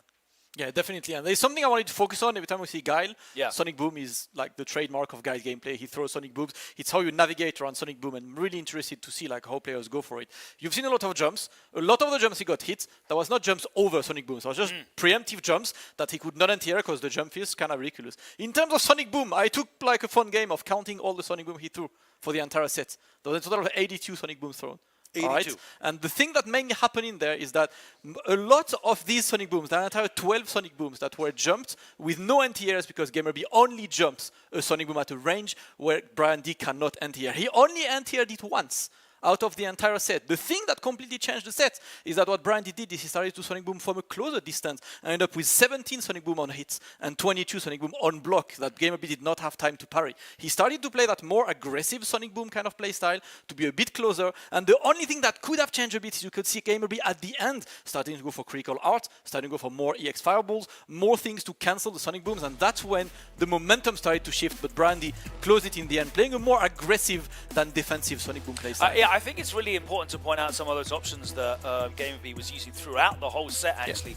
And you mentioned the OD Sandblaster. He was burning himself out every damn round. Yep. It was incredible. And he was desperate to use those OD Sandblasters because obviously if it beats the normal boom, he gets the knockdown, he's able to dash behind that and actually build some ground. When that stopped working, there you see the perfect time in there. That's another hard read. These are all hard reads where he went for that level 3 because he believed that Brian D was going to go for the boom on landing after the anti-air there. I don't know what happened in that situation, the weirdly whiffed throw, but it worked out for Brian D and he was happy to take that. But again, it's just so impressive that no matter how many times things seem to be going right for GamerB, Brian D was able to dig out a victory from somewhere. Yeah, and I think it has a lot to do with the way Brian D spaced himself in the entire game. He didn't stay away from Luke, because as soon as he stayed away, we could see GamerB either obviously just parrying a Sonic Boom or going, as you said, for the Sandblast, right? Because count is there, 9 Sandblasts to cancel Sonic Booms, 4 Sandblasts that just got a knockdown into GamerB having the offense. So at the moment, as soon as Brian D realized that he was using Sandblast to try and get this knockdown, he just went way closer, so you can't really EX Sandblast from that up close. You're taking a risk, so force GamerB to just block, get hit by the Sonic Booms. I really like, watching him adapt his play and not just say, because a lot of people see guys like, oh, he's just going to stay full screen and throw Sonic Booms. That's not the case. He's always changing his range to make sure that GamerB's options don't work. That's very much the DR style. You saw that from Kaba. Even going back to Street Fighter 5, he was always a very aggressive guy. He was never like a traditional Street Fighter 2 boom and flash kick Guile. He was using those normals. He was putting you under pressure. And we saw Brian D do the same thing. He was very much willing to take the turn and take the initiative and start closing down. We famously see those guys using the drive rush low forward very often. I think Brian D had a sequence where he put 3 of them out, one after the other, just to eat that space and stop Luke getting into that dangerous crouch strong range. We didn't really see GamerB able to use a lot of Luke's normals because he just wasn't able to play inside that range. And as you pointed out, it was Brian D that was getting into an awkward space and just putting the Sonic Booms out there so that there was not any room for any of that Luke crouching strong, stand fierce counterplay that we see used so often. And what a great display that was from Brian D. Yeah, I really love to see like the way he completely changed on this, because at the end of the day, the jumps I said that GamerB had were not jumps that beat the Sonic Boom game. They were jumps that beat the anti-air. He wasn't in a position to anti-air. It's just that the nature of jump fierce makes that anti-air way too hard to land unless you do it like quite early and really under it. Like the timing is quite annoying. So if you don't have down charge, it's going to be hard to anti-air. And that was really him adapting to be like, all right, he's not jumping really up close. I'm just going to keep going with these Sonic Booms at this range. Getting hit. GamerB lost a lot of life just getting hit by Sonic Booms because he was trying to be close enough, but being close enough means you don't necessarily have time to block. And you know what, Logan, you mentioned before what GamerB talked about with the myth of different reactions with age. There's also another idea of the different level of adaptability that comes with experience. And yet it was Brian D's adaptability that really showed itself, especially as the Masters discussed in the distance that he started using his Sonic Booms. So that's really impressive from him, and it makes him able to go forward further in this bracket as we look at where that leaves everyone. Unfortunately, that means GamerB's representation in this tournament is over. The next set we're going to have is going to be between the representatives of Poland and Malaysia, namely Merkin and Chuan. Well, if you enjoyed that last set, you're going to see more of the same because it's going to be Luke and most likely Guile. Yeah. And I do want to point out that Chuan was in the last chance qualifier. He had a great performance there, as did Brian D, using modern Chun-Li exclusively in that last chance qualifier. So in those 3 sets, it was only modern Chun-Li, which is a very interesting choice. Yeah, I really like modern Chun-Li. I think there's a lot of debate about modern, and Chun-Li is probably one of the characters that utilizes modern the best. One of the main things, obviously, her buttons that control the space are still there. In modern, she doesn't really lose a button that completely is really necessary for her game plan. But especially in modern, she gets quite possibly the best end here in the game. Because the up kicks are generally limited by the fact that the motion is down-down. And honestly, in a fighting game, doing down-down really quick is really hard unless you play on hitbox. It's very strict as well. Yeah. It needs to be down neutral, down and on stick, which is what Chuan plays on. It's very difficult to hit that pure I drop it a lot. neutral. Absolutely. You do lose a lot of stuff that makes Chun-Li very good, though. You don't lose a lot of normals, but you lose a lot of the stance stuff, which means she gives up a lot of her safe jumps. And in this game, we know, when we hear top-level players, I don't want to say complain, but bemoan, decry, wail to the skies that, you know, the risk of perfect parry is such a big thing on pressure. But if you have that looping offense where you get safe jump after safe jump and you can avoid the threat of that perfect parry back throw, it certainly makes things a lot easier for you. And giving that up with Chun-Li so she doesn't get the stomp, she doesn't get the stance cancels, I think that's a big, big thing. Modern, with Chun and possibly Luke as well, I think it's a good counter pick option. Yeah, I think we're seeing, you know, from some of the players in Japan. Obviously, we famously, oh my God, my brain's gone blank. Haitani has moved away from it as well. Most of those modern Chun-Li players are not pure modern Chuns anymore. We're seeing it as sort of an alternate, a counter choice now. But we may see it here, or we might just see that Luke Guile matchup again. You never know. It really depends. Again, it's first to 3, so you got time. But as you said, right, she kind of is a counter pick just because modern Chun-Li is amazing at defending. But on the offense, you said it right. She loses safe jump. She loses plenty of ways to get guaranteed pressure. If you want to play the offensive way, you're probably going to go either for classic Chun-Li or obviously we're talking about Chuan. There might be a Guile. We've just seen a Guile beat a Luke. You know full well that this matchup is not a matchup that Guile necessarily struggles on. Obviously, Luke has the tools to annoy Guile, but Guile has tools to annoy Luke as well. So that's really going to be about Chuan yourself. Like, what matchup are you comfortable with in playing against Luke? Well, he's having a bit of a tumultuous year at the moment, has missed out on Capcom Cup qualification, so this could be a big, big deal for him here. And of course, we talk about, you know, all about Chuan. Mirkin, a fantastic last season, only his second international event here. This young player from Poland, he's been a real breakout. A change from G to Luke is a huge difference, but it's been working for him. He's already qualified for Capcom Cup this season. So he's definitely on a wave, and he's here. He made it out first in his group, so he has some fantastic form at the moment. I'm really looking forward to this next matchup. We'll find out which character it's going to be that Chuan's going to be using, and whether Mirkin can continue his great form. That'll be the challenge for the young star Mirkin. We've seen already Brian D carry the flag for the youngsters. We'll see if Mirkin can continue that when he takes on Chuan as we go to Bara and Atiq and go with Mirkin versus Chuan. Well, big shout out and thanks to you, awesome talents. And now, Atiq and viewers around the world, we're ready for another match, even though the former match was fire. But now we're going to go for more hype with more nations and territories competing right here as Clash of Titans and Gamers, right here at the GG 2023. And now we are ready for the next match and for the next announcement. يلا يا عتيق. بالضبط المباراة الجاية ما راح تكون مباراة سهلة لأن شفنا عندنا اللاعب اللي من بولندا تحديدا قديش انه كان هو لاعب صاعد وجالس يحقق حتى برضو انجازات كبيرة وبرضو تأهل إلى كابكوم كاب معنا في السيزون القادم. مع ذلك خصمه برضو عنده خبرة كبيرة 10 سنوات في هذه اللعبة. عشان كذا أعزائي المشاهدين خلونا نبدأ نرحب باللاعب الأول ممثل دولة بولندا. أعزائي المشاهدين سمعنا تحية لأمريكان.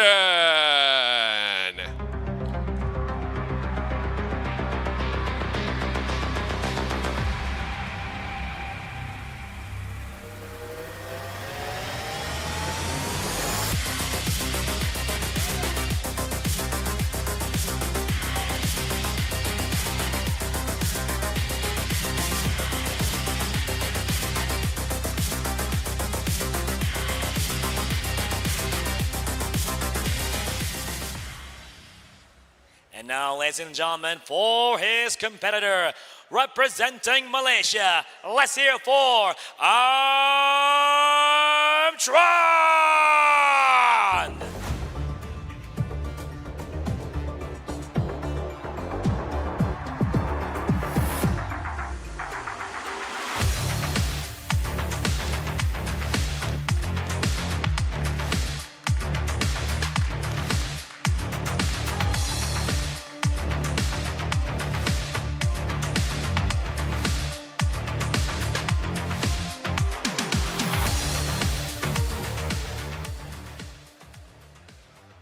And ladies and gentlemen, viewers around the world right here watching us in Saudi Arabia, Poland going against Malaysia, another one for the books. And of course, we're going to have another beautiful, phenomenal casting with our talents coming up.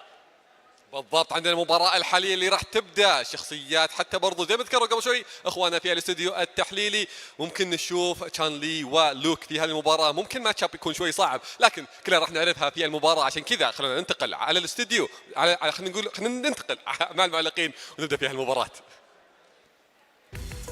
Flying that modern flag is Chuan, coming from Malaysia. Lovely place to visit, I must say as well. Going up against Mirken, who not only did he have a breakout performance last year, qualifying for the Capcom Cup in Street Fighter 5, has very quickly become an extremely strong player in Europe for Street Fighter 6 and will be doing his best to represent wherever he can. He's been having great set results in casuals. He topped his group. The group had some killers in it as well. He is performing out of his mind this weekend. It's going to be, I believe it's going to be Chun-Li versus Luke. But, I mean, you know about Chong. We've been following Chong for a while, but obviously where you are now, might living in Singapore, I imagine you must match up with him online. Maybe you guys play sets, I'm not sure. But the move away from Gao to add Chun-Li to that, but also the move to modern for a player who's traditionally strong with a classic mode. Interesting that choice from Sean. Yeah, I mean, you know, we definitely would match up more, but I think there's a point discrepancy between us. So sometimes I don't, you know, he doesn't reach me like when we're playing online for some reason. Because you're so much higher than him in points, right? Well, you said it. Your MR is, you know. That's right, exactly. But what was it? I think it was like 14 or 15 last time. Come on now, let's not get into specifics. You know, they're just numbers. It really doesn't matter at the end of the day. But Twan, this is somebody who, you know, at the start of Street Fighter 6 was, you know, experimenting with Guile. Obviously, this is somebody who had a ridiculous Guile in previous games as well. And moving into 6, we kind of saw a change. He started switching to modern Chun-Li a few months back, but then I'm pretty sure I have seen him rocking modern Guile as well. Yeah, this man is fully, like you said, embrace the modern flag. You know, and I like to see that. You know, this is something that a lot of us talked about and speculated in the beginning of Street Fighter 6. How strong is modern? You know, is it going to be something to take over? And I love to see how Twan is somebody that's stuck with it and is like, I'm picking modern no matter what. Yes. Is he going to pick modern Guile here? I don't know. We've seen, you know, I think as Logan kind of mentioned before, you know, he's trying to get that early peak. I'm trying to see if he's playing on hitbox as well. Oh, you're trying to see if he's got all of the. That's when you know he's tech. all about the latest set, man. Hitbox, modern. Is he? Okay, Logan confirmed he plays on arcade stick. Maybe missing a trick there, playing these charge characters on modern, sticking the hitbox, and you know suddenly Chuan ain't losing to anyone. Who knows? That's right. But modern Chun-Li we've seen represented and done very well in tournaments by multiple characters. Modern Guile is not one of, I conceptually when I think about it, it makes sense, but I've not actually seen that. Yeah, it sounds like the dream come true. Right? You know, you got your one-button sonic booms, your one-button flash kicks, everything that you need right at your disposal. But like you said, it's not something that we see too often. No. Why? And I think that's because, you know, classic Guile, I mean, every Guile player, nobody just goes to Guile, right? They've all been playing Guile for a little bit. Yeah. But now I question about Brian D. Because was Brian D born when Guile was, you know, I don't know exactly. Some people were born to play Guile. He's probably a reincarnation of a Guile player from the ST days. That's right. And we're already underway in the first match here. Let's get it. All right, modern Chun. That was an interesting. I think he tried to frame trap there with that. You know, one of the things that's just so dangerous that I see, obviously that, but with modern Chun is it's one button anti-air, right? Yes, one button anti-air. So good. Is that a perfect parry into the dash? Nice. He's put himself out, but he's got some momentum here. Yeah, let's get that corner. Where you going, says Chuan. That reaction was insane. Oh, this is modern, baby. We're modern now. Baby. This is the new era. That wasn't even a cancel, Mike. That was crouch medium, and then he saw it later. He was like, "Oh, you tried to." Hold on, let me just check my notes. Right. If I press this button at this point, bang, got him. Insane stuff right now. Yeah, look at the aggression here from Chuan is actually insane. Good parry. But to be fair, something America mentioned is that he said, "Oh, modern baby! No way! This Both is sides. Where you going?" Oh my God! One thing you have to recall. Well, let me just see how this match plays out, because there's still plenty of time for Luke here to do something. Oh, that's so sneaky. Yeah. So good. He's buffering. Oh my God. He's Oh buffering. my God. What is that? What is that? He's buffering. It's intimidating. I'm scared. I'm scared. I'm scared. What is that? Oh my God. He got mind checked. Oh my God. He got mind screwed there, man. Oh my God! What was Chuan doing? Nobody knows. Everybody was holding their breath. Only Chuan knows. That's right. Everyone in the arena froze up, Yes, right. including Mirkin. Yes. Mirkin was like, "What the? Yeah, what's he doing? What's going on? Why is he doing that? Stop it! Stop it! Look, Look, once he's done again, it once again. It's Muhammad Ali. It's the twinkle toes. That's right. He's got his opponent distracted. Oh my God, it's working. Chuan is on another level. Chuan, what is going on? Reset. He is playing Street Fighter 7 right now. Max damage. He's gonna kill him with a level 1 Nova. Wouldn't have killed him with modern, by the way. Oh No, my my goodness.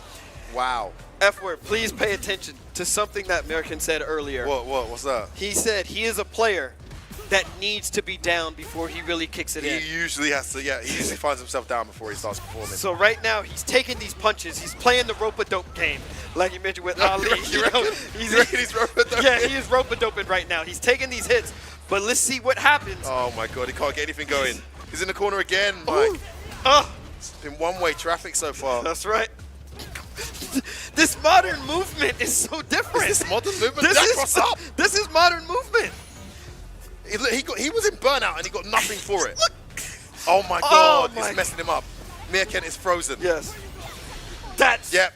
Just press the button. insane. Just press the button, bro. Just a button away from victory Press the button. is insane. Press the button.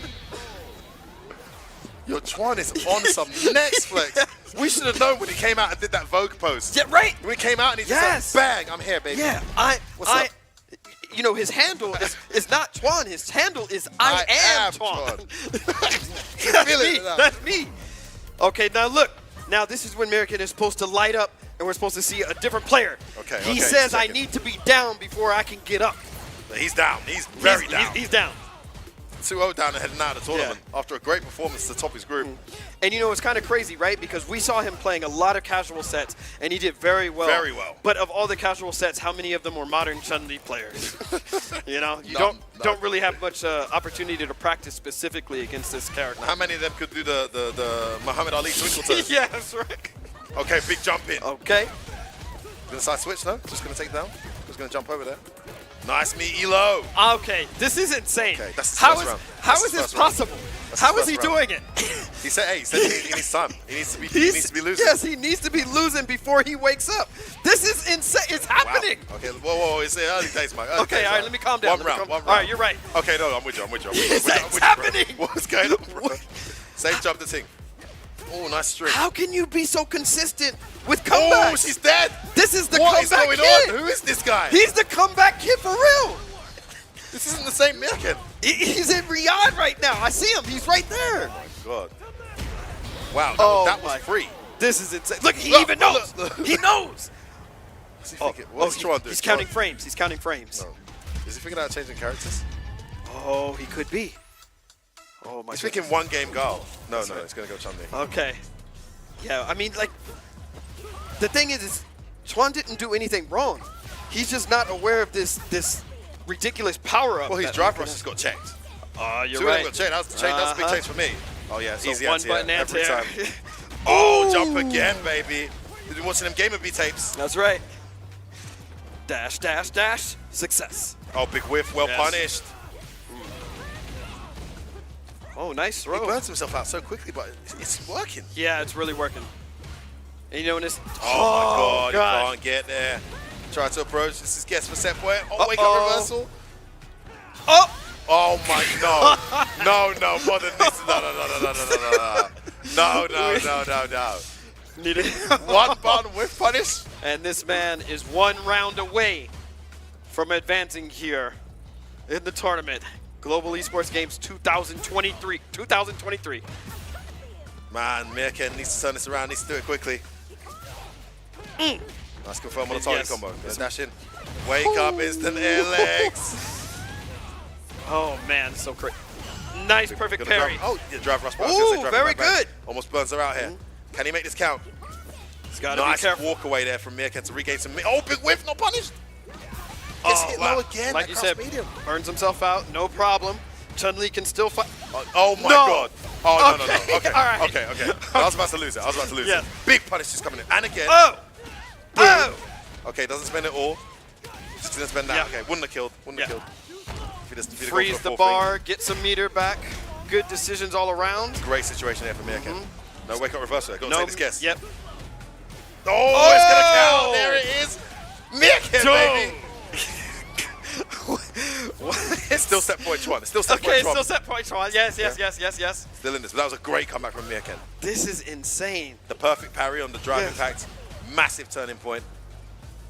Can he get momentum back here? Oh my gosh. I saw him in casuals. He was playing somebody. He was down 2-0. That crouch and then medium came was back. good. Yeah. Yeah, It's I kind remember of that. ridiculous. Like he says, no, I just need to be down before I wake up and play. Man, he's definitely living up to that right now. Yeah, but it might he be is. too much to come back from, though, Mike. You're right. And look at that. You know, just the confidence to walk forward against Chun-Li, which he's got that crouch medium Oh, that kick. crouch Drive medium's rush. so scary. Yes. The fireball behind it. No meaty throw again. He's had the opportunity to throw a bunch of times here on that knockdown. Got to be careful. That next hit might lead into it. Oh Never my mind. god. Oh! All right, too early. Oh, The no! modern's too good. Oh, big my bait. goodness! Meerkat. It's Gonna burn her happening! out. Oh, she's gonna recover the cage. Almost had burnout there. Oh, there's that anti-air, so good. Yes. Goes Oh, in. wow. Full Still, throw. oh man, one more hit's gonna do it. Oh! Stare down. How the fireball connects? Oh, burns out. What? Random drive impact. No! Random drive impact. Do it, Meerkat. Oh my god! No, it would have worked. Oh my No! god! You can't do it against modern. Oh Can't. man! In Wow. case you didn't know, he is Twan. Modern Chun-Li has advanced in the tournament, putting a win for Malaysia up there. Congratulations to Twan. What a dominant performance. Checking his notes. Modern, baby. Let it be known. Modern, baby. Holds up the M. Lets it be known. Clip the that. modern Malaysian master right now. You had that ready to go. Insane. Yo, high five, clip that, bro. That's right. Hey, listen, guys, seriously. Yeah. His modern gameplay was so advantageous that he did the super 10 frames too early. That's right. on the jump in. Right. And it didn't even combo. Oh my goodness, that is what I like to see. That was some Wow. crazy play, crazy adaptation. You know, I wanted to see if Meerkat was going to do the impossible and bring it back. But to be fair, Twan was just a little bit too much. And you know that modern play style is there's not enough information on how to stop it right now. Man, Schwan just with a massive statement. He came out on the stage like, ooh, modern baby. And then he freaking did all that stuff. He whiff punished a stand medium punch. Yes. Or a stand heavy punch with level 1. Yes. One button. No problem. Just do it. That's insane. This man is out here. He is going to put the world on notice to modern. Everybody's going to switch to modern after this tournament is done. I feel it coming. Yeah. Well, I mean, everyone's going to at least try it. Yeah, exactly. You got to at least try it after that, guys. Yeah. Are you telling me there wasn't an advantage there? Tell me that. I mean, obviously the What was that? teabag. What was that? I don't know. But that was clearly Meerkat was getting thrown off by that big time. He did it. And then he did a dash cross medium kick and it hit. And then like, Meerkat was like, what's going on? I don't know what's going on. Yeah, he just let go. He didn't know what to do. He stopped It playing. was He too stopped much. playing. So that was one thing. But the modern game plan was. I'm looking forward to seeing him play again. Absolutely. He could be the dark horse to take the whole thing. I don't know. We'll see. I mean, guys, analysts there, talk to me. I mean, what is it with this modern Chun? Is this the one that's going to win the whole tournament? Should we all be playing modern? Are we missing a trick here, guys? Ahmed, Damascus, Logan, talk to me. Back to the STC Play Studio, and yeah, Mike, Femi, I'm about as confused as you are, to be 100% honest. Logan, you came in with this intel on the modern Chun-Li. Maybe you would be best positioned to help us understand what was Chuan doing with that movement. I think one of the things that guys on the commentary pointed out that I think is really, really pertinent in that is when you face a player using modern controls, you have to change your muscle memory. And we see so many instances. There's a great moment that we will all know happens in Street Fighter 6. You've got this much health. Someone drive impacts you, and you're like, yeah, I'll drive impact back. Oh, I haven't got the health to absorb it. Your muscle memory lets you down. And in that tense moment, you're not able to change what you do. You've trained so hard to do. The matchup against modern characters is exactly that, but at a macro scale. And you saw Mirkan really fall down in that sense because he was frozen in the headlights in that matchup multiple times. Obviously, we had the very, very obvious example where he was pinned to the wall and Chuan was just standing in front of him, so sort of doing this. And I had to check really, that he was not on hitbox, by the way. That looked like hitbox movements. He really, really had the advantage, and Mirkan could have gone in for the kill, but it was Chuan that hypnotized him with that movement. He didn't know what was going on. He wasn't expecting that because it's so different to his normal Chun-Li matchup experience. And there were so many instances of that where he threw fireballs or whiff buttons that he probably, if you ask him, he'll know he can't do that because of the risk of the modern reactions. But he still did it anyway, and it was a really punishing display here. The first game really gave us so many moments, right? As you can see in the Savvy Gaming reel, exactly what Logan was talking about with that very first reaction and the control. Again, it seems just like as you mentioned, he would use that movement to throw Mirkan off. And all of a sudden, while Mirkan is busy thinking about what is I Am Chuan actually thinking about, by the time he actually gets to it, he's lost the round. Yeah, I think Logan said it best, like, the muscle memory is a thing. I've seen countless matches of very high-level players who play against someone who's modern, and they just forget they can't throw a fireball at what point, whenever they got bars. That's a lot of what happened. You could see that Chuan is really playing in with this modern approach. He keeps his distances. He whiff punished, a normal super. He almost whiff punished a crouch medium kick with the level 2 as well. I think he did slightly too late. But I think the next step for this is we don't play against that many modern people, especially Mirkan being in Europe. There is no high-level player in Europe who you plays just modern. reminded me of an identical situation to this that we spoke about before this tournament with Kusanagi. He did the same thing with Luke. You can't throw the fireball. You know he's got modern. You know they've got reactions there. There's things that you just can't do when your opponent But you know what has you the can modern do, controls. Because there is something I notice on like pretty much every modern control player, and this match included, is like when you play modern, you are so blessed with these powerful reactions that you tend to focus on these reactions so much. There were moments in this match where Chuan decided to go for a reaction level 1 in anti-airs that could have been done with a down kick. The up kick would have anti-aired there. There was even an instance where the level 1 only hits. It only got one hit, and it gave Mirkan the punish. And that's kind of the thing that you should look at exploiting, which is he's on modern controls. He got a bar. You know he's likely to be.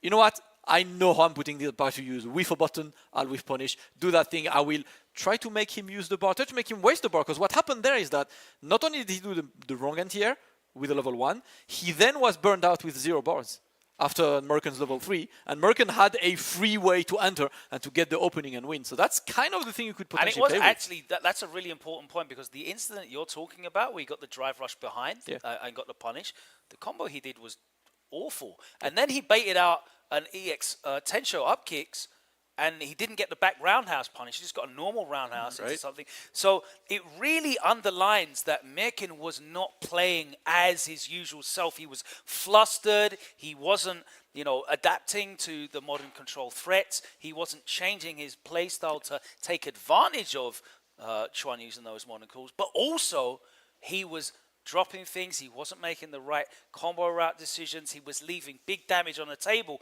And if you talk to Valmaster, he'll tell you that Luke, when he gets those big punish combos, there's a significant amount of damage there available in that matchup. Unfortunately, Mirkan wasn't able to display that, and he has now dropped out of the tournament. But Chuan advances, so we're going to see some more of that modern control put to the test a little bit later on, hopefully. And I think one of the most interesting things with Chuan is just the bravado behind what he's doing. There's a certain layer of confidence he's showing in and out of the game with what he's doing. The little M sign he was throwing in and around that, the look he was giving to the camera, that is going to send the signals out to one of his possible next opponents between Flawless Deku and Evil Kra, and we'll be getting to that momentarily. But what signal do you think that sends to everyone else in the tournament that could come up against I Am Chuan now? I think for the players in the top half of the bracket, they're very, very experienced. They're not going to care. I'll be honest with you. I think someone like Brian D, it's not going to bother him at all. I think Wes is just going to, that's just going to be a big flashing go sign for him. All right, you got the modern reactions. Doesn't matter, you're still not reacting to my drive rush anyway. Let's go, let's do this. I think for me, it's very entertaining to watch. I think from what I saw, because I made the effort to go down and check out those LCQ matches that happened out the back of house, he didn't have a good time against Brian D. It was a very, very tough situation for him. The modern controls in that matchup made no difference at all. I remember he went for a level 2. It just went straight into the light slow boom, ran out of invincibility. It was a damp squib. The damage output, of course, is even less, and Chun-Li doesn't do the most damage in the game off of most of her conversions unless she's dumping a lot of super meter into them as well. So I think as we progress through the tournament, it's nice that the modern's here, but there's a reason most of the players are moving away from the modern controls rather than moving towards the modern controls. And Brian D is not one of the potential opponents that would come up against Chuan for the moment. That match to decide that will be between Evil Kra of Chile and Great Britain's Flawless Deku. Now, we're going back to Luke versus Guile, which is a matchup we already watched with Gamer B and Brian D earlier, but now with two rather different players that are coming up. Flawless Deku, Logan, you have probably the most familiarity with him thanks to his constant appearances on Winner Stays On and the UK side of the Pro Tour. How do you think his approach to this is going to look like? He's a very interesting prospect because his career, we saw him emerge probably over a decade ago, and he's been a present part of the community. Street Fighter 6, he dived back in though, and he's been Luke the whole way. He's been very, very active in all of the offline activity that we have going on in the London community, and also the online activity, which is of course how he got here. One thing that I have noticed about him though, he is very, very hungry when it comes to using his bar. He will dump a lot of meter very, very quickly. So we need to look out for that. Hopefully he doesn't put himself into too many bad situations. All right, well, that'll be interesting when once we get to the set. But before that, we have a little something that we're going to share with you guys, where we were able to go more in depth with several of the players and kind of get into their thoughts and understand what's happening as far as their preparations for this tournament and several other insights. So let's go ahead and exhibit that. My bad. That is going to be a little bit later on. So let's go and go back to thinking about Deku versus Evil Kra. So Evil Kra from Chile, a hotbed of talent that has had world champions in multiple fighting games, but not so much in Street Fighter. It's not the region that we know the most for Street Fighter, even though there are a couple of players that we can think of. The World Warrior series is a very good way to showcase the talent on this. Evil Kra is definitely a player that outside of a few World Warrior mentioned I didn't know about, before. But seeing that he was first is definitely the argument. The thing is, we didn't mention he lost to Flawless Deku. He's actually a seasoned player, by the way. I just want to throw that in because I know we're going to get into this. He made top 8 at EVO in 2012 for Street Fighter Cross Tekken. I didn't know that. So there you go. He's got a storied history in that. He's back for Street Fighter 6, and he's up next. All right, but before that, we're going to start with that interview package we mentioned earlier. So let's go ahead and understand more about our competitors here in Street Fighter 6.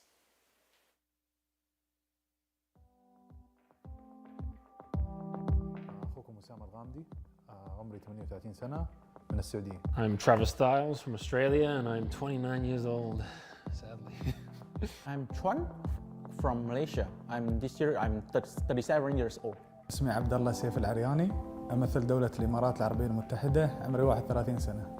اسمي علي العقيلي، عمري 23 سنة، ومن الكويت. My name is Merkan. I'm from Poland and I'm 22. Leandro Villardo, and in game I'm Gecko or Gecko. I'm 28 and I'm from Italy. My name is James Frederick Prado. I'm 26 and I'm from the Philippines.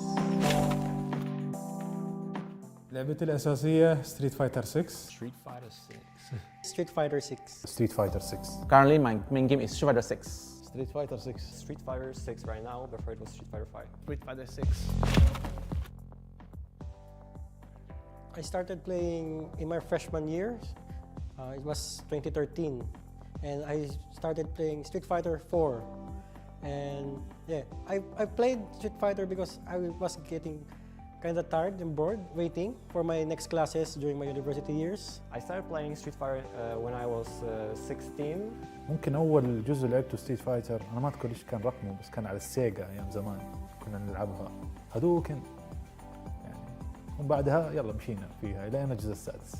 Definitely as a little child, I was playing like Street Fighter Alpha 2. Just for fun, like how you play any game. But in terms of competitive nature, I started with Street Fighter 5 in 2016.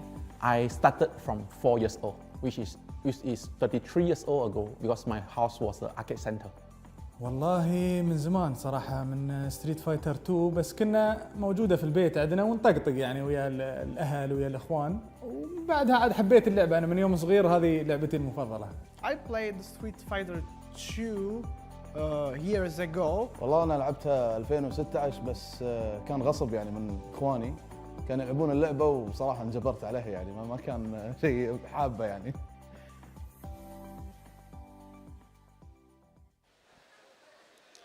مباراتنا كل ما لها جالسه تحمى اكثر واكثر، وهذه اخر مباراه معنا في ربع النهائيات واللي راح نشوفه مباريات اكثر حماس معنا الى ان نعرف من هو البطل اللي راح يكون معنا اليوم. وجالسين نودع حتى برضو ابطال معنا رغم ان المنافسات جالسه تصير جدا حاميه والنتائج كانت حتى برضو نفس الشيء كلها 3-1 انتهت الى الان يا براء. يعطيك العافية عتيق. You're absolutely right. Every match has a different kind of flavor to it, different kind of hype, a different kind of memory leaving behind us right here at the GEG 2023. But I guess we are ready for this match. You ready عتيق؟ Of course I'm ready. أعزائنا المشاهدين عندنا الآن برضو منتخبين جايين يشاركون معنا في هذه المنافسة، فخلونا نرحب بالمنتخب الأول من Great Britain. سمعنا تحية لفلولس ديكو.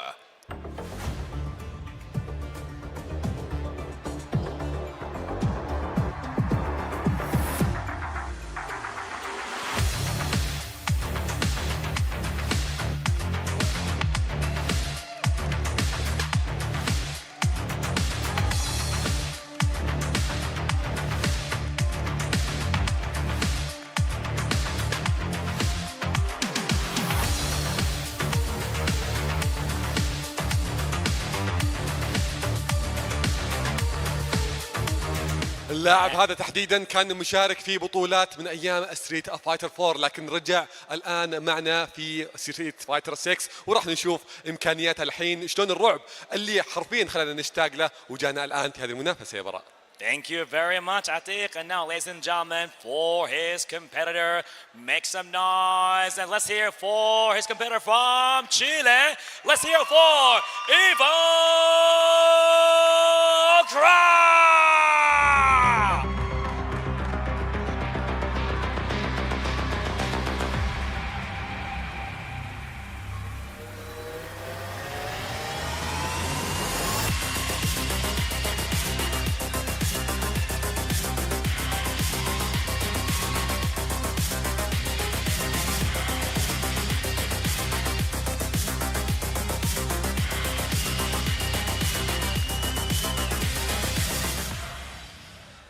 تعجبني الثقة، الدخول اللي زي كذا يبين لك أنه قد إيش واثق من نتيجة هذه المباراة، لكن للأسف أن واحد فيهم حيودع هذه المنافسة، المهزوم حيطلع منها والفايز راح يستمر معنا في نصف النهائيات وراح يواجه فيها. عندنا برضو منتخب ماليزيا بعد ما فاز مباراته الماضية، ولكن بكل صراحة عشان نبداها لازم ننتقل برضو مع المعلقين ولا ايش رايك فيها يا براء؟ You got that right, Atiq. So, ladies and gentlemen, there you have it. Chile going against Great Britain. What's going to happen here, especially with this amazing entrance happening here at the main stage here at GEG 2023. But for more details, ladies and gentlemen, to our casters Fire it up. Let's go. Evil Crawl versus Flawless Deku. This is gonna be kind of insane. Look at that. The man's got the shades on. Is this something that we're like a hint at what we're gonna see? I think that is a hint of what we're gonna see. We're gonna see some guy. Jordan's gonna kick his butt. It's coming. UK's winning this tournament. It's coming. Jordan's gonna win. This Oh, no, we're live. He has a theme song? I didn't get the lyrics. Where'd you get Completely the unbiased commentary. I'm really a big fan of Evil Cry, actually. Hope he does well here. Forget the British accent, guys. I'm not rooting for Jordan. Oh, no. May the best man win. Jordan, whoop his butt. Come on, baby. UK. As you can see, there's no bias here. I like that. But, come on. Let's be real. F-word bias? It's not even possible. Exactly. But let's talk about that a little bit. So you know a little bit about one of the players here. Is that right? Flawless Deku? Yeah. Oh man, I've been playing this kid for Yakkers. Yeah, no, he was a pretty decent player in Street Fighter 4. Became quite a strong player in Street Fighter 5. Okay. And, I think this is his strongest Street Fighter in his Street Fighter career. It's very young Street Fighter career, but it's the first game where he really seems to have immersed himself, into full-blown training, really just constant playing. Yes. He's obviously got a career in the background too, but he's pretty formidable. Yeah, he's one of the guys that's holding his own in the World Warriors and competing locally as well, rocking that look. Yeah. Yeah, you were mentioning that you've seen him playing since he was kind of a young kid, but the person that he is also playing against, as I think we kind of learned, is also been playing for a very. I said I recognized his name when I saw it on the sheet. You did, yeah. I didn't know it was from Chile, but Evil Cry, I was like, man, I know that name. That's right. And a lot of people reached out to us to remind us who this guy is. Yeah, I saw that. Something that I do, I have to admit, I was lurking. So I was lurking on your Twitter, Twitter page, and I think somebody posted a photo with Puffy and Dominion all in the same photo together, right? Yeah. Yes. So I was lurking. I admit. Two guard players and a cheap Cammy player. Oh my God! Don't know why they're friends. Yeah, just a league of cheapness there. So are we going to see? I think the shades might be a hint of two things. It might be a hint of style while playing, but also a preview at what character we're going to see here. Yeah, I mean, he's a guy. I mean, I feel sorry for Jordan because he just had to be playing all these guys. Sorry, Flawless Deku. Let's call him by his handle. Right? Okay. But man, it's been a Luke versus Guile. Second one we're going to see in this top 8. Almost saw it with Chuan, but didn't need his Guile because his Chun-Li was so good in the match. That's right. Against Miyaken. So we're going to see now Evil Cry with all that experience. Chile, a very strong region, by the way. They've got some decent players over there. They connect also with the wider, kind of South Central American scene where there's also a lot of players. And I imagine it's a matchup they've got plenty of experience in. That's right. We have it too, but Jordan's had a hard time against people like Rain Pro, for example, who's a very strong Guile, who's currently in the UK. That's so right. we'll see if he's been able to evolve enough to overcome Evil Cry. There we go. Already just starting out, ripping that Guile there. Evil Cry. Oh, nice start there. I like it. Walk back across me. There's that jump in, perfect parry. Oh, doesn't get the punish though. We saw GamerB land every single jump heavy, but jump heavy. No, you mean dive kick. Oh yeah, sorry, my mistake. Sorry, I got the move list wrong. Yeah. Oh, nice flash kick there. Now this is what a matchup is supposed to look like when you're playing against Guile. Extremely difficult to get in. Guile just holds his own. No, I mean that jump was good, but at least he had to. Oh my goodness! Never mind. We're back. I'm done. We're back. Luke is back in the building. Good Lord, that button. Oh, and it all started from there, and the momentum's continuing on. That's right. Safe jump. How safe was Love that jump? That was looking really safe. You see the memes where Guile is sitting there, crouched in a building. You say, what do? You know what Luke does? He doesn't care. He still jump heavy punches. Just as you said it, he Mike. does not care. You called it. That is what Luke does. That's what Luke do. The sidekick commentary from Mike Ross. Good Lord. Oh, there it is again. Just do it. Luke clearly flexing his mixed martial arts right now. Oh, he's mixing up now. The Yes, jump he into the is. throw. The parry's obviously the option. Okay. Careful to try and escape that jump fierce, but it doesn't matter. And Jordan looking so good right now. Flawless Deku's going to take this round with this level 3. Oh my goodness, we might hear the theme song for Flawless Deku playing again at some point later in this matchup. That was a clean first game there. Man, he just Flawless sent it to Memphis in record-breaking time that second was, round. Yeah, in record time. And I like what you said, Mike, because he actually saw a bit of the zoning, a bit of the where you can have Luke trying to traverse the minefield of of sonic booms and normals Yep. for a period of time. But once he does get the read on Gal's patterns, Yes. and Flawless Deku's very good at understanding the patterns of his opponents. Yeah. Once he has a read on those patterns, Yeah. it's going to be very difficult. So Evil Crow's got to change it up here. He's got to get better at reading what Jordan wants. That's right. Otherwise, it's going to be very difficult. You know, something I don't like that I'm seeing either against every Guile so far is something you all were discussing earlier in the hallway, saying that one of Guile's weaknesses is people say you just jump in at him. This is a character that's got some of the best anti-airs in the history of fighting games, and but it just shows that Luke is right. Yeah. Luke is like, no, Well, Luke in particular, Yeah. jumping is insane, bro. Luke is saying, what's the problem? You're right. Just jump at him, right? That's all you got to do. Look, he doesn't even know what to actually air with. He's hesitating. Oh, nice. close, Oh, okay.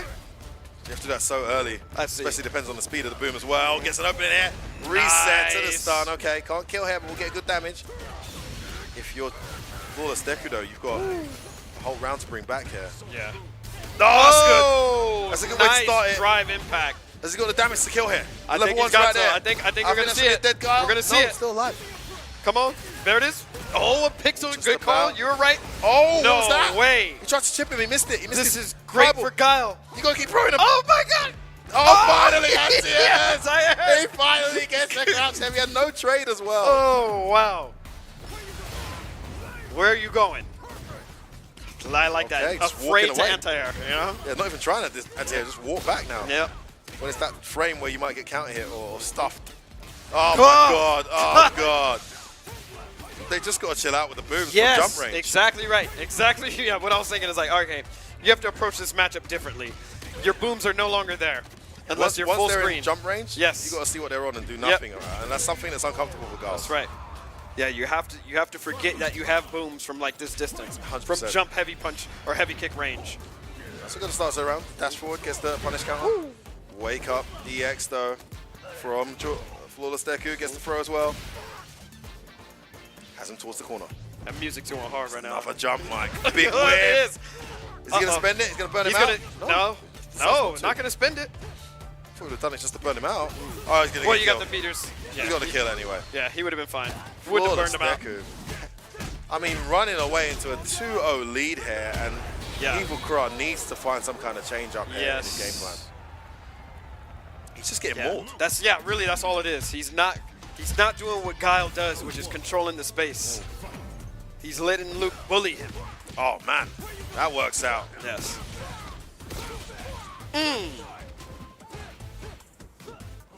Okay. Again, he just feels the need to throw those booms at that range. Yeah, that's it. You're done. You don't. That's information being recorded. Yes. And then he just walks forward and does a crouch medium. God, that's insane. Luke. Oh. Almost. Yeah. If he did the roundhouse, it probably would have hit. Okay, nice. Gets that back throw on the parry. Woo! Popping him up. Okay. Turns him out. Evil Craw going in. Okay, and again. Oh, what a round. What a round. Okay, that's the momentum he needed. Yeah. We're going to see another Mirken, but this time hopefully better. We might. Okay, we're seeing anti-airs. Only once, never twice. Yeah, he saw us too close that time. The jab check, okay, in I like between the that. string. Yeah. Get some distance there, closing the gap. Ooh! Wow. I like that. Okay, there it is. Less booms we're seeing. Wow, gets him jumping up his. Oh, you might be right. Okay. Evil Craw, the jump just hits, Mike. Yeah. 2-1 now. Pretty crazy. That was actually, yes. The adaptation was slightly there. We saw a little bit less booms. A little bit less booms, Yeah. especially when Flawless Deku got into that jump range. Yep. Being more respectful of his opponent, encroaching into that range where he can get jumped in on. And then a few times he doesn't even challenge jumping, which I like. Yeah. So he's actually using that guard walk back speed, which is pretty rapid. Yes, it just is. to get out of that range. And because he's doing jump heavy punch, which has less range than jump heavy kick, right. he's just whiffing on some occasions, and he's back to neutral. That's right. We'll see how long he can sustain it. Okay, There it reads is. that one. Sometime. Okay. This looks Mr. good Whiff for Evil punish. Crow. Oh, yes, this does. He changed it up. Let's say hypothetically, Flawless Deku is your boy. It's looking a little bit dangerous for him right now. I mean, hypothetically. Hypothetically. I'm completely neutral, man. That's correct. Completely neutral, mate. But Come on, Deku. Come on, son. Jump every punch, mate. We let some people from the crowd in. We got rid of that. So Get don't worry out of about here, you. that. What are you doing here? This is a place for completely non-biased commentary. That's right. Oh, swing. too far for the heavy punch. Oh, man, that from Flawless Deku is going to get himself to set point. Get in there. I mean, really good play. Phenomenal stuff. Huge. That was a huge bait, though. Huge bait. Okay. Jumps at Guile, takes the ultimate risk. Sometimes you got to test the Guile's reactions. Nothing wrong with jumping at Guile once. He's got no boom for 3 seconds, but he's not playing the neutral very well without the boom. That's right. So I think he's got to go work on. Still in there. Oh, Flawless Deku approaching level 3 as well. Horrible situation for Evil Crawl. Here comes the whiff. Oh, you called it. Mike Ross, the boss. I'm just saying. He knew. He's playing in the Street Fighter. I'm saying. He knew what the opponent wanted, 100%. and he knew what the guy on the defense wanted. That's right. And Flawless Deku is going to take that 3-1. Incredible playing right there. Flawless Deku. You know, there it is. Oh, so yeah, that's the Chilean players from League of Legends, right? Oh, they're going to be feeling the pain, unfortunately. Their teammate unable to get the victory there. And Chile bows out of the Street Fighter 6 tournament. I think they're still in some of the other games here. That's right. Global Esports games. This is a phenomenal event here in Riyadh, Saudi Arabia. But unfortunately, on this occasion, it's going to be the UK that's going to take the win over Chile and march on Jordan, who barely qualified. He had to go through the round robin, the last chance qualifier. He got second place in his group. People in second place have to then play each other, and the top 3 out of that round robin then go through. And he had a last minute, match point both players, last hit against Travis Styles to actually make it to this top 8 and stays alive in there. So a massive result there for him in that victory. That is definitely an incredible run. And again, definitely shout out to Evil Craw for putting on a great performance here. But Flawless Deku was just a little bit. It's coming. Esports is coming. Sorry. Go ahead. I love that. The man's got his own theme song. That is absolutely incredible. It's an English thing, you know. You heard it once or twice. Okay. So yeah, no, great play. Yeah. I think Deku's got a good chance here. You know, he's got some matchups that not too worrisome there. I mean, not that Luke has any matches that give him much trouble, but I think he can take a lot of confidence from the way he performed. It was a pretty dominant win, despite a nice adaptation at one point from Evil Craw. A little bit of honesty right there in the Luke matchups. And I mean, we've seen this matchup already earlier today. And I have to say, the matchups definitely looked a little bit different to me. You know, we saw one Luke here, one Guile here, but I actually don't know what I'm talking about. But there are some people that do. Let's go over to the analysts right now so they can help break it down for us. Thank you, Mike and Femi. Back to the STC Play Studio. And Flawless Deku, guys, essentially living up to the flawless part of his name with a performance that was a picture of confidence. Take me into that. What was Flawless Deku doing so well? I think it's interesting because I was talking to him earlier, and I was like, you're playing the same guy from yesterday. And he's like, I'm actually happy about this. I won yesterday, and I think I'll win again. Like, he could see the game. He could see the way his opponent played. And you see, right, I think Flawless, his game plan was absolutely perfect. I went to my game again of counting the Sonic Booms. You know, compared to like Brandy that had about 90 Sonic Booms and 40 that were useful to the game. 39 Sonic Booms total, only 9 of them hits. Everything else got like blocked, parried, jump and hits. You know, Jump was always Flawless Deku utilizing that game against his opponent. And Evil Craw, unlike Brandy we've seen earlier, who was completely changing his playstyle and the space that he used Sonic Boom at, he was not changing that rhythm, and that rhythm kept being exploited by Flawless Deku slowly but surely, forced him to stop using it. He only used that jump fierce once at the beginning of the game, right? Yeah, I was going to say, he didn't change his rhythm, he just stopped his rhythm. You pointed out the complete lack of Sonic Booms being used, and that then allows Luke to get into these ranges that make his normals so frustrating. Guile's got some fantastic normals to control that mid-range space. We didn't really see any of them, and of course we had that highlight reel of the war crimes committed by Jump Heavy Punch from Luke. I will be sending the tape of this top 8 to a very specific Ministry of Propaganda so they can put their case across for these Luke jump-ins to be normalized, I think is the correct term. But we did see a little bit of success for Evil Craw when he actually went on the front foot there.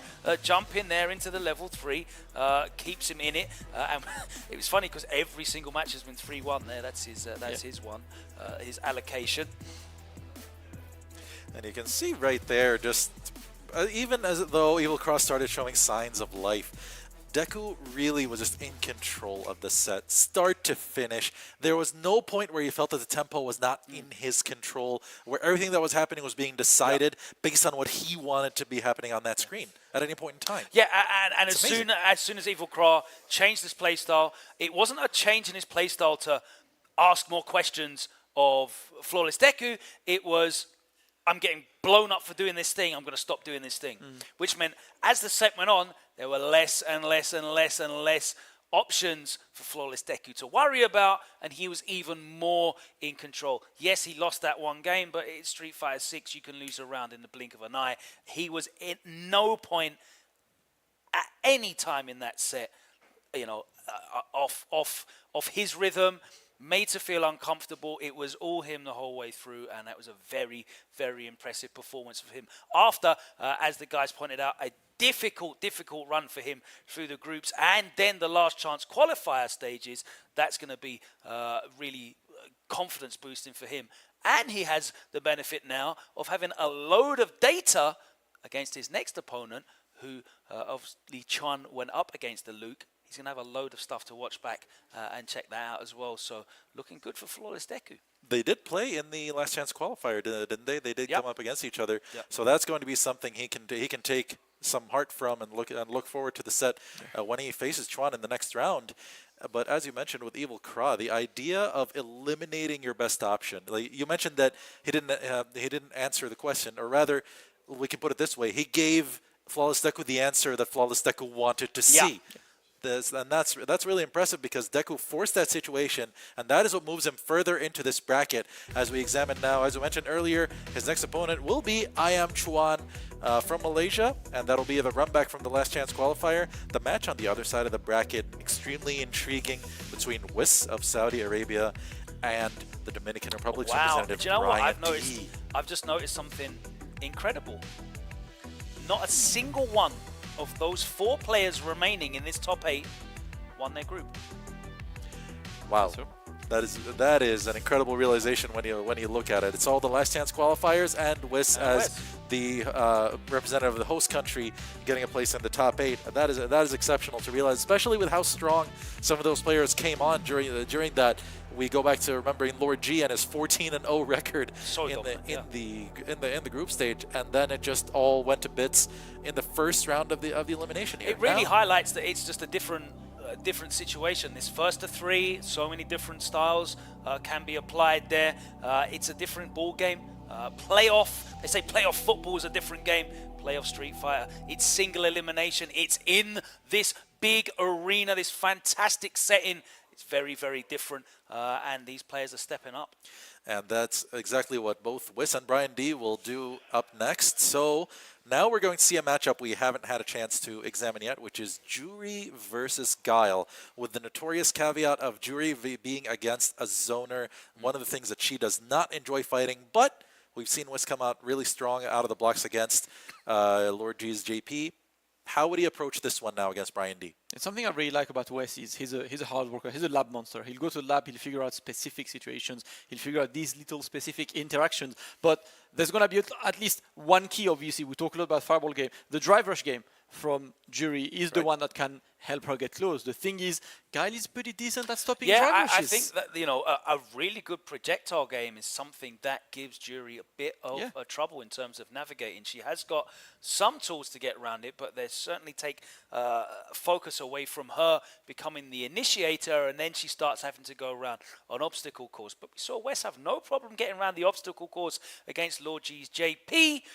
But is Brian D going to be a very different proposition? He comes from such a fantastic pedigree, arguably the strongest nation today on results in Street Fighter 6. If you look at how consistent their players are at the moment in the Dominican Republic, and Brian D just another in a group of really strong young prospects they've got out there. We were at Respawn recently, and I got to enjoy some players like Jimmy out there, the Marisa player. There's Balrog RD as well, the DJ player. So their future's bright for the next few years, and Brian D is at the forefront of that generation.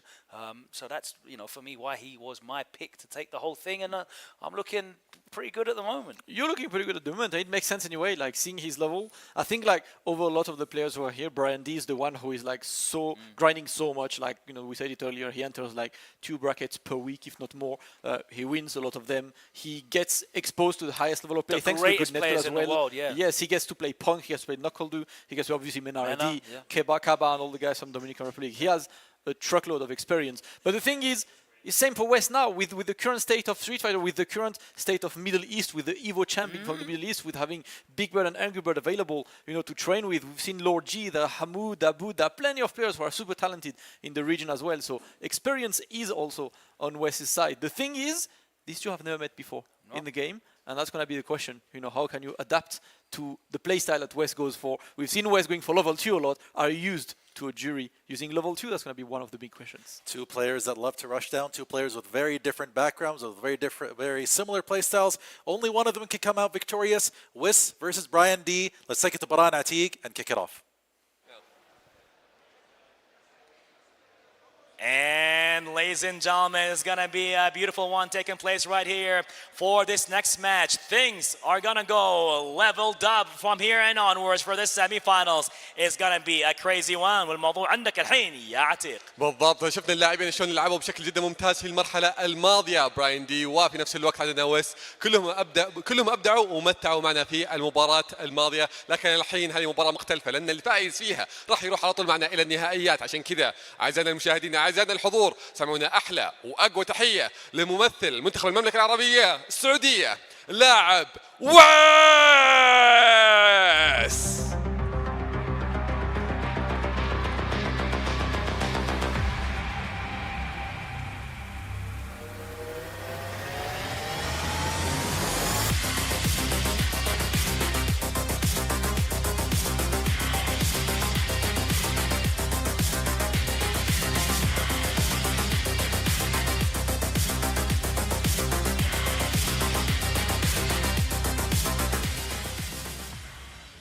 And now, ladies and gentlemen, for his competitor representing the Dominican Republic, let's hear for Brian Day!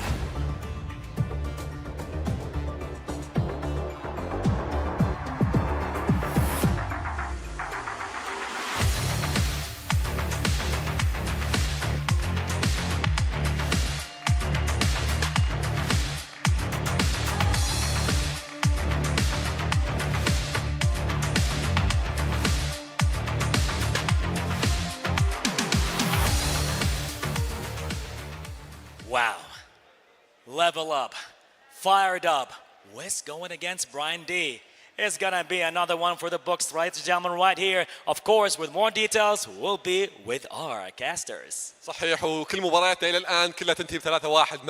ما ادري ايش سر هذه النتيجه، لكن اتمنى تنكسر في هذه المره سواء كانت باي نتيجه كانت، لكن كل التوفيق للجميع هنا في هذه المنافسه، والفائز فيها راح ينتقل معنا الى النهائيات، والمهزوم راح ينافس على المركز الثالث في هذه البطوله، وعنده فرصه مره ثانيه في منافسات مختلفه. فعشان كذا نبدا المباراه اخوي براء، ننتقل على طول الى المعلقين. Let's go. Global Esports Games, Riyadh, Saudi Arabia, 2023, Street Fighter 6. We're down to the top 4. That's right, down to the top 4. And again, we're about to witness the man that has played earlier, where you see him blowing on his hands already. Oh yeah. Because they said, is he cool? Is he chilled? Is he warmed up? We got our response earlier. The answer is yes, but it is only right to ask yourself, can he maintain that momentum? Can he maintain that heat, that fire, that pressure? Because he's going to need it, because he's going against Brian D, the brick wall right now, the guy that has the practice with some of the strongest players in the world. What is West going to do? Are we going to see some feng shui engine? I don't know. What do you think we're going to see this match? I don't know if Feng Shui is his go-to in every matchup. Okay. It might be a matchup specific. Well, you know, what was that? Why you? Go ahead. I'm gonna let you rock. Sorry about that. Go ahead.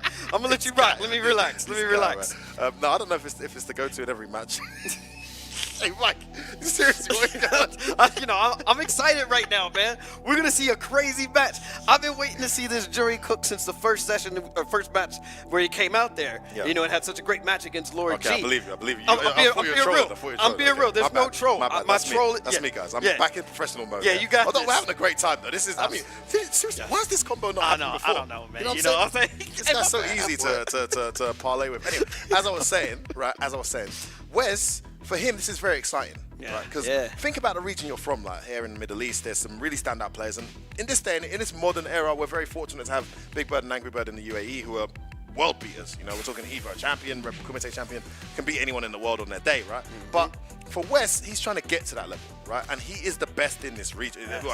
Latif isn't really as active in Street Fighter 6. Wes is the best Saudi player, right? That's right. Now he has a chance to test his skills against the kind of international talent. As much as Brian D is an up-and-comer, because of the caliber of his region and the players he plays with, and a tough matchup for Jury, this is a very exciting opportunity to see for Wes. Where am I? Yes. Ahmed alluded to how it went when he played against, I think, a Thai player. It didn't go very well. You know, this is now. It's been months. Can he get a victory against a player of this Jinko caliber? Ryuki here? Who's that? Are you talking about Jinko Ryuki? No, not here. No, there's someone else he played. Sorry. Megatron or something. I can't remember the guy's name. But he played someone in Thailand or Malaysia, and it didn't go well. It was like 5-1, you know? Oh, okay. Yeah, exactly. Okay. So that level he wants to get to, he wasn't there. But it's been a few months now, and this is a really big test. Let's see. Because Brian D, what I'll tell you about this kid straight away, he's legit. Yes. He's the future, man. This kid is so good. So definitely convinced, and you know, we definitely know he's got a lot of support from his hometown as well that are watching online, supporting Brian D, supporting this kid. he just took out Gamer B, man. Yeah. The kid's here to That's win, right. you know? Yep. Not here to make up the numbers. So that just goes to show that this man can handle pressure on the big stage, and he is not intimidated by the name. Now let's see what Wes can do. Oh, it's a break tech. I like this matchup right now. He tried to bait out something, didn't come. What? Oh! Oh my goodness, Kyle, please. Okay. Nice. Another drive rush. We get level 2 here. Yes, went for it. Oh, he had the cross medium, didn't cancel. We're going to get level 2 from Guile instead. And no, oh, wow. Too far, there's that distance again. He's going to get chipped out. Oh, shit. That was such a checkmate situation. Perfectly calculated. Could he have done backdash maybe off the back medium? He did block. It would have been, you know, I'd have to wait and see. We'd have to ask after the match to see if that's possible. I'll tell you this much, though, is I was going to call out every time we see Guile activate that level 2, we always see a drive reversal 100% of the time. Nice jump. Okay, throws the parry. Oh, jab, check. No cross cut. Oh, this is going to be bad for Wes. Great turning point here for Brian D. He's got him out of the corner. He's got away with a few empty jumps. Yeah. Ooh, the range on that upside down kick is just ridiculous. Here's level 2 again. All right, he's going to get burnt out. Yeah, just going to hold that parry, try to get as much drive gauge as possible. 2 jumps, Ooh, nice. Are we going to see it? Oh, he tries an overhead. He's not going to have it. Going to get tipped Oh, out. my God. All the right choices, Mike. We see a head shake there from Wes because he knows it's like, man, that's just such a tough situation to be in. What could I have done differently? I'm shaking my head because I actually don't know, but let me try not to be in that position ever again. Great start to the round, goes begging as he drops the combo there, does Wes. Oh, where you going? This is where Jury really struggles. This is why a lot of people have just been dropping down the tier list and making these opinions. Still very strong, still easily top 10. Right. But that top 5 conversation isn't as common anymore just because these projectile characters give us such a hard time. That's right. Good jump. Oh, wow. Great jump. Tries to walk up throw. Wake up jab, though, from Brian D. Brick wall, you called him earlier, and I'm seeing exactly why, Mike Ross. This is happening, yeah. Look at that. Can't jump at him. Oh, can't man. dash at him. Can't walk up at him. Can't even laugh at him because he's ready for everything right now. There's no way in. No, there's no way in. Oh, that neutral jump isn't good. Oh, man, it's nasty overhead from Brian D. Oh, tried to trade combo too far. Some straight hits there for Wes. Can he make it count? Back throw. Sitting on some good meter here, but still not up around. You really want to see that? I want to see it. I can see you want to see it. I'm foaming at the Again, mouth he drops for the it. combo. Oh my God. Maybe he's going for too much max damage there. He should just go for something more simpler. Can't get hit here. Level 3 is ready to take him out. Watch. Remember, he can walk back at level 3. Don't jump. Watch it. Yep, there it is. Watch it. Okay, there it Feng is. Shui All right, in here we go. burnout. Now we This is should a see the serious round. situation to go. This is something that you said you wanted to see is Feng Shui against a burnout character. Oh, it doesn't matter. Oh my goodness, that was disgusting. Disgusting. My goodness, the trap. Are you serious? Standing light kick confirmed level 3? No, confirm. Come on, easy. Standing light kick confirmed level 3? That was insane. That was insane. Oh, this is the future. We're witnessing it now. I told you, this kid's legit, man. This whole scene, that whole DR scene's too good. That was We saw him on that insane. run at Blink, right? So we know he's a sick player. That's and now right. he's here in Riyadh, all the way across the world. 2-0 up against the local boy, the local favourite. That's and right. about to send him out of the tournament. And the standing light kick was a buffer. Yeah, I know you know that, Mike. Stop trolling the audience. What a confirm. Amazing play right here. We're going to see what else Brian D is going to have. But let's see what the West adaptations are. And right now, he's looking very healthy. This is a good round. Yes. Ooh. Trying to walk up back Okay. row, not having it. Okay. I think something clicked with West just now. I mean, a lot of these guys have had to get 2-0 down for something to click, but That's right. when you're up against this caliber opponent, it might be too little too late. Yep. 3 jumps in a row. Wow. Watch the jab counter check. Wrong button. Level 2. Love to see it personally. Sure, engine. This is what we've been looking for. Safe jump. Double overhead. Well blocked into the low. We thought it was going to be instant overhead. It wasn't. Zuri. The Smix. One more safe jump. Oh, what did he try there? What did he try there? Little too greedy. No Maybe went need. for an overhead there, maybe. See, at this point, you just got to play Guile's game. You can't get desperate. You can't get impatient. You have to look at the clock and realize, dang, I guess I won this match with 60 seconds left. Like, I have to wait. I need to hold down back. Can't get impatient, or Guile will beat you in the battle of patience. Oh, it's cost him everything. It's cost him everything. It's CA. 2 hits, no scaling. That is a dead jury. Oh my God. Ow. And You you are know what? not kidding. Look, I got to check with Tyrant and the jury players, right? I actually Okay. don't know this, but is the instant overhead only on certain tall characters? Because for me, if you got Feng Shui Engine, until my opponent shows me you can block that instant overhead, That's right. I'm doing instant overhead every time. 100% of the time. Yeah, maybe, you know, we see it on JPs, right? We see it a lot on Marissa, maybe Marisa on taller characters, but... Okay. That's... Jumps out. Good Nice trade. Yeah. Gets the hit. That should be it. that should be... Finish this combo. Yes. Finish this combo. Level 1, yep, that's going to be it. Okay, 1 game up, and we see some biased applause there from Ahmed in the back. Yeah, hey, mate, you're part of the talent team, yeah? I know you're Saudi, yeah? I think he was stretching. That was just a Neutral, yeah. stretch. No bias here. No bias. Yalla, Habibi. Hey, no. Hey, whoa. Yeah, we're neutral here. That's right. Excellent match. All right, excellent adjustment there from West. Let's see if it continues. Another good start to the round, but Brian Lee's bringing it back. Oh, he's done well. He's getting in. He's found the pattern. Oh, wow, that cancelled. Brian D taking the full risk, saying, you know what, I'm going to OG flash kick every chance I can because I don't trust Big you. jump. Oh, that's a huge jump. Oh, wake up level 1 straight away, Brian D. Smells the desperation there on West. Oh! And then the fast one, you never see it It's coming. too fast. It's ridiculous. way too fast. It's ridiculous. Okay. Set point, Brian D. That's right. They both drive rush. Jury comes out better. Okay. West got to play the matchup. You have to overwhelm Guile. Guile does not like to be overwhelmed. Perfect parry. No He back throw. does get a punish this time. And the side switch. Oh, Brian D, please. No need the back throw. I like it. Love that. Very- Counter hit. It's Yeah. going to hurt. It's Oh, Guile. Big damage. Oh, what does he kill there? Fake There we short. go. Activated. Oh, Wait. no, he didn't OD. Oh, no. Why did he activate not this- to go in? This could be the end. Oh, this is it. Oh, it's my over. goodness. Saudi Arabia's been eliminated. Oh, my Brian God. D has turned up and spoiled the party, Mike. And isn't it amazing, you know, with such a great match that we saw, Logan Sama's words still reign true. Every match has been 3-1 so far. Oh, my God, you're right. Again. That is crazy. This is some strange, Yeah, there's something going on in the water right now. What's up with this 3-1 consistency? That is crazy. Wow. But I mean, again, Brian D, somebody you kind of mentioned early on, is somebody we have to look at, we got to focus on. And his Guile is looking super good, super solid. He's not afraid of anybody. He's shown zero intimidation. Yeah. Doesn't care who you are, doesn't care about your age, and most of all, does not care what character you play. It doesn't care that you're representing the hometown here as the hometown boy too. Look, No. he's here to spoil the party. He's That's here right. for the Dominican Republic, and he wants that flag to be waving as the champions here at Global Esports Games. Listen, massive shout out to Wes and the Saudi community for putting this incredible event together. Wes has really come a long way, and I got to say that's a hard matchup for Jury. So it's hard to see how much he's closed that gap since we last saw him play against these players of this caliber. But he has definitely closed that gap, and we saw some amazing moments for him there. He should continue on that run to try to get these victories and maybe have a better run in these tournaments in future. But the up and comer of the Dominican Republic, the young kid, you could even argue, Brian D.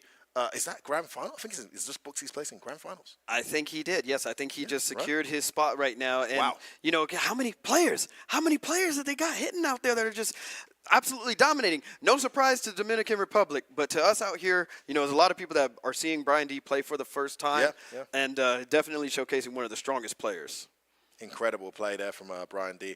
West Ham out of there. Listen, man, Ahmed, I know it hurts, man. I know you were rooting for your boy there. Saudi Arabia has been eliminated, but a valiant effort nevertheless. Over to you and the analyst desk, guys. Let me know your thoughts. Thank you again, Femi and Mike. I'm, of course, completely unbiased. I don't know what you guys are talking about. I reject all allegations of any bias that are being put forward here. But back to the SCC Play Studio, guys. So another 3-1 victory here that we've had in this constant pattern that we've been seeing since this started. And it happened here in favor of Brian D, your horse in this race, Logan, taking it against Wiss, the local favorite. So what did you see from Brian here? Once again, it was a fantastic display of composure, complete control in all aspects of the game. He was able to dictate the interactions. Very rarely were there any moments that he was put under any real pressure. He was able to blow through pretty much all of the offense that West was able to show him. That level 2 didn't really manage to get off the ground. And I think generally when Brian D saw that West, that spacing trap was ridiculous, by the way. Incredible. When Brian D saw that it was West that got past Lord G, I'm sure he was very, very happy that he would be facing a jury and not a JP. And he is making the most of that at the moment because he's cruised through to these grand finals. Another 3-1 victory, another fantastic performance coming from that small island with such a strong community. The DR is looking unstoppable at the moment.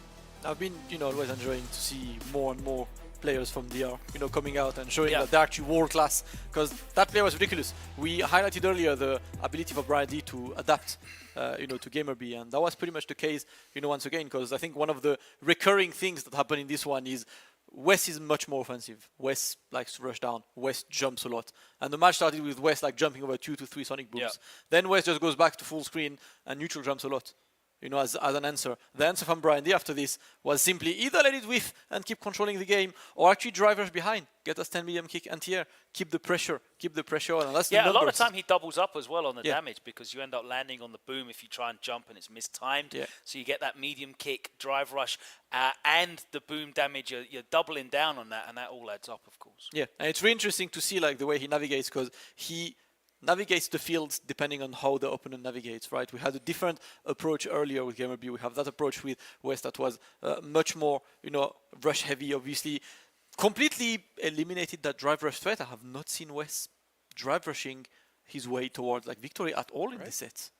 And as somebody who sees West play a lot, I know I think Brian D might have actually done quite a bit of homework, because there were 2 instances, activations of level 2, where West waited. One time he waited for a level 3, another time he waited for a drive reversal. Brian D did not bite either time. And I think that's impressive, because when West is able to see a defensive opponent, usually he uses that level 2 to kind of try to coax out a reaction, especially when they're under pressure or close to burnout. You gotta applaud Brian D's mental fortitude in not taking the bait on both of those occasions. I think also it kind of highlights that Brian D was in such a dominant position and often had such life leads that the damage output, whilst that level 2 is very, very impressive to watch, and it's a great tool for closing out, it's not really doing huge amounts of damage. If you do get opened up by the double overhead, okay, you may be in about 2.5K unless she spends all that super bar. And Brian D was playing in a way that was so solid, he didn't need to do anything rash. He didn't need to risk throwing out an OD reversal or getting baited on a drive reversal. I think he was happy to just take the pressure and just try and, guess the high-low. If I get hit, I get hit. All right, cool. We're going back to the game that I'm beating you at, this neutral game, this ground game. You're making desperate approaches to get in the air as well. I'm winning that.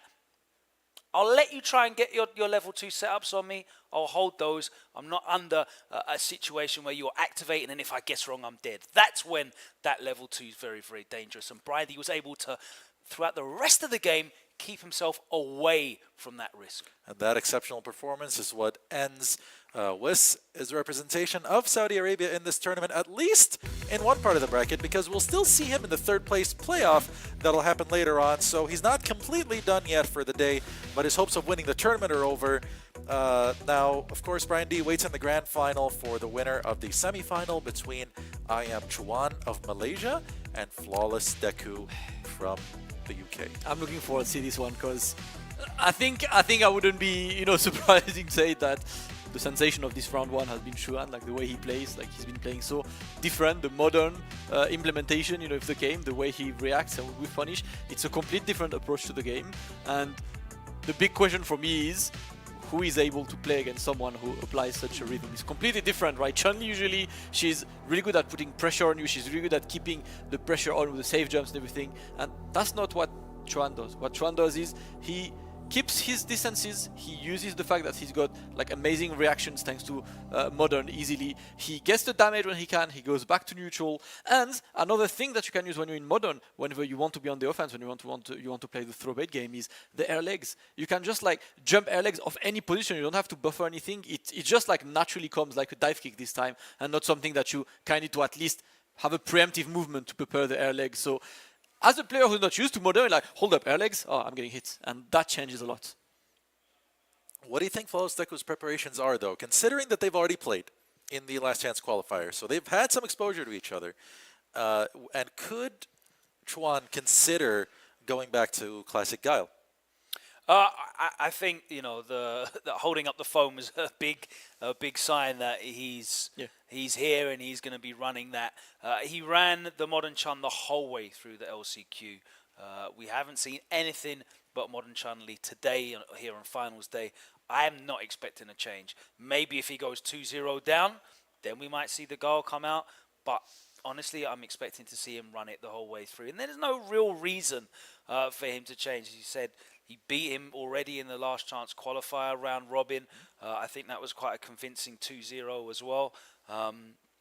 All the pressure now is on Flawless Deku to try and take that momentum that he had in the last set and bring it on here. And of course, we can point out that he did get to watch the set between Mirken and Chuan previously. So he has had the opportunity to see how Chuan plays against Luke's outside of having to be directly playing the set, because it's very different from trying to extract stuff from your own game and having the opportunity to sit back and watch other people play and just really study his pattern. So I'm looking forward to this one. Of course, it's going to be a longer set as well, first to 3, so you can experiment a bit more. And I think for me, this one's going to be edge of your seats business. I think we're going to break that 3-1 trend.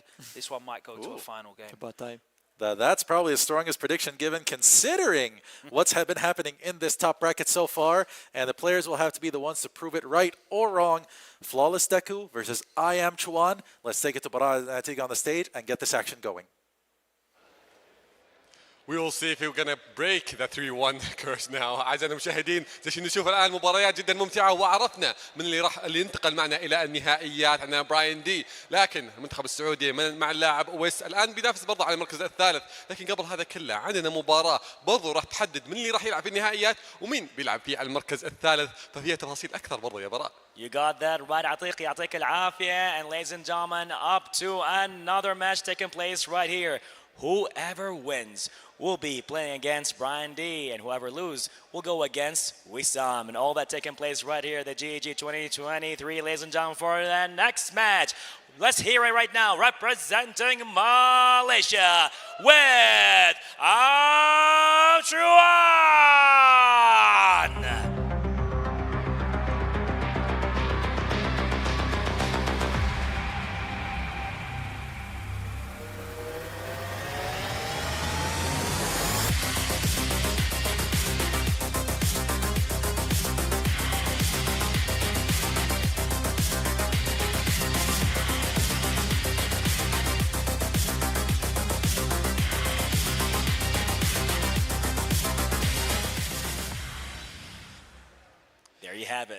بالضبط البدايات دائما تكون الصعبة عندنا حتى برضو المنتخبات الآن كلهم من مستويات متشابهة لأن جالسين نشوف نتائج برضو متشابهة لكن الخصم اللي جاينا الآن من الخصوم اللي جالس يبهرنا برضو باختياراته في الشخصيات عشان كذا أعزائنا المشاهدين خلونا نرحب على المسرح ممثل جريت بريتن سمعونا تحية لفلولس ديكو.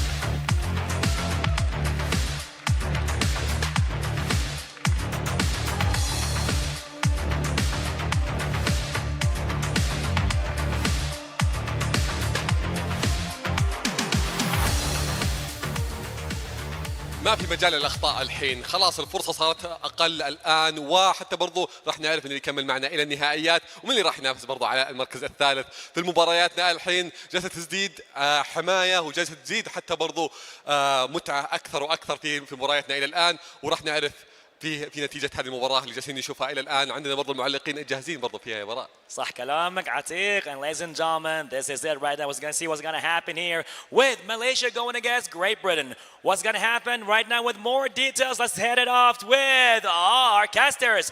Fire it up. Let's go. We have seen the modernization is returning to the big stage. Oh, look at the mix-ups. The mix-ups already. The mix-ups are already happening. But Chuan saw the hand. Yes. He saw the hand open and went for a fist there. That was a psychological mind. Look at that. Think it's like this is just the level of play that these players are playing on. Yeah. You know, and that's so much information that Chuan gathered already. Yeah, exactly. You know, exactly. And the fact that Jordan conceded there, you know, oh no, Chuan conceded. Yeah, Chuan switched to a hand, but he let him know. Yeah. You don't know what. You think I want to? Huh? Yeah. All right. That's how the match is going to be. Watch out, you know. And even from the pose when he comes out there with the. Yeah. You know, there's something, the energy, like, you know, like Chuan's feeling it. It's insane. Yeah, like I think he's starting to understand. He feels it. This is his event. Yeah. You know, he brought his phone. You guys saw what he held up earlier. He held up the M. You know, and he wasn't it wasn't for Malaysia, it was for modern. Yeah, it wasn't for Malaysia though. Right, you know, so I can understand how it can be confusing. But Chuan is here and he is sending a message. And it's so crazy to see this, right?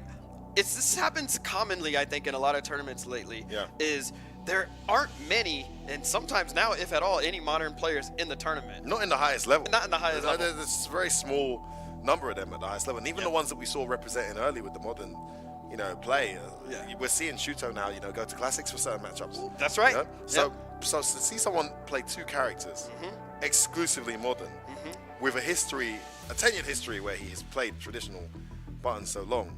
On stick as well. Yes. It's very fascinating. Absolutely. And also just the energy that he exhibits at his play. He just seems very confident. Yeah. He's enjoying himself. Yes. And that's going to be a big challenge for Flawless Deku, because for Flawless Deku, this might be the biggest stage he's ever been on. You know, he's in a region where it's been quite difficult to get to this level of stage because you got Shax there, you got Problem X there, you got Hurricane. When Flawless Deku was playing the most, you had Infectious was active. It's very hard to get on that. So he's managed to qualify for this and get to this stage. You know, played really well in his last game, which I think he take confidence from. But can he maintain that confidence and ignore the glitz and glam and crowd around him and what's on the line, and play as confident as Chuan has been throughout the tournament? That's going to be a big ask. We'll see. Right, like you said, you know, and playing on a stage like this, you're playing against somebody who's not only really skilled, but it's actually dangerous when you're playing against somebody that's having fun. You know, Chuan is out there, he's having fun, he's embracing the role coming out there, like you said, putting on that dominant pose out there, and in post-match celebration, he's got his stuff already scripted in his head, which means he's thinking about his post-game celebration. Yeah, you know, that's the confident guy. Yeah, you're thinking about your round, he's thinking about how he's going to pop off after the match. That's a dangerous person. And I like the way Chuan kind of wears those headsets too. You know, it's a very unique take over that. Yeah, and it's interesting that, you know, he goes to shake your hand. Yes. He comes out on the stage. Yes. He plays casuals. That's right. Doesn't wear a mask. For some reason, I've noticed now, when the tournament starts and he gets on stage, he puts his mask on. Interesting. I don't know. These are mind games. I don't know. We'll see if he brings out his little stutter step as well that was causing all sorts of problems to Mirken. Yes. It should be Chun-Li modern. He looks very comfortable in the Luke matchup. Yeah, I can tell you right now, we will 100% see that stutter stepping we'll see again, because that is something that he has constantly done to players. And, you know, like, again, it looks almost insulting, but that's just him. Like, he's in his zone. Oh, Oh, immediately good out stuff from the Jordan, gate. Flawless Deku gets the opening. Flawless Deku. Not afraid of modern Chun. Oh, watch out. Watch your feet. Oh, that neutral jump. Oh my gosh. Okay. That's a bust out the reversal. That's right. Tries it back throw again. That's twice he's tried that now. Twice Flawless Deku's tagged. Oh, he burns wow. himself out so early every round. Yeah, you're right. That's something you mentioned. Can Flawless Deku do a better job than Mirkin did of making this count? The jump's not going to be an option. Not with that one button out in the air. But I think we're seeing why Chuan does not mind burning himself out, because Chun-Li and Burnout, still dangerous. Still dangerous. Almost back already. This round has started so well for Jordan, suddenly fading away. He burns himself out now. Big jump in. No! Okay. This is a Burnout battle. Burnout again. Oh, where's the level 1? Didn't spend it. Wouldn't have killed. Has him in the corner. Oh, Reactions. wow. Oh, too far. What? Crazy. Couldn't drive rush in for the punish. Oh, this is a terrible situation. Is insane. They both got level 1. We have There it is. Oh my We have reactions pointing at it too. So you got to be careful. All right, now he's got meter. He's wow. Oh my gosh. This is crazy. Tried to implement the Sandblast game once the meter was gone. Yes. The preemptive Hasanchu. Something you called out too before this match was that, you know, that Sandblast is going to be a little more difficult to throw out here. Yeah, because of that modern controls. Was that on stream or off stream? I think that was off stream. I'm not sure, but yeah. Okay, right. Well, we've been talking loads. I don't know if we're talking loads. Oh, yeah. He's not ready. Yep. Oh, man, this is turning around big time. And Chuan looking good now. Ooh. Deku just jump out, busts out the reversal. I love that. Oh, my gosh. These players are both committing. They're committing all the way. Careful with those random drive impacts. That's right. Oh, my God, again. The level 1, he's got no bar here. Yeah. Oh, my goodness. Oh, the anti-air is on deck. It's on standby. There's no cross-cut input needed or timing of your execution. Look at the Malaysia flag. You see the Malaysia flag in the background. Let's Showing go, some baby. support. That's right. They are happy representing their boy even Juan. his stick got the Malaysian flag on it. Ooh, this boy came here to rep. 100% success rate with these OD reversals from both players here, it seems. Man, where did that meter go? It's burnt out already. All right. That's a normal. Yeah, normal one. Okay. Deku blocks this is guaranteed stun. Oh, He unnecessary. doesn't go for it. I think just take the damage. I don't understand. Still there? Okay, still, Guaranteed yeah, stun still will got kill. Again, he's not going for it. I'm really confused. Okay, you got to do it now. You just, come on. You have to, okay, no need. You got the win anyway. Yes. Jeez, there was no meter. There was. Yeah, I respect that. Just wants to win clean, fair, and square. Flawless Deku. Oh, big jump in. The back roundhouse charges it up. Lots of damage. Jab, short, jab. Again, up. the Oh jump my in. god. Another huge damage here. We're going to see any. Yep. Yep, Okay. beast mode, baby. Recover some gauge. Yes. We'll take hers away more than anything. Yes. Wake up, crouch medium. Wow. Tries it back for a reset. Doesn't happen. Burned out, no problem. I got one button anti-airs on standby. Where are these Kikokens? Yes. Trying to go in. Tries to jump again. That floaty Chun-Li jump isn't going to work. Flawless. Look, I see how quick he hit rematch there. Flawless Deku is on smoke right now. Ready.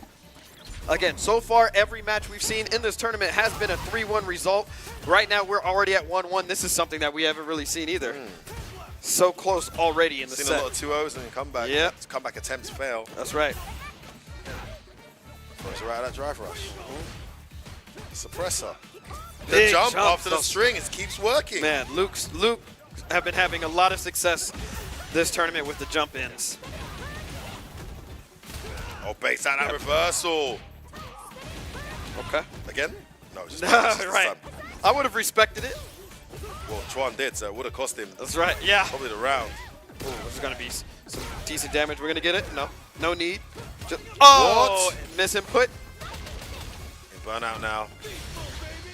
Wow, we bet no. everything on the beast mode. Oh, no. That's 2 meters gone. Wow, what a call. Doesn't work out there, Mike. That was not the right call from Deku. I understand him why he did it. Yep. Because it would have paid off tremendously if it hit. Oh, nice. The bait. Good, great, outstanding bait right there. Drive rush, throw, cancel. Okay, Do we're it just again. going to do it. Chuan. Oh, wow. What? I'm not sure what Deku was looking for there. I think Deku flinched because, Chuan did a quick flinch right there, and Deku responded right away. Oh, we haven't but it seen the wasn't start in stuff actually. Now you mentioned flinching. Right, yeah. It was just a really quick one, and I think that might have been what he reacted to. Maybe. Speaking of quick, that modern reaction level 2 did 0 damage, man. It's nothing. Sometimes it's about the mental damage it does, right, in the moment. Maybe the corner carry too, yeah, I'm not sure. But he's in a great position there to close this out and go 2-1 up here. Oh, this is bad. This is bad for Deku. He's got guaranteed crumple. Oh, he's just That's messing it? with him. That's it? He's just toying with him. The infinite? Oh, he gave him the He got meal. greedy. He gave him the meal. He got greedy at the end. Oh my gosh, Deku. Deku's still in this. Yes, he is. Gotta be careful with the sandblast. Level 2, one button, level 2. No, he could have cancelled. I'm disappointed at it. I said it's coming. Burn out. Oh my god. Oh, that's so Deku! Oh my Deku! Forget your modern reactions. I got answers, baby. Oh my god. He knew. That was insane. Oh, Luke's coming back. Crouching medium punch. We're back in the game. Oh. Flawless Deku's looking super strong right now. Chuan's in big trouble Yes, after that. he is. Tries to float out of the corner. Does create some distance here. Oh, level 1. crouching One more light. kiss. Oh, wake up cross medium. Burns himself out though. As you said, that's what Chuan likes to do. He can get chipped out here if he's not careful. Yes, One block he starting to can. level 1. That's There it is. There it is. Good call. And he walked into the range for the heavy punch into the level 1. Oh, look at that. Bad mistake there from Chuan. The physical body language adjustment we're seeing right there. We see Chuan lean a little bit forward. Yep. Hand on his head. Oh no, thinking about everything at this time. Meanwhile, Jordan's not even blinking. Yes. Full assassin mode. Locked in. Flawless Deku looking to take out Chuan here, who has been a standout performer in this top 8. Yes. That modern performance, but Flawless Deku's got other plans. He's headed towards grand finals. What's that match with Brian D? Ooh! Chuan has other plans though. Oh, what a round. That should be it. Right. Can he close this out without spending the meter? Yes, he can. Wow, that's such a quick response there from Chuan. Don't know what kind of went into his head during that round, but something clicked. Standing outside of medium punch range could be an answer. Wow, the perfect parry on the drive rush jab. Yep, standing outside that again range. that count hit That's second insane. time. Okay, it's patience. Oh no! Oh, Deku's You ready. can't test these kids' reactions. You know what I'm saying? Can't test these kids' reactions. Me throw, wake up level 1. What? Nice empty jump, trying to bait out a DP. Preemptive Sancho connects. He's got level 2 as well. Oh you my cannot gosh. underestimate Something modern you buttons. said. Yep. Nice follow up. Uh-oh. Got a meter back as well. Oh, that's wow. unsafe. Yeah. Okay, And for this the is first it. time. First one. No 3-1. It's 2 apiece. It is. The curse is broken. Final game happening right now. Flawless Deku versus I Am Chuan. Malaysia versus the UK. That's right. A spot in grand finals on the line here. Global point. Esports Games, man. What an event so far. And Chuan off to a flying start here in this final game's first round. Yes. Oh man. So nice. Try Try to bait it. escape. Yeah. Where you going? Oh, Wow. no escape. No She called it escape. herself. Jeez. Uh-oh. Oh, still in there. Oh! Don't you dare try to reverse with me. Chuan, set point. I can't believe it. I can't believe it. Flawless Turnaround. Deku got to get his composure together here. Turnaround is real, Mike. That's right. Yes, absolutely. Can Flawless Deku get back onto this? You spoke about the body language Yes. earlier. I thought Flawless Deku might run away with it when I saw that body language. But Yes. Instead, it's him who's burnt out early. Oh my. Oh, no, where are you going? Covers all ground. Oh, no. Oh! Chuan's feeling himself. Chuan's feeling himself. He 100% is. Walk in, walk out, walk in, walk out, walk in. Oh, he did it! And just before it recovered, and he's got level 3. Everyone suspend it. No, he doesn't. No, doesn't spend it because he's confident he's going to get another hit. No, that's it. Chuan is going to take it Amazing. over Deku. Oh, he's got his hands in the air. Chuan is happy, celebrating once again. Modern Chun-Li taking it in this tournament, and that is going to send him to grand finals. Wow. Grand finals, and you can hear the Malaysian players, the fans in the front, popping off their I am Chuan, 3-2 over Flawless Deku, eliminating the UK from this epic tournament and booking a place in Grand Finals versus the Dominican Republic in the form of Brian D. It will be Chun-Li versus Gal. It may even be a Gal mirror for all we know. That's right. Because Chuan still has that modern Gal in his pocket. What we do know is it's going to be one hell of a set, and our champion will be crowned. I cannot wait to see that. Yes, we have seen, Chuan play a lot of matchups in this tournament. We haven't seen a Guile mirror match. While it is possible, I'm seeing, as mentioned earlier, he's been using Chun-Li the entire tournament. We might see modern Chun-Li versus some classic I would Guile. strongly advise, no disrespect to Chuan, because he's always had a very strong Guile in multiple Street Fighters, but I would strongly advise that he goes with Chun-Li, just because Brian D's experience in that mirror matches. I mean, the way he almost beat Kaba at a Blink Esports event, and the way he plays it in general, that experience is invaluable. I'm not sure Chuan's got that level of mirror match experience, man. It's going to be, I think, modern Chun versus Guile's an okay match anyway. She's got answers. We'll see if he can pull it off with that character. That's right. I mean, one thing we do know is he is going to rock modern all the way, but let's hear from the analysts and see what they think is going to happen coming up in these matches. Thank you again, Mike and Femi. Back to the STC Play Studio. Logan, you are on fire with the prediction game right now. You predicted the curse would get broken, and indeed it gets broken as Chuan ends Flawless Deku's dreams of winning this tournament with a 3-2 scoreline with the modern Chun-Li. What a set that was. There was a lot I think as you progress through the tournament, though, it's only natural that you're going to start seeing closer matches, and that one went absolutely to the wire. We thought that it was going to be flawless to close it out, do it for Great Britain, but never count Chuan out, that modern Chun-Li. Although, to be honest with you, it wasn't so much the modern Chun-Li. He was just outplaying him. The decision-making was fantastic. The ability at which to switch the ranges up again. One of the cool things that we're really seeing play out in this top 8 is these better players making these adaptations and changes, specifically the ranges they're playing at as well. Of course, you don't need to be told in advance that the medium buttons, the low mediums that Luke has, are problematic. That crouch strong, of course, the low forward as well, very difficult, but we saw some adaptation there later on. After, of course, Jordan seemed to be landing every jump in, a run back of what we've been watching all top 8 as Luke takes to the skies. Yeah, and we've seen Flawless Deku really working well, against the whole modern game. Like we mentioned earlier, that when you play modern, you play on the reaction game. That whole clutch where he went for drive rush into the EXDP to just preemptively beat the reaction was exactly what you need. You know that your opponent is on modern. You know that's what your opponent's play is looking for. Give it to him and play with his reactions. That moment exactly like that. That is a man who knows exactly what his opponent's up to and hard reads the opponent's reaction. And yet we saw Chuan bounce back. We saw how much he just kept faith in his neutral, how much he kept faith in his spacing, and then when he started being able to run that offense, it just looked absolutely airtight. The instance that he really, like look at that sequence right there. Chun-Li doesn't have a true throw loop, but Chuan basically making her look like she does.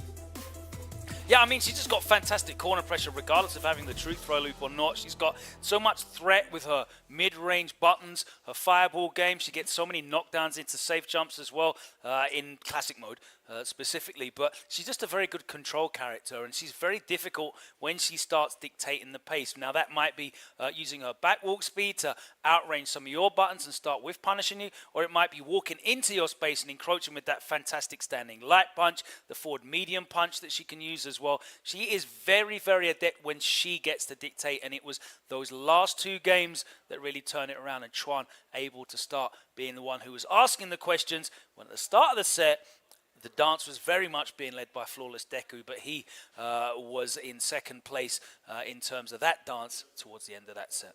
Is it fair to say that Deku didn't necessarily do anything wrong there, would you say?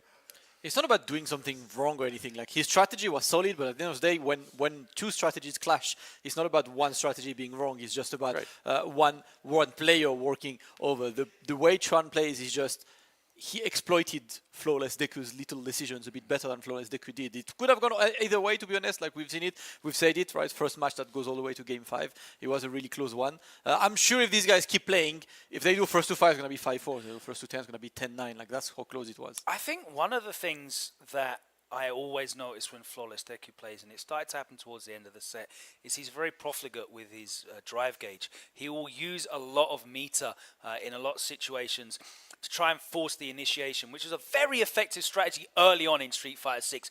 Burn everything, just get the life lead, just smother and swarm. And as the game's kind of developed, it becomes less and less effective in the burnout situation. But not just that. If you're using your drive gauge to initiate situations, there will be many times when you don't have that drive gauge left to really capitalize on the damage that you can put out. And when Luke has the availability of probably 4 bars, the damage output just goes up enormously. And there was a couple of instances there where he had to play later on in the rounds with, maybe half a bar, 1 bar left after burning it all to try and force an opening. And when the opening did come, he wasn't able to convert it into big damage. That all plays out. That's one of the big strengths that Luke has. And if you're not really able to capitalize on that because you don't have the resources, can certainly make it a lot more of a uphill battle. And one of the things that burned with that was his chance of winning the tournament, as I Am Chuan made it to the grand final, in which he will go against Brian D of the Dominican Republic. There's also a third place playoff between WIS and Flawless Deku, Saudi Arabia versus GB, but that will not we will not be having that match over here on the live feed.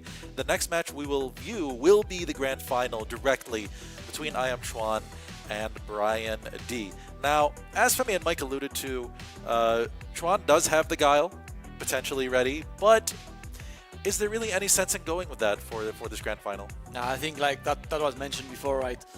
Considering the experience that Brian D got against Guile, I mean, remember, right?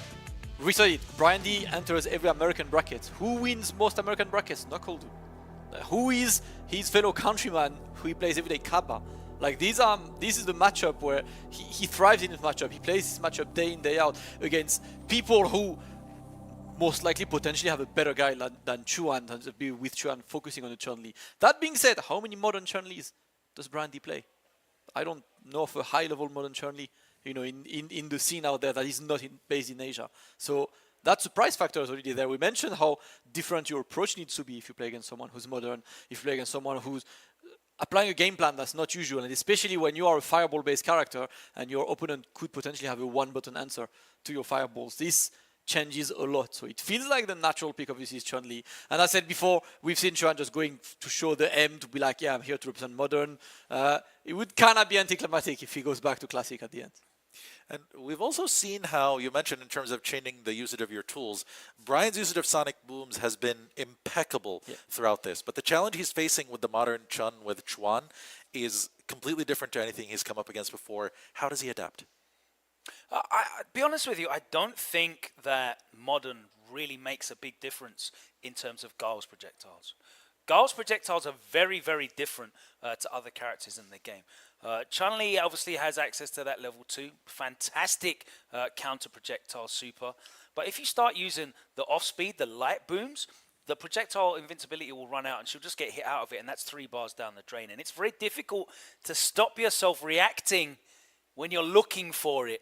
We said that, didn't we? You need to take advantage. The modern Chuns, the modern Lukes, they're looking to react to your projectiles. Well, if you react to the wrong one at the wrong time, that's 2 bars you've completely wasted there. And I literally saw that happen in those LCQ matches when these guys played previously. So the modern tool set, not necessarily the answer to everything, but I cannot wait to see these guys get to play a fully fleshed out first of 3 here in grand finals. It's going to be incredible. That is what we have coming up next. Brian D versus I Am Chuan, Grand Final Street Fighter 6 here at Global Esports Games. Baran Atik, take it away. Well, you amazing talents, thank you so much for firing it up as usual. Well, ladies and gentlemen, this is it for the finals right here for Street Fighter 6 for the Global Esports Games 2023 right here in the Kingdom of Saudi Arabia, Riyadh. The moment is here. وأعطيك الموضوع عندك. فعلا جالسين نشوفها الى الان. مبارياتنا كانت جدا ممتعه، والان معنا الامتع لان هي النهائي، هي الاخيره اللي راح تتوج فيها البطل في هذه النسخه. للامانه كل المنتخبات ما قصروا، والان باقي معنا 2 بس، فعشان كذا خلونا نبدا ونرحب معنا بالممثل الاول لدومينيكان ريبوبليك. سمعونا تحيه لبراين دي.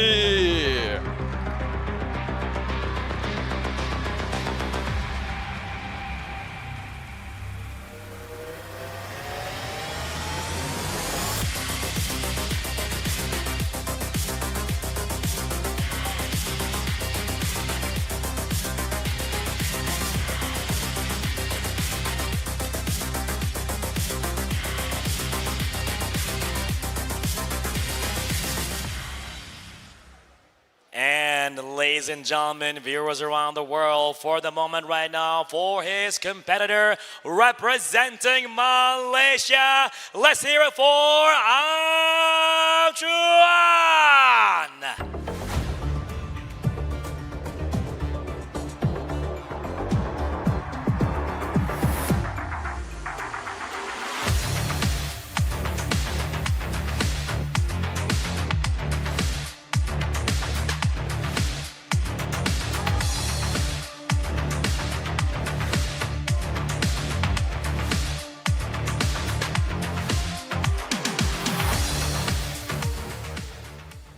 Well, ladies and gentlemen, I'm pretty hyped, like everybody else as well, to see what's going to happen in this finals, and of course, more details with our casters. Exactly. This was a quick journey here we're facing, and now we're on the grand final. أعزائي المشاهدين، رحلتنا كانت جدا سريعة، لكن الآن هي النهائيات، فخلونا ننتقل على طول على المعلقين نبدأ فيها المباراة المنتظرة.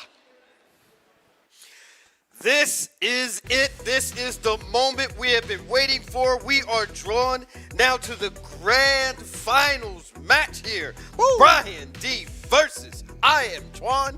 Oh my goodness. We're going to see a really classic and a modern mashup right now. This is going to be absolutely... Wait, where's Chuan going? What? He just got... What? What's happening? Where's he going right now? Oh, I can see he's walking away. Yeah, he's walking away. What, he forgets something? Maybe the pressure's just too he's much. left. He's running away. He's actually left the stage. The building. I don't know what's happening. The pressure just might be too much. No. Come on, man. Come on. You don't feel pressure when you come on stage like this. That's right. Yeah, and he hit the pose on him? Come on, he hits the pose. Oh, he's back. Okay, all right, just making sure. He forgot his adapter or something. Yeah. He's maybe using I don't know. Yeah, he definitely had to leave right now. I mean, hey, it's a lot of pressure. Maybe that's another mind game. He's had a mind game every time he's come out. This is the last match of the day. This is the last match. Oh, I got to do my thing. Yo, just give me the mic. Get it? Just give me the mic. I've always wanted to commentate with him because I've always wanted to do that. First chance. Oh, I'm the mic. Yeah, your mic, just man. Give me the. Oh, so. Just give me the mic. You get it? Yeah. Is that good? No, it was great. It was great, man. I don't believe you, man. I've been waiting to hear that, you know? Yeah, right, yeah. You're not convincing me here. Man, you know, hold on, let me go find where Chuan went.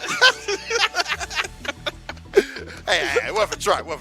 Anyway, guys. I appreciate it. It's been absolute honor here, man. man. Last one, yeah, bro. Last match of the day. Man, coming from Singapore and LA, UK, we're here in Riyadh, bro. I know. Commentating grand finals, Dominican Republic versus Malaysia. You can't write this stuff. This is insane, man. This is amazing. I definitely love what I do. I don't get to do this full time. I really wish I could. But when I do get to do it, stuff like this, everlasting memories. And we're going to go into this grand finals and find out who's going to win. As those guys mentioned, the third place match is going to be played off stream, so we'll see if who gets that third place and let you guys know the results. But the most important one right now, to decide Esports Games, Global Esports Games 2023 Street Fighter 6 here in Riyadh, Saudi Arabia, will be determined in just a few moments. They were talking about a matchup, Modern Chun-Li versus Gal. Logan made a good point. You know, the Gal boom speed makes that level 2 not as much of a, you know, brain dead answer for those projectiles. But are there any things in the modern tool set that can help Chun-Li in this matchup? I was going to say, actually, in this specific matchup, one of the things that Chun-Li has that's normally good is obviously the one-button anti-air. But Guile's not really going to be jumping at Chun-Li, you know? Shouldn't really need to. Right, shouldn't really need to. I think the only key element that's going to help Chuan out here is going to be, I know you're saying it's not going to be as effective versus Guile's booms. I'm not going to count Chuan out. I think we're going to be impressed. We're going to see that reaction happen from a much closer distance. That's going to almost seem inhuman. So don't count it out. I think that we're going to see the same We've got to remember that requires 2 bars. He's actually got to get 2 bars for that to even become a factor. That's true. Preemptive Asanshu, of course, is a factor in the matchup, but as the Gals have evolved, we've seen them have so many answers for that. Yes. The upside down kick is into the punish counter. Right. Because you have to remember something that's very important. Tell me. And it's the fact that Chuan plays Guile. So he's going to know what type of stuff that Guile wants to do. Well, it didn't help the last time. Well, let's hope it helps this time. Grand finals, guys. Here we are. Best of 5. 3. Best of 5. It is Brian D, the up-and-coming Gal from the Dominican Republic, going up against I Am Chuan from Malaysia. The former Gal player, now playing Modern Chun-Li, baits out a reversal straight away. Knows what Guile wants to do, and that's going to be the biggest advantage here for Chuan in this matchup. Oh, don't test the these kids. Thank you, Mike. That's exactly what I'm saying. Don't test these kids, man. Come on, bro. Oh, no. That bait was horrible. Yes. He didn't even move, man. No. Oh, this is gonna. Yes. Oh, this sucks. Oh, he's got level 1. He's got level 1. He's holding it. Okay. He's trying to fight back. Neutral jump, avoiding the ODP. Okay. Still going to be some effective use. Can he get some momentum here with that burnout? Don't Hazancho. He's ready for it. What was that? Okay. Miss input. Block's done at last. Yep. Almost burnt out himself again. Buttons. It's coming. There it is. The Oh my burnout God. now. Double burnout. Chipping away. Tries to dash in. That's not going to be allowed. Gets checked immediately. Right. Brian D gets the first round. Brian D. Very solid. Playing so well right now. Can Chuan find an opening in this man's defense? It's going to be tough. First Sancho attempt goes begging. Wow. Nice. You can't even empty jump on my guy. That's insane. Talk about spatial awareness Yes. from Brian D. That is so solid. That floaty jump not getting him anywhere. Chuan is really struggling to get anything started here. Wow. Catches him low. Yeah, I like that. Ooh, look at this. Is crazy. This is perfection. This is Guile. This is top tier. Baiting it out again. Punish. Oh man, that was horrible. Those booms on the screen, you got to feel like, you know, some kind of bad karma is happening right now. You've been playing Guile for years in multiple games, beating everyone's butt, and suddenly you're just running a minefield of sonic booms and you can't breathe. Some poetic justice there, man. A very, very solid start here from I Am Chuan, and for the first time in a long time this evening, the Malaysian crowd at the front very much silenced as I Am Chuan struggles to get any kind of momentum at all there, and Brian D just looks completely poised and ready to take this. Hoping we don't see too much of an anticlimactic final here. I know we want to see, you know, this is where the best players have finally met all the way to the end. But what we might be witnessing is still a potential, I hope I don't say this too loud, but a skill gap. Where Brian D is just so much ahead of the a bit competition. early to say We that. might, I don't know. I mean, matchup as well. Matchup's pretty tough. Like in maybe modern Chun-Li's not the. I mean, Chun-Li's don't like Guile, right? So yeah, could be a matchup. Yeah, is the skill gap that big? I mean, he's from that scene though.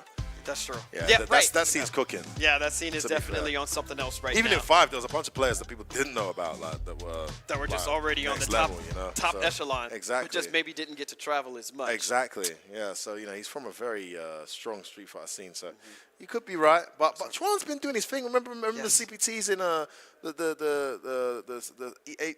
East Asia CPTs. He was getting to the final. I mean, if it wasn't for Shen, he would have won a bunch of them, right? So That's true. He plays a very good level. I know it's a different game. Yep. But you could be right in the fact that maybe Street Fighter 6 right now, there's a significant gap, maybe, but it's one game. Let's see. I mean, you're right. You know, I apologize. Maybe I jumped ahead of myself a little bit. I got a little too excited seeing how well Brian D played right there. Yeah, maybe you did, Mike. Okay, okay. So let's kind of don't disrespect the modern Chun-Li's, man. Okay, I apologize to all modern Chun-Li's out there. Right.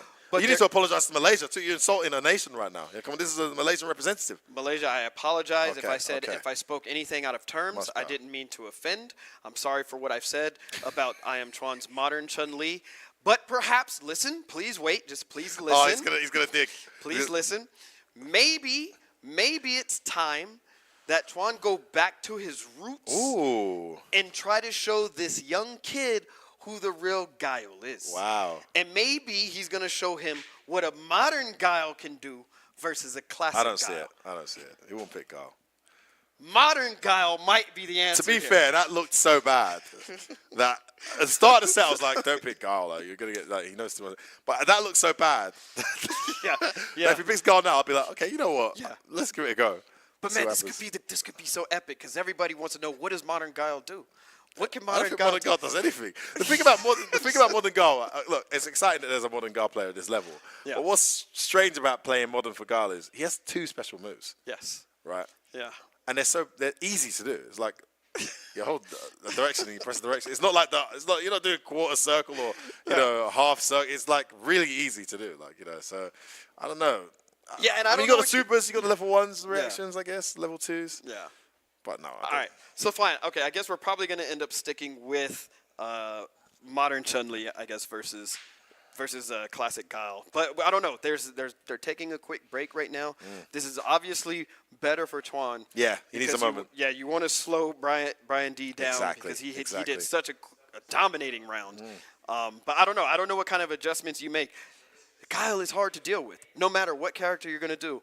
We aren't going to talk about the tier list right now, right? We're not going to try to mention where Listen, Guile's sneaking under the radar is all I'll say. Yes. A lot of people sleeping on their Guile. That's But right. of course, he's not up there with the top 3 or top 4, but Right. he's definitely in that conversation after that. For me, after the 4 players, the characters that are very obvious, he's got an outside argument, you know, to be considered in that, you know, 5th or 6th place. Having said that, I think it's a lot more to do with Chun-Li as well, because that floaty jump, yes, having to rely on preemptive Hassan shoes, yes, and stuff like that. You know, if you see what Luke was doing, I mean, Luke hasn't necessarily got any reaction to fireball punishes other than level 1. That's right. Yeah, right. that's so it. he's got to traverse the fireballs too, but because of that jump arc, it's a normal arc, and it has a very unforgiving downwards hitting heavy punch hitbox that comes down so early. That gives him a fighting chance in the matchup. Whereas Chun-Li, that floaty jump and she doesn't even have any downwards hitting normals in the air, I don't think. You're just watching her float, and that's something that Guile likes to do. Loves. Even if she changes it with her legs in the legs. air, it doesn't do much for her. No. But historically, Guile versus Chun, you're gonna say this is in whose favor? Historically, I think it's been all right for Chun. I mean, in 5 it was okay for Chun. She had some good answers. You know, she had the down forward heavy punch. Yes. Under the booms, which is a big part of the matchup. That's right. Obviously, her Yeah. Sanshu. Yeah. Too, she could do her Sanshu and V-Trigger activate. So you know that's massive. So suddenly she's in and she's plus. Oh, he's pouting. Did you see that? He's Oh, pouting. did he pout? He actually intentionally did the yeah, I pouting forgot face, gone. which means he's upset right now. Let's see here. Let's see. Oh, movement as well. Okay. Showing I got some awkward Giving some movement. of his own medicine. That's right. You want to take breaks? Let me show you what's going to happen now. Brian D playing absolutely savage right now. God. Okay. Nice jump. Gets in. That's a win. Just covering ground and being able to get in without getting flash kicked. EX straight away though. The OD for Sonic Boom. Gosh, getting hit by OD Again. Boom is so demoralizing. Look at this. Hasn't taken hardly a scratch. Yeah. Jumping. Whoop. Okay. Resets. Okay. Get him, pushing him to the corner. Oh, that's nice all right. drive impact. Good damage there. Yeah. Wake up, stand medium punch. Are you kidding me? Oh, But stop come testing the on. kids, man. Are we sure? Is our mics going out there? Because, you know, I thought we said, don't test the kids. No, don't this test is what they do. I don't think they can hear us. No, definitely can't right now. Tron didn't believe. Yeah, Didn't that's believe. right. Says, what do those guys know? I'm going to test this kid. Test- Okay. Test him Oh, away. okay. Wait, what? I see you. At the start? He tried to do overhead. Modern, baby. See, yeah. Like I said, still going to get some use out of the modern controls, but... But for Brian D, I'm like, that's gone now. You took like 25%. Yeah. And now you're playing my game. Yep. Maybe it's almost Oh. worth it. Maybe I'll do this intentionally so you just waste your level 2. Oh, nice jump back, actually. Yeah, a couple times he's done that now. Okay, that connects. Safe. Oh, punch in the mouth. A lot of empty jumps. Are we going to see a drive reversal? No, let's take finally it. not. Oh, Oh, finally my gets hit by the God. overhead. Nobody. Oh, so much gosh, damage. they're coming so quick. Oh, empty jump. Needs to block this out. Does. Yes. No cancel. Oh, Didn't wow. want to burn himself out. Had the crouch medium kick, but didn't cancel. What's this?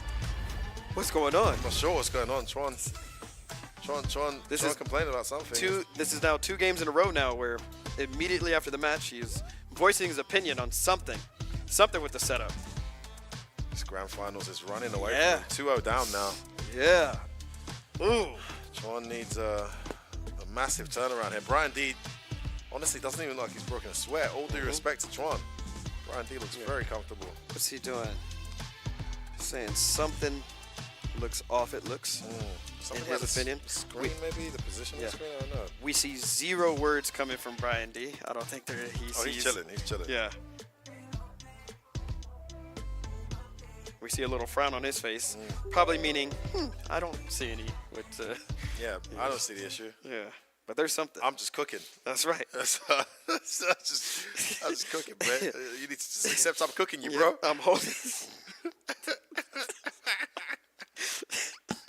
You know, when you get this far, though, you know, sometimes if you could actually say like read the players' minds and that if they speak, you could be like Tron right there, be like, man, I need an excuse, man, I'm getting cooked.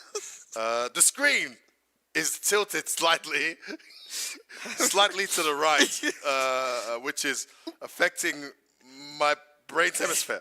Yes, that's right. over here, we yeah. have Brian D thinking, man, what am I gonna eat after this? This is, you know, I don't even know. Wait, what's the score? Is it 2-0? Or is it 3? Are we done? Man, this guy does not know the Guile Chun-Li matchup. This is so free.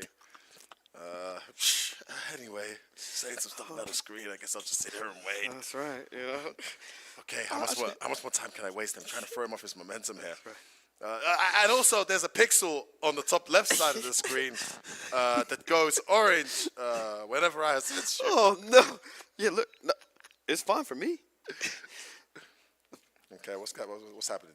See if production This can get is some great. information. Yo, production, you got any information for us here? What's actually the issue? I'm actually curious to know. I'm curious as well. Oh man, you just see that mask moving. That boy is saying some things under his breath. Yeah, he doesn't look happy actually. No, he doesn't. Yeah. Well, these things happen, guys. You know, thank you for tuning in and sticking around. It is 2-0. Yeah. To Chuan. It is grand finals here at this epic event. Over 30 nations represented across these 2 days. Group stages took place yesterday. 4 groups of 8, right? Top 1 going through, and then the second place had to battle out a round robin with the top 3 of that round robin going through, and then the 4th position was given to the local boy in West Ham, which makes sense. You know, they're hosting the event. Like when you host the World Cup, you automatically qualify. I love that. So it's been an amazing event in terms of regions represented. Some regions I didn't even know had Street Fighter players. I got to hang out with some of the Nigerian scene, which, you know, being a Nigerian myself, very proud to see how strong they are. Yeah. PUBG, Street Fighter. The manager's here as well. He actually designed some thobes, some like, you know, Arabic style thobes with his esports game logo on it. That's right.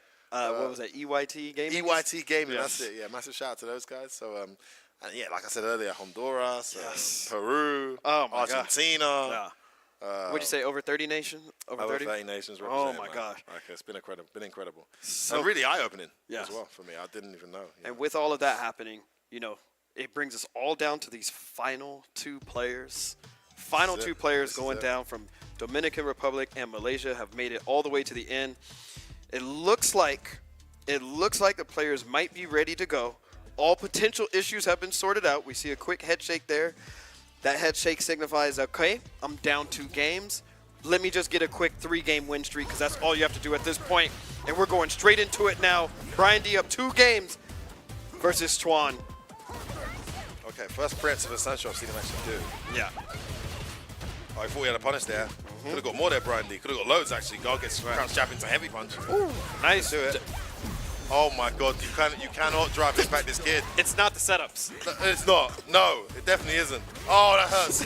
No, cancel. Oh. Okay, trying to evade it. Okay, and he reacts. Yep, get the stun there. Heavy punch. Oh. Start it again. Oh, we're my styling. God. He's gonna get a level 2. We're styling. Oh God. Oh my God. Gaio. Okay, gets a hit here. Little response. Oh no. Goes over Gaio's head. He missed his combo though. Yeah. And he's burnt out. Tries to jump in. It's not the right choice. Tournament point. Dominican Republic and Brian D. The pressure, the patience block. now. Oh, the parry gets back thrown. He's in the corner now. Oh, nice. Walk back. Gets a whiff punish on Gaio's throw. No way! Wake up level 3. No! Oh my God, this kid's in his head. He's in his head. This can't be happening! He's in his head, bro. He don't care. You were right. What? I wonder when I'm having lunch there later. Yes. Face down and relax. It's not gonna work. Brian D. Just try it. That is a dead Chun-Li. Oh my God. Damn. Brian D. Woo! Is your Global Esports Games 2023 champion. Brian D. Give it up for the champion, yo. Woo!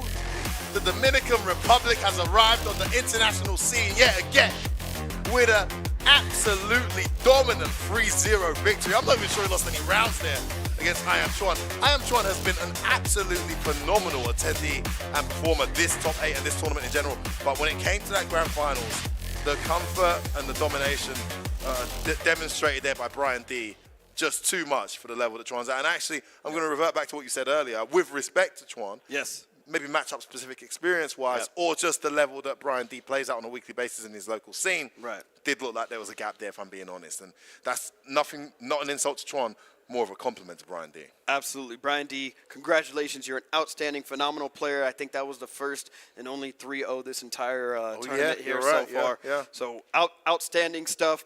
Regardless of what was happening mid-match, Brian D showed that he maintained his composure and came out on top here at one of the strongest tournaments with the most amount of players we've ever seen. Amazing, amazing stuff. I mean, to come out on top for your country, 30-plus nations represented, and the Dominican Republic is going to win the 2023 Global Esports Games event for Street Fighter 6 here in Riyadh, Saudi Arabia. Phenomenal, phenomenal achievement. I mean, we can talk about it all day, but let's hand over to the guys who know the most, our analyst desk, taking it all in there. The results are in. Dominican Republic are the champions. Let us know your thoughts, guys. Thank you one more time, Mike and Femi. Back to the STC Play studio. And then there was only one crowned as champion, Brian D of La República Dominicana, getting it for the homeland and really showing that the scene is not just about Mena and Kaba. There's so much more depth in there. Logan, your future sight was really on for today from the beginning. You called it. Brian D is the champion. Talk to us about what happened. We are here on the analytics desk for a reason. Most of the time we know what we're talking about. To be honest with you, I did not see that being a situation in which that Modern Chun was going to be a problem. What a perfect way to close it out as well. You spoke about how you can use the modern reactions against you. He used everything in the book against Chuan. This was an absolute beatdown. You only need one button reactions to drive impact as well. And Brian D was ready every single damn time. There was no catching him off guard, but it was not the same the other way round. He had the level 1 there if he had been able to use it, but instead we got this highlight reel clip into the meaty boom, of course, tried to fight his way out, but the level 3 call out as well. This is a man who doesn't care. He is supremely confident. And he knew there was no way that he was losing today. Baited it out with the medium punch. Gets a bread and button finish. We don't even get to see the KO. We know what happened. You better reset your screen. Get that M off that screen and go back to the lab. Because Brian D is your deserving Global Esports Games Street Fighter 6 champion for the Dominican Republic. As I said. As you said, deserving is the word too, man. Deserving is the word. The way he plays was ridiculous. Like, I think this grand final is obviously the best way to show it, which is he was not worried for a second. This entire grand finals was just Brian D playing his game and Chuan trying to figure out what game was he in at this point, because he could not follow anything he was doing. Brian D had the counter. Brian D played with his reactions. Brian D's decisions were good and his reactions were stopping. That was the moment where you could see Chuan even showing like the body language, showing some frustration, showing some moments of like, what's the solution right now? There is literally no solution. Brian D is looking way too solid. And I think there's something, again, to be said for Brian D's mental fortitude. I mean, there were a couple of technical delays that happened there. The sheer level of focus for him to essentially wait about 5 minutes between each game and still have complete control over everything he's doing. His reaction speed not dropping. His game plan having 0 holes, not faltering whatsoever. That is exceptional. Yeah, and I don't think that was a situation where Chuan was like trying to ice him or trying to put him off. I think what we saw there was a Chuan who was just feeling completely out of his comfort zone, and he was looking for anything that he could to try and, you know, claw back some kind of comfortable playing situation. Suddenly, you know, maybe the headphones are not sounding as clear as he's noticing. All these things are slightly off. Maybe before they weren't bothering him when he was cruising through the brackets. Now he's just looking for anything he can change in this environment to try and turn things around, because he wasn't changing anything in that gameplay that was putting Brian D off. Nothing worked there. Spare a thought for Chuan, though, because Brian D was clearly the dominant presence of the tournament, and he has been crowned the champion here, as we can take a final look at the bracket and also confirm that Wiz has taken the third place playoff successfully, at least succeeding in representing Saudi Arabia in that fashion, beating Flawless Deku in that playoff.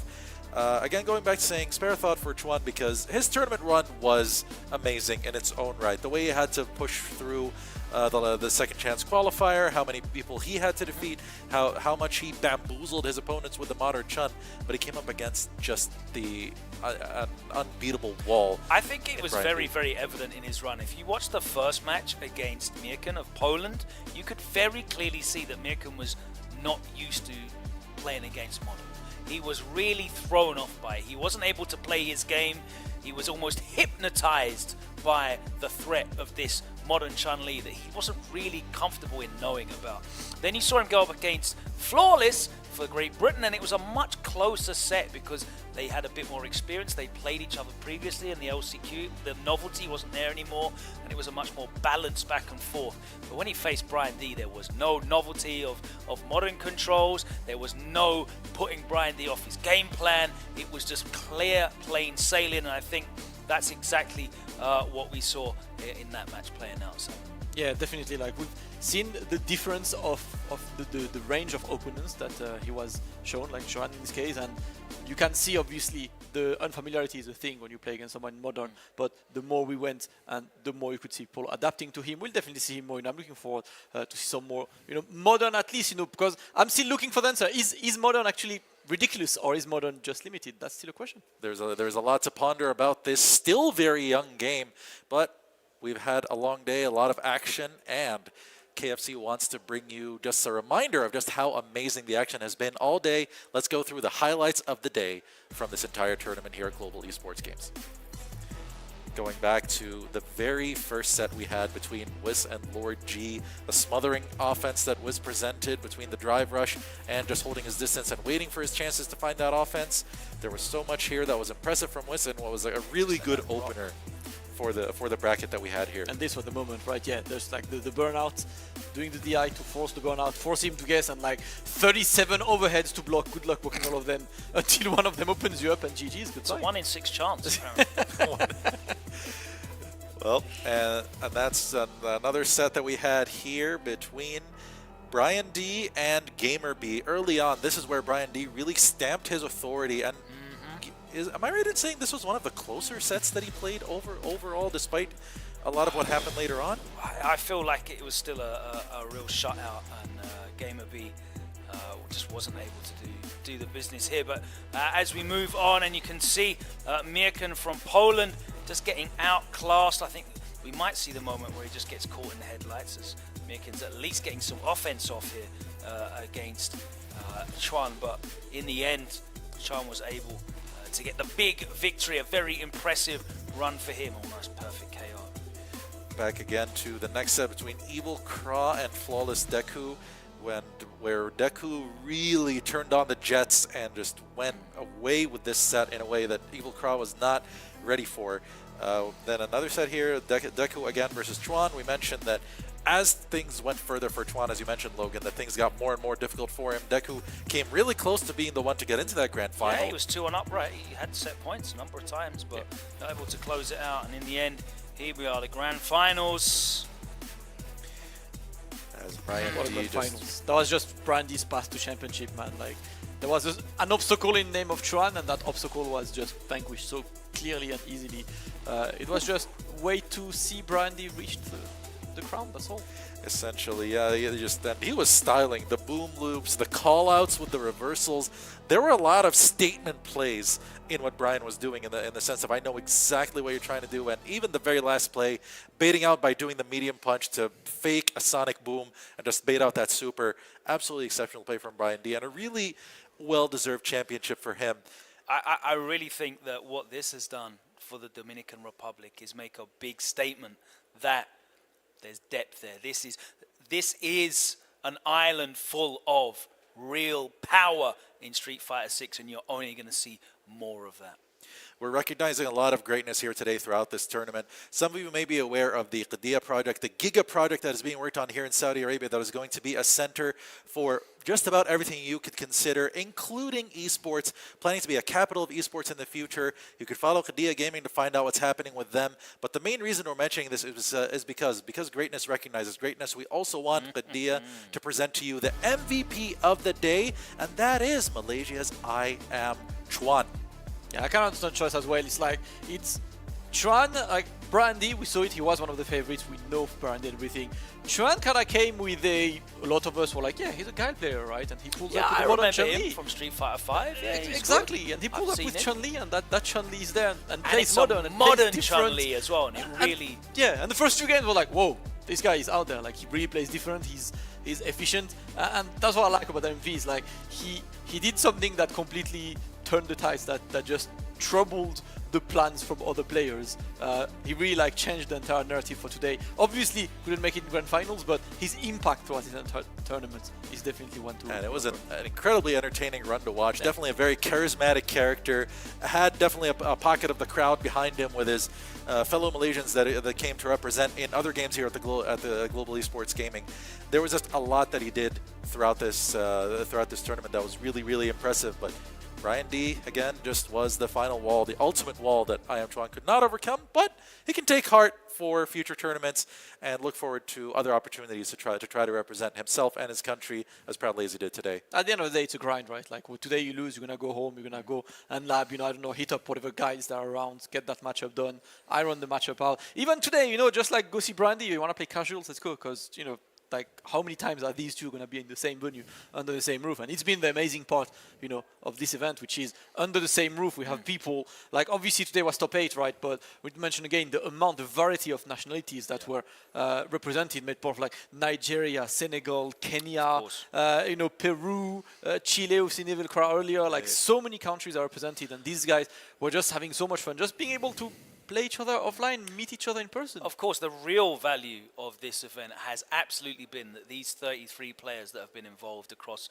the number of days, and of course they're staying here for a few more days to enjoy the wonderful nation of Saudi Arabia and all of the sites and activities that it has to enjoy, so they're going to enjoy that. But they're taking home with them experience of competing in an arena such as this, with a spectacle such as this, which many of them have never had the opportunity to experience before. They've never played under these big lights. They've never played in front of an audience in a stadium. They've never played anything with the kind of weight behind it as this event. Some of them have never been able to travel ever. I was None of talking these to the players that we player were talking about. from Senegal. Yes, exactly, yeah. Who not only doesn't travel, but he tells me, I don't even play offline. We don't have a local community. I just play online. He has never played proper offline, so it's absolutely insane. And that's the experience. That's what I want to see. And that's the best way for every player to level up, right? To meet in person and get these games in. Of course, and that's what they've been doing all day today. All those players that weren't fortunate enough to make that top 8, we saw them in the player lounge, still running sets, still hungry to get better and come back next time round, represent their countries and level up their game. And that's been the beautiful part of this whole experience. And it's part of what His Royal Highness Prince Faisal bin Madar, the head of the Saudi Esports Federation and the International Esports Federation that heads the Global Esports Games, part of the efforts that have been happening to really expand the esports profile from here out globally and really give a new platform for things to happen. There's been a lot of centralized action happening either towards the west within the United States or towards the east around Japan and around surrounding countries for both. It's been nice to really start branching out more into the middle and seeing that for a lot of players, maybe the distances you have to travel to go are not always going to be that far away from you. There are going to be events worldwide, and it's not just going to be here as these efforts keep going and expand to hopefully multiple countries, and we start seeing something unprecedented for the fighting game community and for esports as a whole, hopefully. Yeah, I mean, look, Dominican Republic won. Maybe 6-7 years ago, no one knew anyone from Dominican Republic until MENA RD burst onto the scene and won Capcom Cup. And that's kind of the beauty of the fighting game community. It's just like the amount of countries. We see Pakistan on Tekken. We see so many countries represented. And we're just looking for more, really. Yeah, I mean, at the end of the day, we're still a meritocracy. But what isn't a meritocracy, unfortunately, is the access that some of these players have to compete at these events. And when we are able to bring players together to compete for these prizes and for these opportunities, it's a beautiful, beautiful thing. And we will continue to discover new names. They will continue to come through and make a name for themselves. And it's been a pleasure to be able to be part of that today. It's been a pleasure for all of us. That ends our time here with you, and we will toss it back to the stage with Atiq and Bara to interview Brian D and call it a night. مباراة عظيمة شفناها في النهائي هنا معنا بكل صراحة ما حد كان يتوقع نتيجة أن تأتي 3-0 للاعب كبير معنا هنا ولا كيف شفت حتى برضه يا براء Atiq, oh my God. And of course, congratulations. Congratulations for an amazing match. Let's hear for the Dominican Republic. Everybody make some noise. Wow. Wow. A beautiful match. We learned a lot. You got skill. You wrote history. We want to know, how does he feel? Exactly. السؤال الأول نبغى نعرف كيف شعوره في بعد ما فاز في المباراة. So exactly, we want to know how does it feel winning this tournament? O sea, yo se siente muy bien. It's very good. Feel very good. Okay. So we do see how it feels now for you. أعزائي المشاهدين أكيد يشعر بشعور جدا جميل. والله صراحة muy bien, muy bien. Well, Mr. Jackie, as the president yourself, pretty much you've been working super hard to make sure they're here safe and sound and all is good and great. Having an amazing experience right here in the Kingdom of Saudi Arabia. But as a president, how do you feel being right here in Saudi Arabia and seeing Brian D doing his thing, winning this tournament? We feel as a country so proud of him. I mean, he's such a young promise, but he has these natural skills that have taken him to this place. And for us, it's a really beautiful story because we have been to every global esports game, the first one, the second one, and with our representation, and now we're bringing home the big prize with him. So thank you. Well, thank you for an amazing presentation. Thank you for showing us what it is to be a champion right here at GEG. ولا رايك يا عتيق? Well, Dominican Republic is the birth for legends for Street Fighter. That's what we're seeing right now. أعزائي المشاهدين نبغى نسأله برضه سؤال إضافي. كيف شعوره بعد ما فاز في مباراة ضد المنتخب الماليزي? So we want to know how the match went against Malaysia and how did you manage to win 3-0? That did not happen in this tournament yet. Fue un buen match. Él me ganó a mí en los grupos y yo me preparé muy bien para él, pero es muy, muy buen jugador. Very, very strong. Very, very strong player. So he just said that during the group stages, Malaysia beat him. So he had to not only overcome that, but understand it better and prepare himself. That's what he's been trying to say, that he prepared himself after that happened, and that's what got him this result. مباراة جدا ممتعة شفناها في النهاية قال أنه لعب ضد المنتخب الماليزي في المجموعات وانهزم منه وتعلم منها كثير إلى أن رد الثأر فيها وفاز في هذه المباراة من جد كانوا يستحقونها منتخب دومينيكان ريبوبليك فازوا بكل جدارة. يعطيك العافية عتيق. You're absolutely right. Wow, what a magnificent and phenomenal time. Again, history in the making. Now, Brian D spoke as a player, but you as a president, will you just there at the bleachers watching the match as he's playing against Malaysia, what were your feelings? What did you see there? I saw something that the only other time that I've seen it was when we have a by champion MENA RD that most of you know. The only time that I've felt that way about someone was when I saw MENA the first time in my life play. That was the way that I felt when I saw him play, like the first time and now too. I can't wait to see the things that he will accomplish in the future. Totally. That's amazing. Exactly. Many RD should be terrified and someone can take his place right now. Yeah, that's what we're seeing. أعزائي المشاهدين صحيح أن هو جالس يتفرج برضو المباراة يقول أن جالسين نشوف أسطورة ثانية من RD أحد الأساطير للعبة ستريت فايتر من دومينيكان ريبابليك ويقول أن عنده الفرصة أن يتخطى بهذا المستوى الكبير ونبغى نسأل برضو سؤال إضافي سؤال أخير نبغى نعرف إيش الرسالة اللي حاب يوجهها للجمهور ولكل الأشخاص وكل المتابعين حتى برضو في وطنه من بلده إيش الرسالة حاب يوصلها لهم. So I want to ask you last question. If there is anything that you want to say to your hometown, to your country, what do you want to say? República Dominicana, gracias. Gracias a ustedes yo pude jugar de esta manera y pude llegar donde yo estoy ahora. So, muchísimas gracias, de verdad. Creo que ese es el mejor país del mundo en Street Fighter, sí, Street Fighter en general. So, gracias. Gracias. بالضبط هذه كانت الرسالة وأنا متأكد أنها كلها وصلت لكل الجماهير الجالسين يشوفها وختام لهذه البطولة بصراحة كان جدا جميل. الله يعطيك العافية. Well, you know, what about you, Mr. President? Anything you want to say back to your hometown?